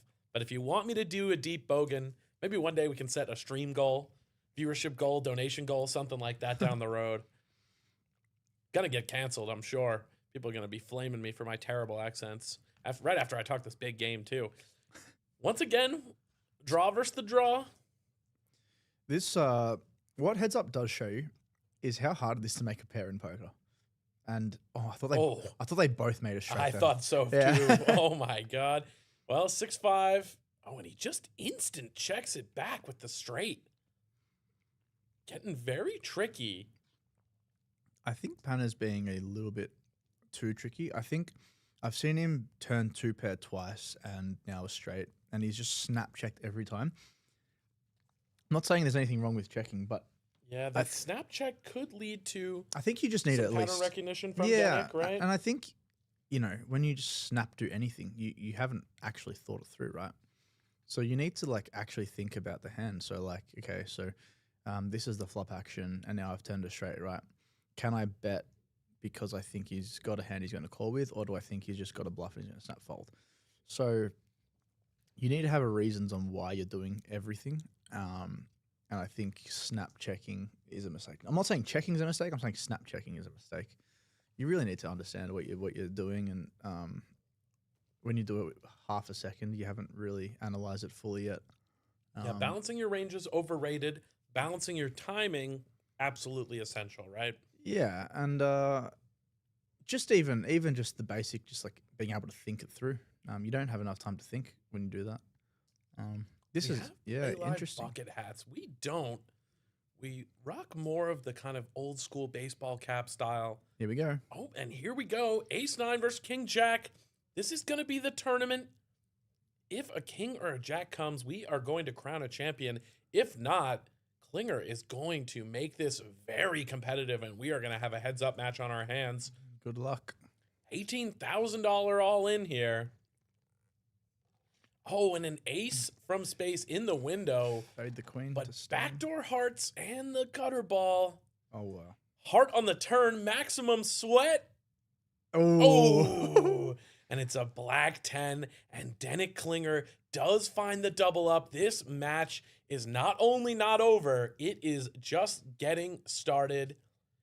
Players playing for 48K large, almost 49K large, plus that beautiful Playlive spade that you can see right there, and of course, the one-of-one custom water bottle. Now, if you're Danik Klinger and you find that double, you've taken the chip lead, you have to think, with the momentum, you're a pretty big favorite to close this out now. Yeah, and obviously a flip can just happen right now, and it can completely flip on its head. But yeah, it's actually a little bit of a different strategy now. Before Danik was like 15 bigs effective. Now you're playing 25 bigs effective, so you can actually, you don't have to, but you can now play some raises on the button, where before you kind of want to just play limps. The thing is, against Panna specifically, or anyone really, if you can pick up on not a tell, but a pattern of them overfolding. So if you're like opening the button with like your junky hands, like, Jack 6 off, Queen 2 off and stuff like that, and they're just like, I'm not expecting them to fold any suited hands, but if they're folding like 8-5-0 and stuff like that, then you can actually open really, really wide, because they're meant to be pretty much calling everything besides maybe like 7-0 or something like that. So this could get interesting. I'm interested to hear Danik's strategy. He's wearing the Nelson patch, so I'm not sure if he's being coached by Nelson or anything like that, but or maybe just repping it as a friendly gesture. But yeah, Danik's obviously a pro, and it'd be good to see what sort of strategy he wants to implement now. Had a bit of a run in the WSOP Super Main I did say that, in the Bahamas. 80K US for his trouble, if I remember correctly. Rock some of the Playlive stuff out there, bringing us out to the Bahamas. And of course, Playlive's own Luke Martinelli with one hell of a run. 17th in that. Over 400K US for that score. I mean, unbelievable. That's a lot of money. Very envious of that score. He took me to a very nice omakase sushi dinner to celebrate. Honestly, one of the best sushi meals I've ever had in my life, including, I think I've been to Japan 5 or 6 times now. Here in Melbourne, you really can find some top-notch sushi if you're willing to pay the price. Not an everyday sort of thing, but for special occasions. What's it called? Omakase. Yeah, omakase in Japanese literally means like chef's choice. So Okay. you show up, you pay a set price, and you sit there at the counter, and the chef makes you, one piece at a time, explains where all the ingredients are sourced from, and you just kind of along for the ride. It's a bit of a show in addition to the meal. I like that. It's Where a great is that in the experience. city? There's a bunch of them throughout the city. Okay. The one we went to, oh no, you know what? I'm gonna gatekeep it actually. I remember I said this at the time. I don't want to get the name out there too much because it was somewhat quiet. I definitely want to go back. Keep it that way. Oh, Queen Jack, the open from Klinger and the jam from the nines looked like quite a quick jam. So the hand before, Pana limped button, Danik jams 25 effective with ace 3 this is what you want to do with these like really junky aces is just get it in there sort of thing and just like, not like I know it sounds silly, but you just almost don't want to play it pre because it's just, it's very hard to play ace 3 Yeah. So But you ace just- high performs well in all ins, right? So well, you're ahead if they don't have an ace or a pair, right? You play like 10-9 suited. If you're against 10-9 suited, well, you're dominating them pre. They're probably going to fold pre, but post flop, like they're just going to wreck you because they just have so many more draw potentials. They can have so much more board coverage as well. So, yeah, this heads up's interesting. They both got the same stack now, pretty much. So, it's gonna be fun. we got a battle on our hands. Now with the Queen 5-0, could be a candidate for either a limp or a raise. Does opt for the limp strategy. This is. I haven't. I'm not going to say I've studied heads up. What I would do in this spot is I would check back, and the reason is Interesting. yeah, because King Queen is such a strong hand, and if you do raise, which is what he's done, he didn't jam, which is good. He's going to want to call off jams for sure with this hand, Yeah, made it 4 big blinds over the limp there. which is big. I'd actually have to talk to some people about it because I'm not going to say I know for sure, but intuitively I like a check back because it sort of makes my point right now, not always will, but he has a weaker queen. So, you're obviously out of position, but you can get a lot of, dominating top pairs. And which I said before, they're never folding heads up for 20 bigs or 25 bigs. So yeah, that's my reasoning and sure, I could be wrong. But King Queen suited plays really well, where like Ace 3-0 doesn't play really well post. Right. So that's my thought and my reasoning. But yeah, everyone's got their own strategies, and yeah, I'd like to see Steven look to 3-bet these sort of junky 10-3-0 hands and stuff like that. These hands are like kind of hard to play post. You're also out of position, so you also like. I think Danik can hopefully pick up the fact that. They're both sort of playing pretty modestly. So I think making that 4 blind raise is going to be really good with some bluffs. Like, if you make it 4 bigs, they're really going to call like 8-6-0 and stuff like that. Maybe not. But Very yeah, unlikely, right? I do like kind of your point there about, you're not 100% sure if your strategy is correct, but it's one that you've thought through. There's a very famous line in the chess world from former world champion Anatoly Karpov, said that the worst plan in the world is still better than no plan at all. And I think that's quite applicable to poker, right?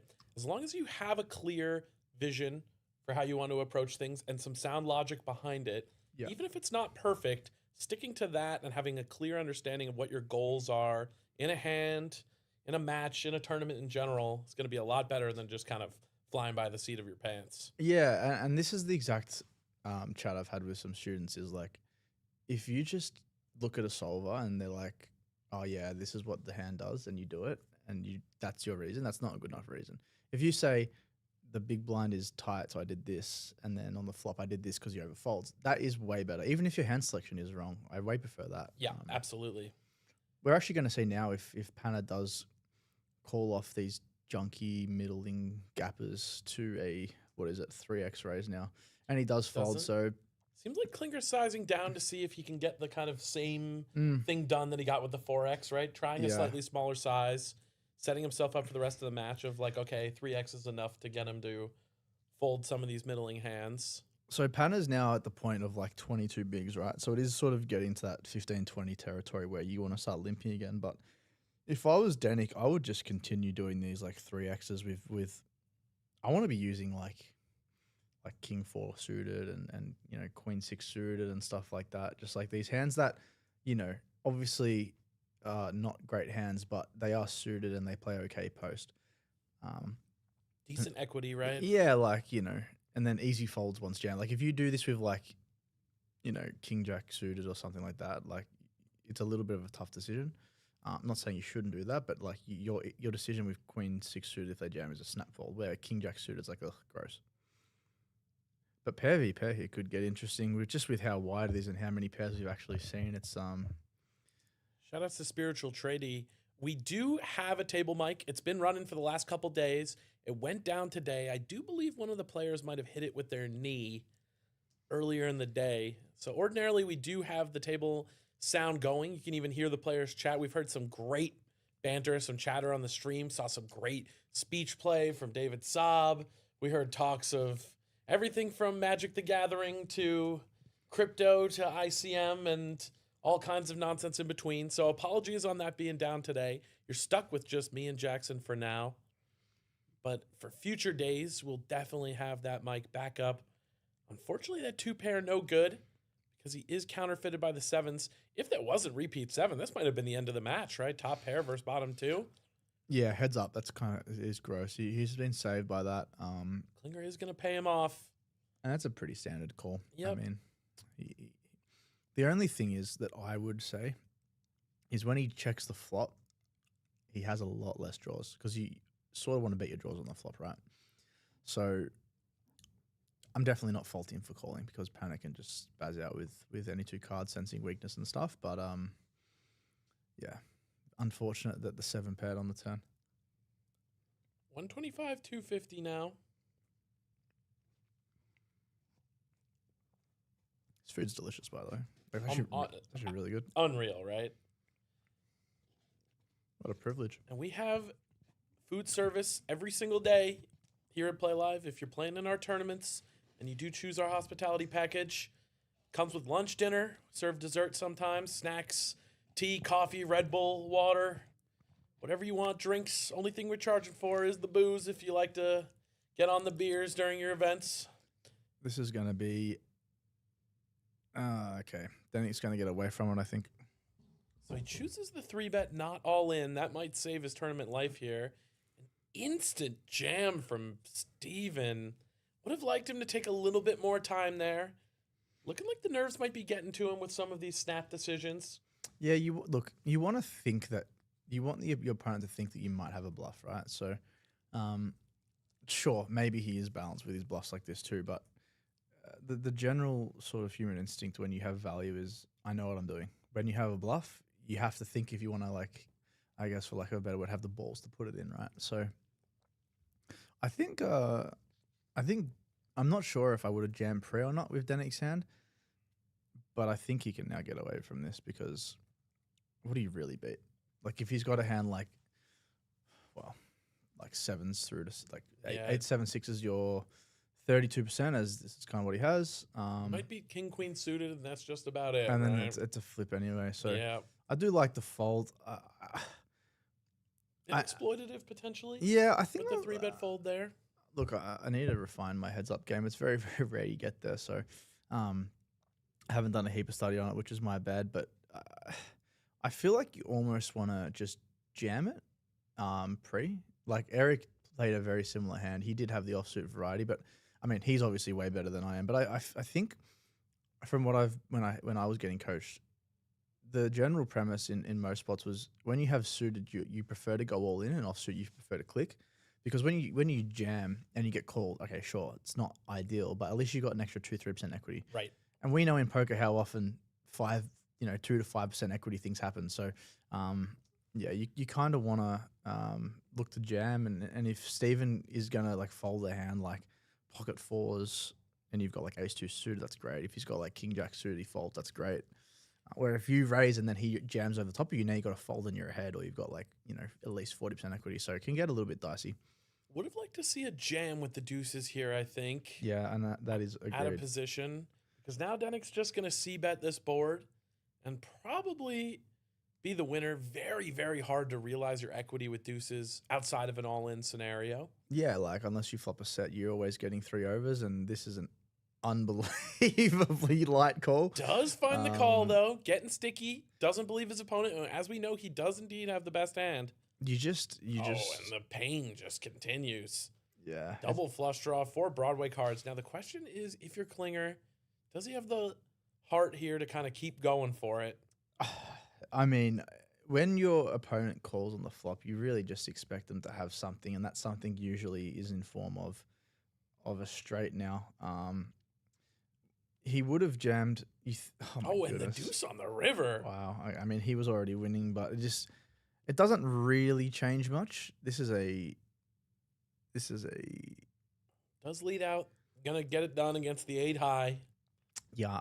I'm not sure if I love that bet, just because I feel like Dennick would have jammed any 2 pairs pre.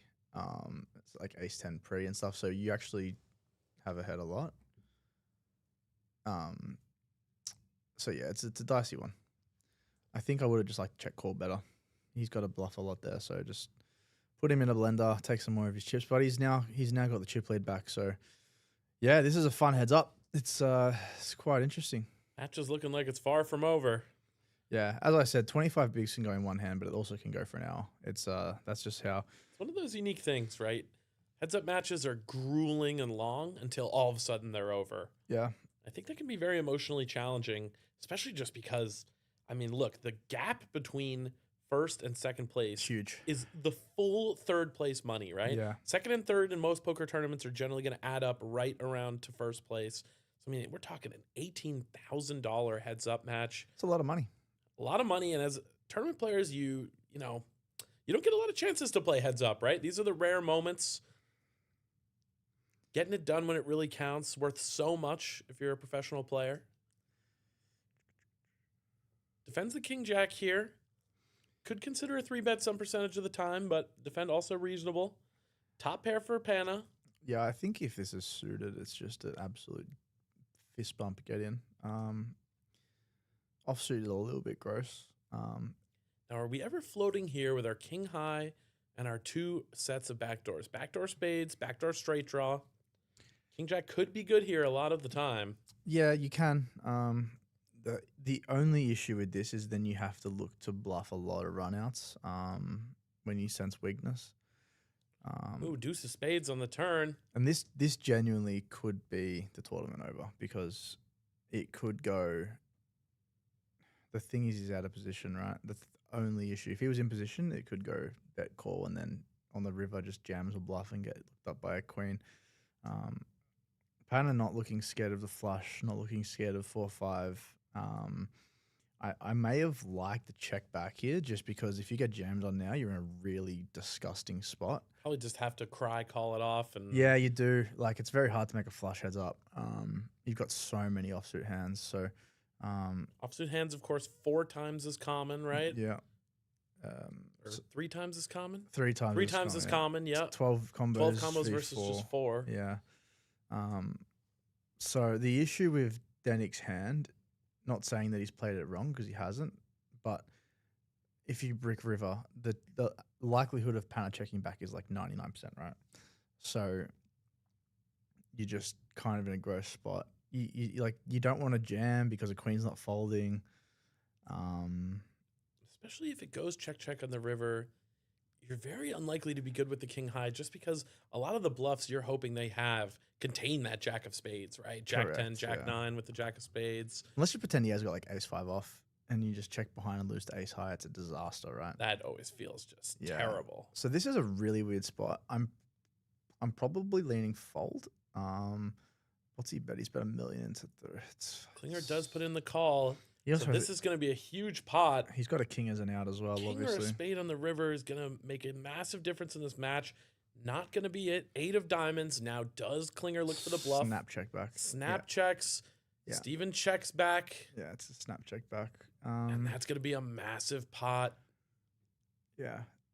I think well played from both. I think Panna could have been able to check turn, but I don't think betting's a disaster. It's just a disaster if you get jammed on because it's like, ugh.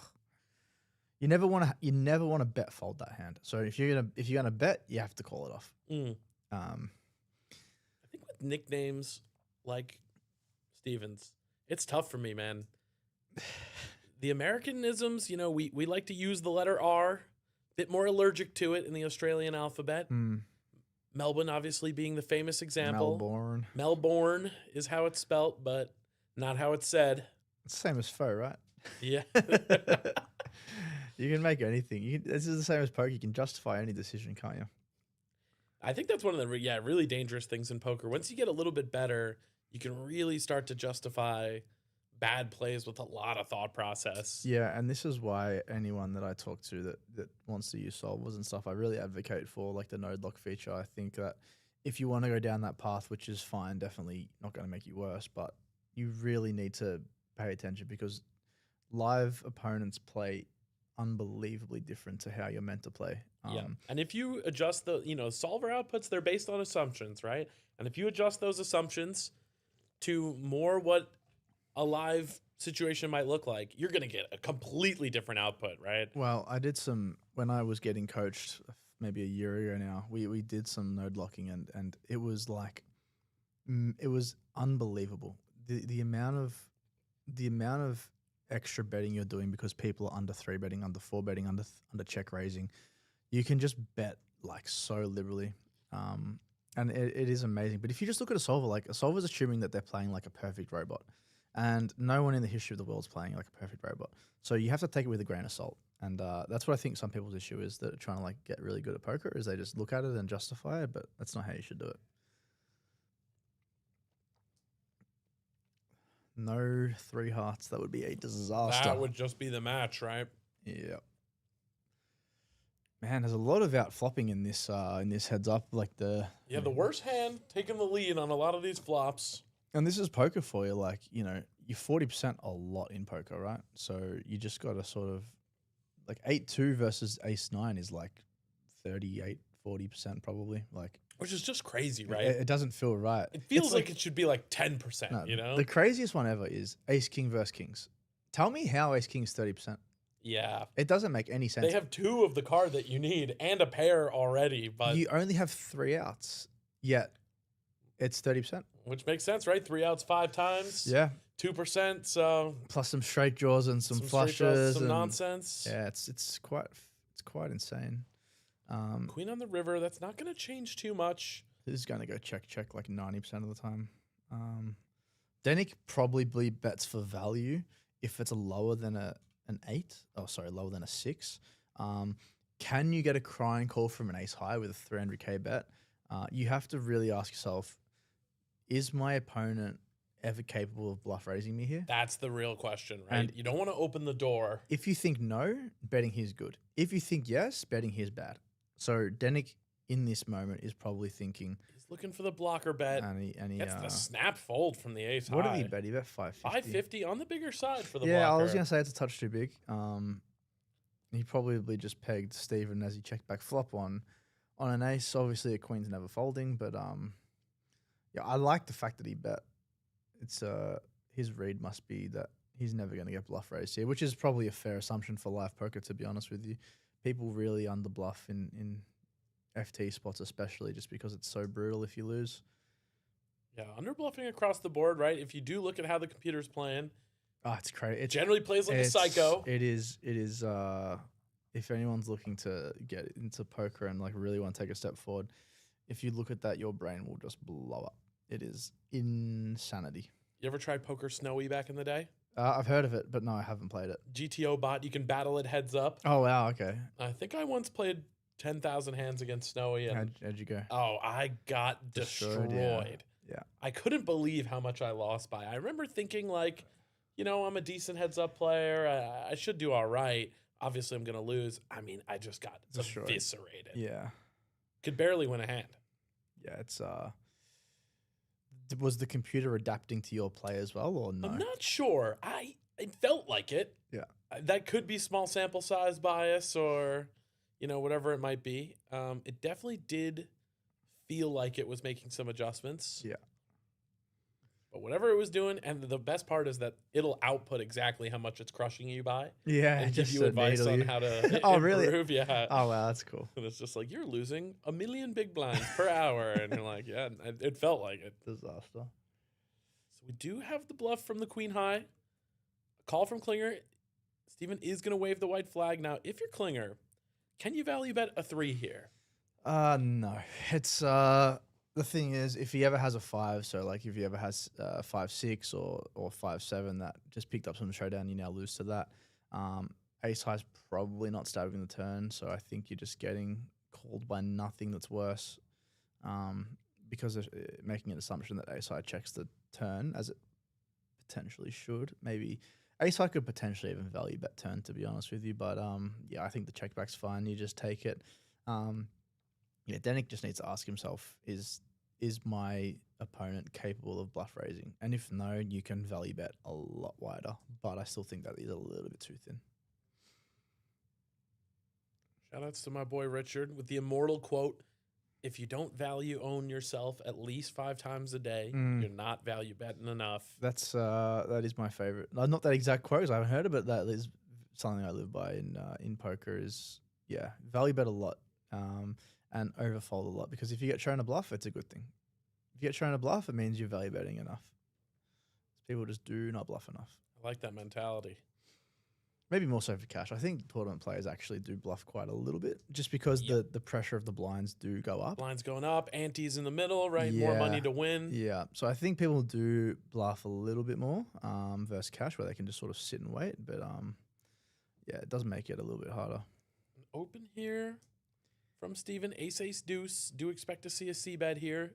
Most of the time, Klinger with the pair, not going to go anywhere. So the only issue with opening off effective 17 bigs is they actually should never fold their hand. So like they have like 3-2-0, 7-2-0. They're actually not meant to fold because they're getting such a good price. Where if it's 30-40 deep, it's a different story. They can actually start folding, right? I was talking to, I won a $100 bet against Chris Kokonos actually the other day. I defended King 3-0 to an under the gun open, and he put $100 on that it's meant to be a snap fold, and I won the bet because you're meant to defend every King X and actually every Queen X, so you're meant to defend Queen 2-0 as well. And the reason is because you're only 10 bigs effective, right? So what I said to him is, would you rather defend Queen 2-0 off 1 big or 1,000 bigs? Well, if you defend off 1,000 bigs, you can lose a lot of big blinds because you can get coolered and stuff like that, right? Where with 1 big, you're just running your equity and there's a big blind ante involved, right? So it's actually the shallower you are, the more the 1 big card is just worth. The war, yeah. So like for 10 bigs, Queen 2-0 versus 6-5 suited. Well, Queen 2-0 is better. Much better. But 1,000 bigs deep, mate. Take the 6-5 suited all day. 6-5 suited. Suited connectors are like GTO Wizard's dream. Like they love that. They love those hands. So yeah. Obviously a lot of potential to win huge pots in those cash game scenarios that are very deep. Do you guys think that when an ICM deal is done, they should still play for the first spot, as in play for the trophy? Listen, this is how we run our policy here at Play Live. Always something that's subject to change, but for the time being, we do allow the players to do as they wish as they get into these 2- and 3-handed scenarios. If they want to make a deal with more people involved and someone's kind of pushing it and there's a player that isn't as interested in a deal, we will kind of cut off those discussions until there's an elimination or the next break, just to make sure that it's never used as strategic leverage in game.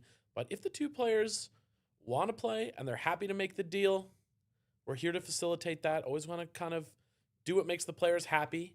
But as the Melbourne Millions gains prestige over the years, that may be a rule that's subject to change.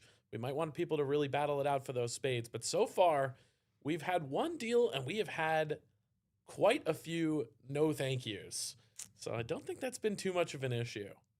Yeah, I think let them. I guess it like technically is sort of their money, so let them chop it up. I don't know. I don't really understand that operators that don't allow people to chop it, or ICM deal. I think it's a bit strange, but yeah, I do think there is the argument of it's a tournament. You want the purity of crowning a champion. Well, you can still play for first.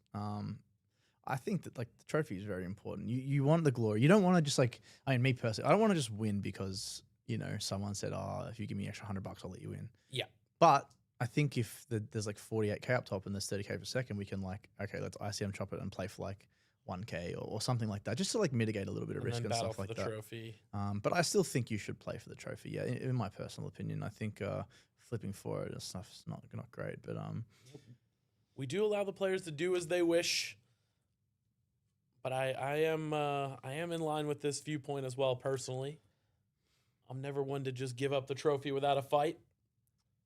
that's why we play poker, right? Absolutely. So That's why we play tournament poker. Yeah, like otherwise we just play cash every day. If you're interested in money, cash games are where it's at. If you like the glory, tournaments are for you.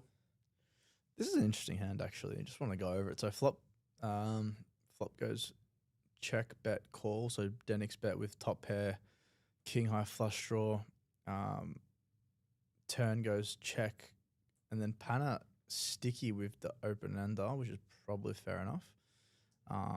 Denick then rivering the flush, and this is a very easy jam in my opinion. Like obviously, yeah, you do lose to the ace of hearts, and that sucks. But like we just already have been over how wide heads up players, and like look at the hands there. Wait, what? Okay, there's going to be something wrong with the graphics there. Absolutely no chance the second nut flush went in the bin. I'm going to guess that king of hearts was actually the king of diamonds. Yeah. There's a 0.0% chance that he just folded the second nut flush. So apologies on some issues with the graphics. Sometimes the cards get slightly misread. Let me check in with the tech team. Let's hope he just didn't misread his hand and he that would be a disaster.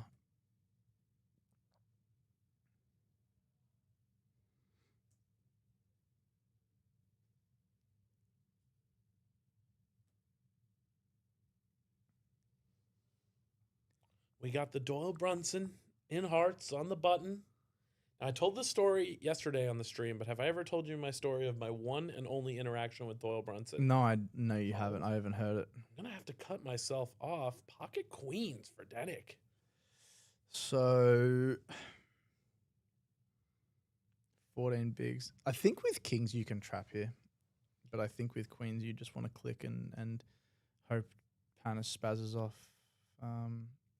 Does opt for the small click, gets it through. So I was playing 5-10 in Bellagio. Yeah, good casino. Yep. With some of the best games in the world, the list tends to be horrifically long, but otherwise a lovely place to play poker. And I see Doyle. He's in his early 90s. I think this was in 2017 or 18. And he drives out of Bobby's room. He was playing, I think it was 2,000, 4,000, 8,000 limit. Some just absurd stakes. Yeah. What's the buy for like 100K or something? No, I think they were all in for 300, 400, 500K each. I mean, they like to go crazy in those Bobby's Room games. And, he drives one of those mobility scooters right past my table. And I had the realization, he's an old guy. He's a legend. Might not get another chance to talk to him in my life. Yeah. I should introduce myself. So I turned around and I go, hey, Mr. Brunson, don't mean to bother you. Huge fan. And without skipping a beat, without slowing down, without doing anything, he just drives off and just goes, eat my dust, young man. And that was it. Wow. That's the only time I ever spoke to the guy. That is interesting. Beats a picture, right? I mean, maybe he's down 500K for the day or something. Who knows? That's an interaction. It did feel, it felt like a friendly no, I will say. Yeah. I mean, at the end of the day, he's his own guy. He can do whatever he wants, I suppose. But yeah, not that he's a bad guy, but what's the saying? Never meet your heroes. There's a lot about that today. Allen Iverson's in Melbourne at the moment doing a Culture Kings thing, and people have paid a lot of money for tickets to meet and greet him, and they haven't been overly happy with the package that they received. So yeah, I do think with athletes, you got to be a little careful. Just because someone's good at a sport. Yeah, doesn't mean they're smart or nice or anything really. Actually interested in chatting with you, right? And probably the opposite, to be fair. Like they have such sick brains because they're just so dedicated to the sport. To the one thing, yeah. That everything else is a bit whatever. But so we got an open here from the Queen 10.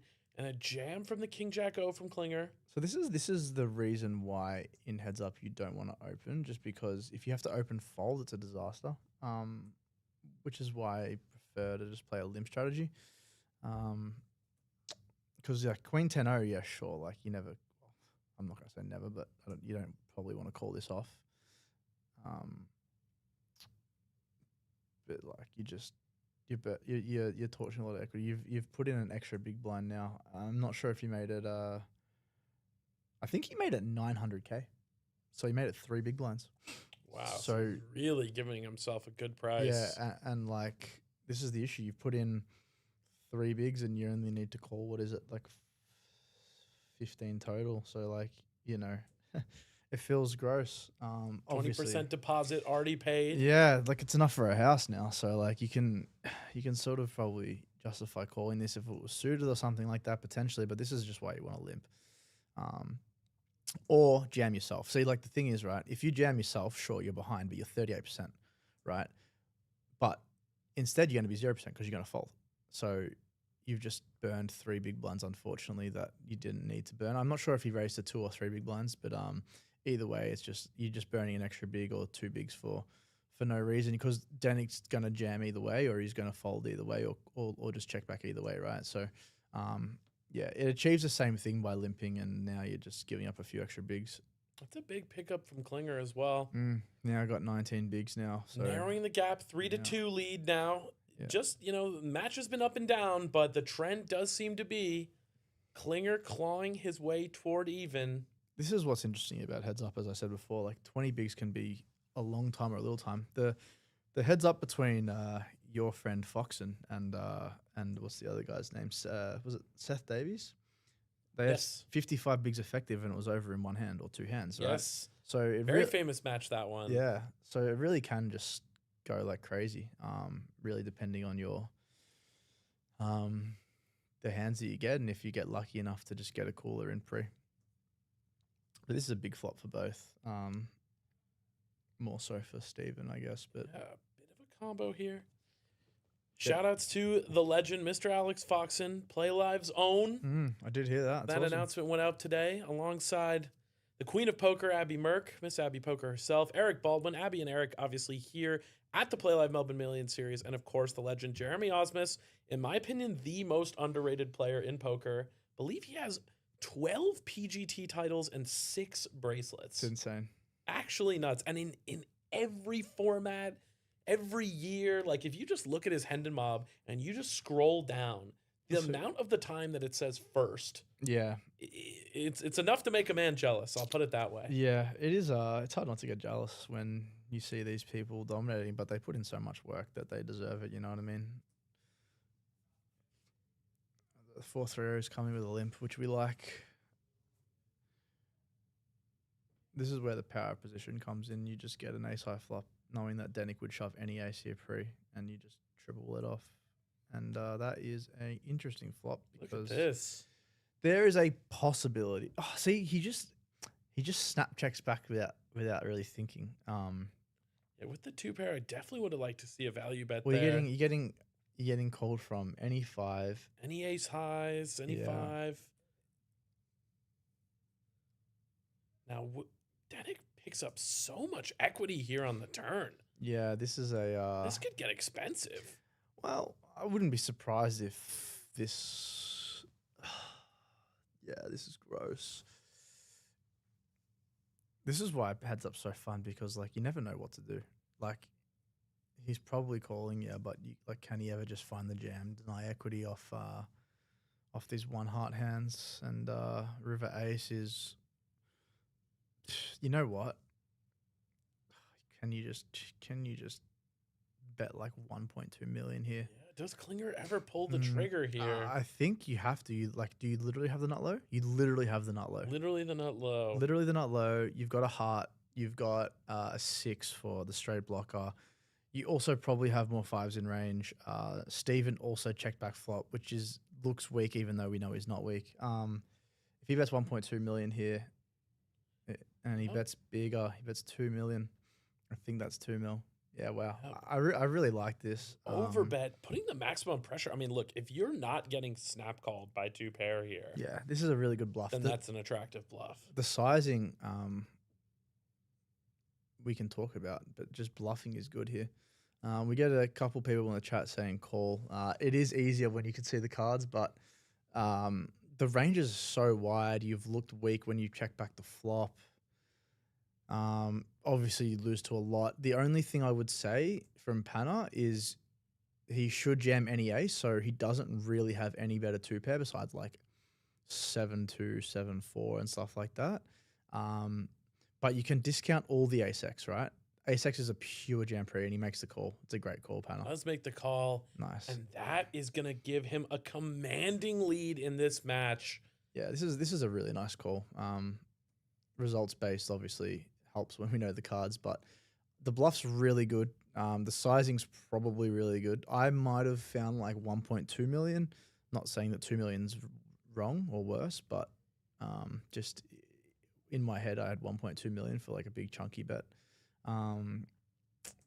Sometimes potentially it looks more bluffy the bigger you go, which is like a paradox in live poker. People just think you're more full of BS when that happens, but yeah, that's it's unfortunate for Denick because he had such a good hand to bluff with. He has literally the nut low with a heart and a straight blocker. You got to give him credit for finding it. It is unfortunate, obviously, but yeah. So Denick's going to be looking to jam a lot of hands here. Yep, it's going to be a lot of all-ins and a Not lot this of just one. giving up with the hands like this, like the dirty diaper. Yeah. Wow, just checking the numbers at some of the other events.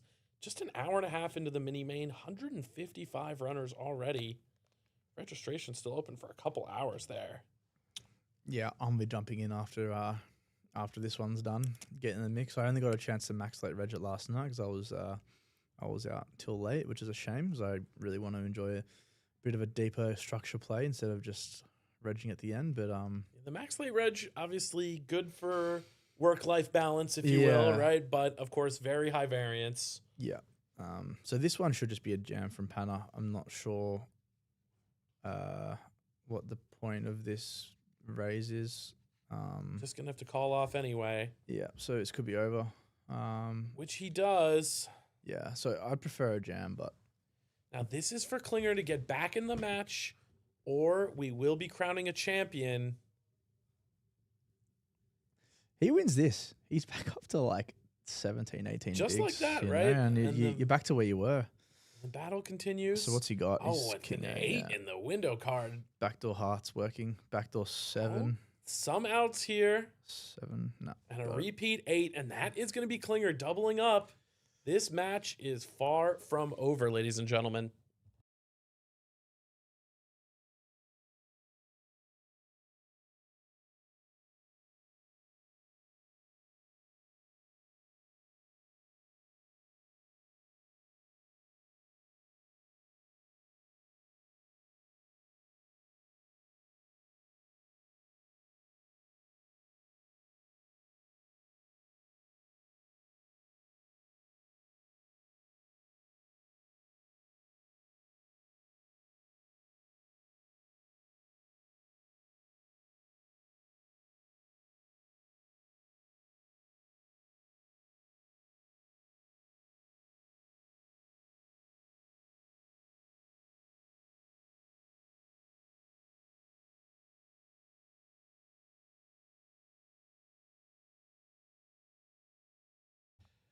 Okay, look at this.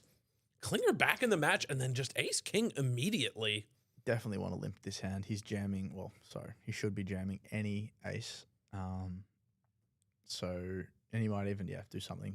We're seeing some aggression from the queen 8. Do something I'm silly wondering like if this is a bit of impatience Yeah, from Stephen Wright wanting to close out the match. I feel like he thinks he deserves to have won already. And I think how much has Denick got? 4 mil.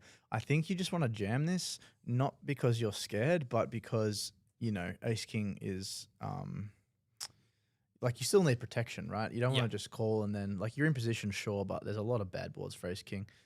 You only have 15 bigs and he's put in 3 plus the ante and the big blind. you're just picking up a lot of chips by jamming here. You also can get called by worse. Let's say he's got like ace jack, ace 10, king queen and stuff like that. So this is nicely played. He's gonna get a fold from the queen Yeah, 8. fairly standard, but now, like, it's funny because he was almost down and out now with the big bluff, but like 29 to 19 was literally the exact same big fun Right? before. Straight back to that 3-2. Yeah. And again, I feel like the emotional roller coaster is a lot easier here if you're Daniel Klinger. You felt like you were on life support. Now you're back in the match. From the other end of the coin, you felt like you had it in the bag. Now the bag seems to be slipping away. This is the brutality of heads up is you just never know. You're always 1 or 2 hands off winning or losing a whole tournament, and that comes with a trophy, glory, and $20,000. So it's brutal. But yeah.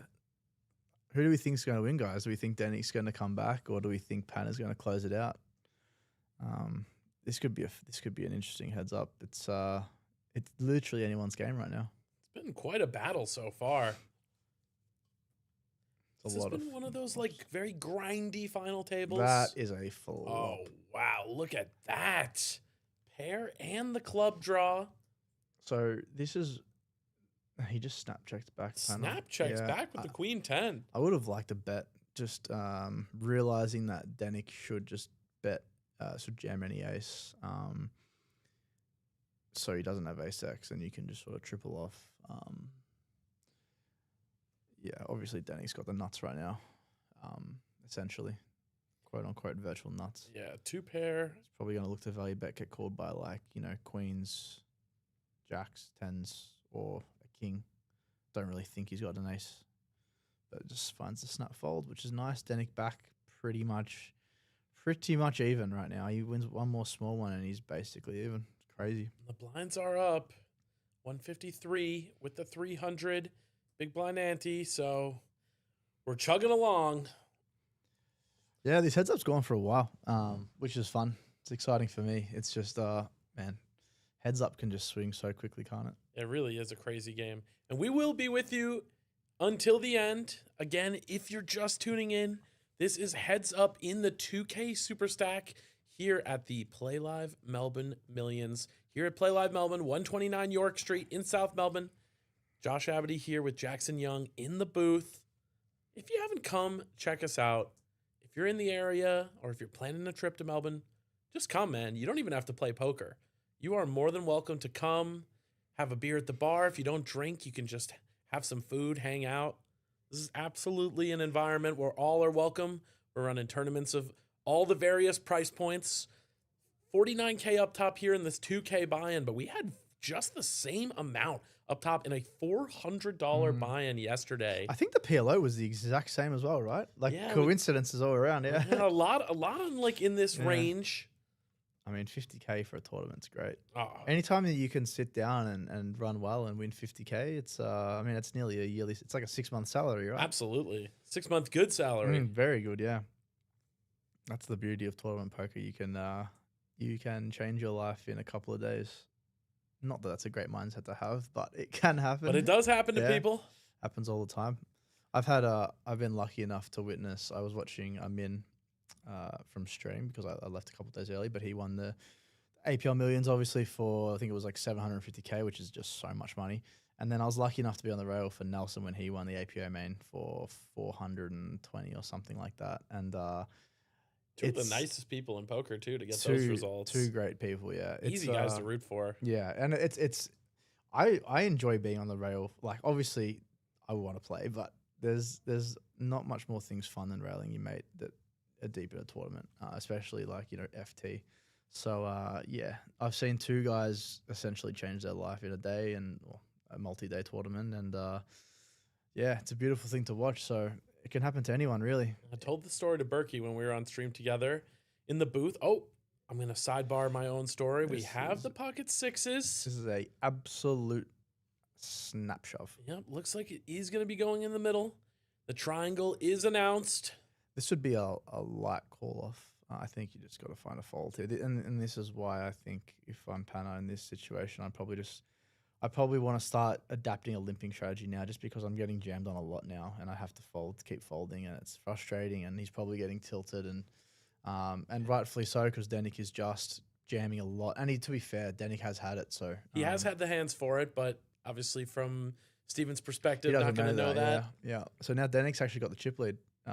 Look at that for the first time in the match. Danik Klinger inching into the chip lead. I mean, that must feel good. 1 all in away from closing it out now. It's just a mental. It's a mental uptick. Like you feel like I've come back from literally dead. And look at that. He has a chip lead by 1 chip, 50K. Wow. Yeah, wow. But he probably just has. I mean, Denik's going to be locked in. Don't get me wrong, but he probably just has a little bit more belief now that he can actually do it. There's nothing better than taking a chip lead heads up. Absolutely. So anyway, so to finish the story, so as you may remember, a few years ago, Mr. Sean Ragazzini, good friend of mine, friend of the stream, got 11th place in the World Series of Poker main event. Did he? He did indeed. Wow. And it was 5 a.m, pocket jacks for Klinger. Hello. Gonna have to cut my own story off again. This is a very good spot. You're on a limp here, and this is it all in. Yep. This is the tournament. And this is gonna be it. Yeah. Oh, he doesn't Oh, he jam. doesn't decide to jam. So I think this is a bit Opts of for a. just a regular raise. I think this is a little bit of a misstep from Panna because, like, you just want to deny hands like King Jack suited and stuff like that. They All in call. a call. This is it. Jacks versus the ace-9 suited, and this is basically for the tournament, regardless of who wins. 68% chance of winning the tournament for Denik. 32 for Panna. And Can let's he- go to a flop. Oh no. Ace from space. It's He's found just it. too easy. It's been so consistent. And Danik Klinger is going to need a jack and a jack only, and it is not going to come. GG. I mean, he's got 1 big blind, so He who is going to knows, but- have 1 big blind, and we are going to see a bit of just a forced all-in shove fest. But for all intents and purposes, 99.9% chance we are going to have Steven Panarakis as our champion here in the 2K Superstack. The floor is just double-checking the stacks, making sure that Denik does indeed have some chips behind. Looks like there's some uncertainty. It looks like he thinks he's won the match already, but Yeah. match is not quite over yet if the graphics are to be believed. So we're going to stick around and just make sure. They obviously had 50K off, but then obviously one of them was the big blind and stuff like that. So yeah, they just need to count this out. But it's yeah, crazy hand. Pretty standard. I probably would have liked Panna just to jam that in pre. But he found it. And sometimes it's just your day. And I think today is Panna's day. Floor counting out the stacks. We're going to be here with you sweating this, making sure. Oh, and it does look like We got some action.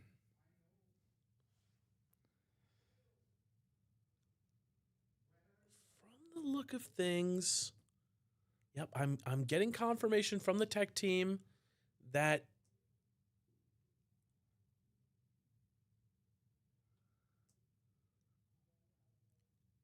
sorry everybody, we're just seeing if we have in fact crowned a champion. Yep, I'm getting confirmation from the tech team. Daniel Klinger does indeed have 1 big blind, so they're going to run out some hands quickly. Graphics might not even be able to keep up. He's got the 10s. What a tilting way to bust. You get jacks in 20 bigs heads up and 10s versus the 7-5. Slightly incorrect in the graphic there. 10s v7-5, impossible to lose from here. So- Surely. So 10s is going to hold. Klinger's tournament life still alive. But again, on absolute fumes, we're going to have a few of these forced all-ins. And it is just about a certainty that Steven Panarakis will be your champion. But hey, never say Hey. never. Never say never. Crazier things have happened. I famously have told the story. I won a tournament 2 years ago off 1 small blind with 30 players remaining, and I was in the small blind. Wow. That's insane. Yeah, I folded my big blind pre too. Wow. It was like Saved it. open 3-bet, 4-bet, 5-bet all in. And you just find And a I was like, I fold. guess I'll just go into the small blind and take that random hand and see what happens. Yeah. Ended up winning the tournament, so Good decision, I guess. But yeah, it worked out. I think we're just gonna. I think Danik is all in blind anyway. Just Yep, still gonna be forced all in here. I think we're just gonna get the cards straight onto. Yeah, there we go. Pocket nines for Panna, and it looks like Bit of nonsense on the other end. 7-4-0 for Danik. Yeah, 7-4 versus the nines, and this is probably gonna be the end.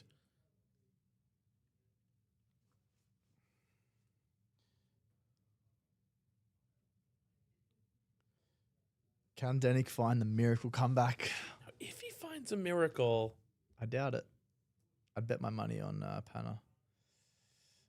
yep, and it looks like that is in fact the match. Nope, he's doing the pre-backpack. The backpack got me. We'll have to look at his celebration. Yeah, we're gonna have to see the reaction here. He's hit it. He must have hit a set. Yeah, GG. Yep. GG.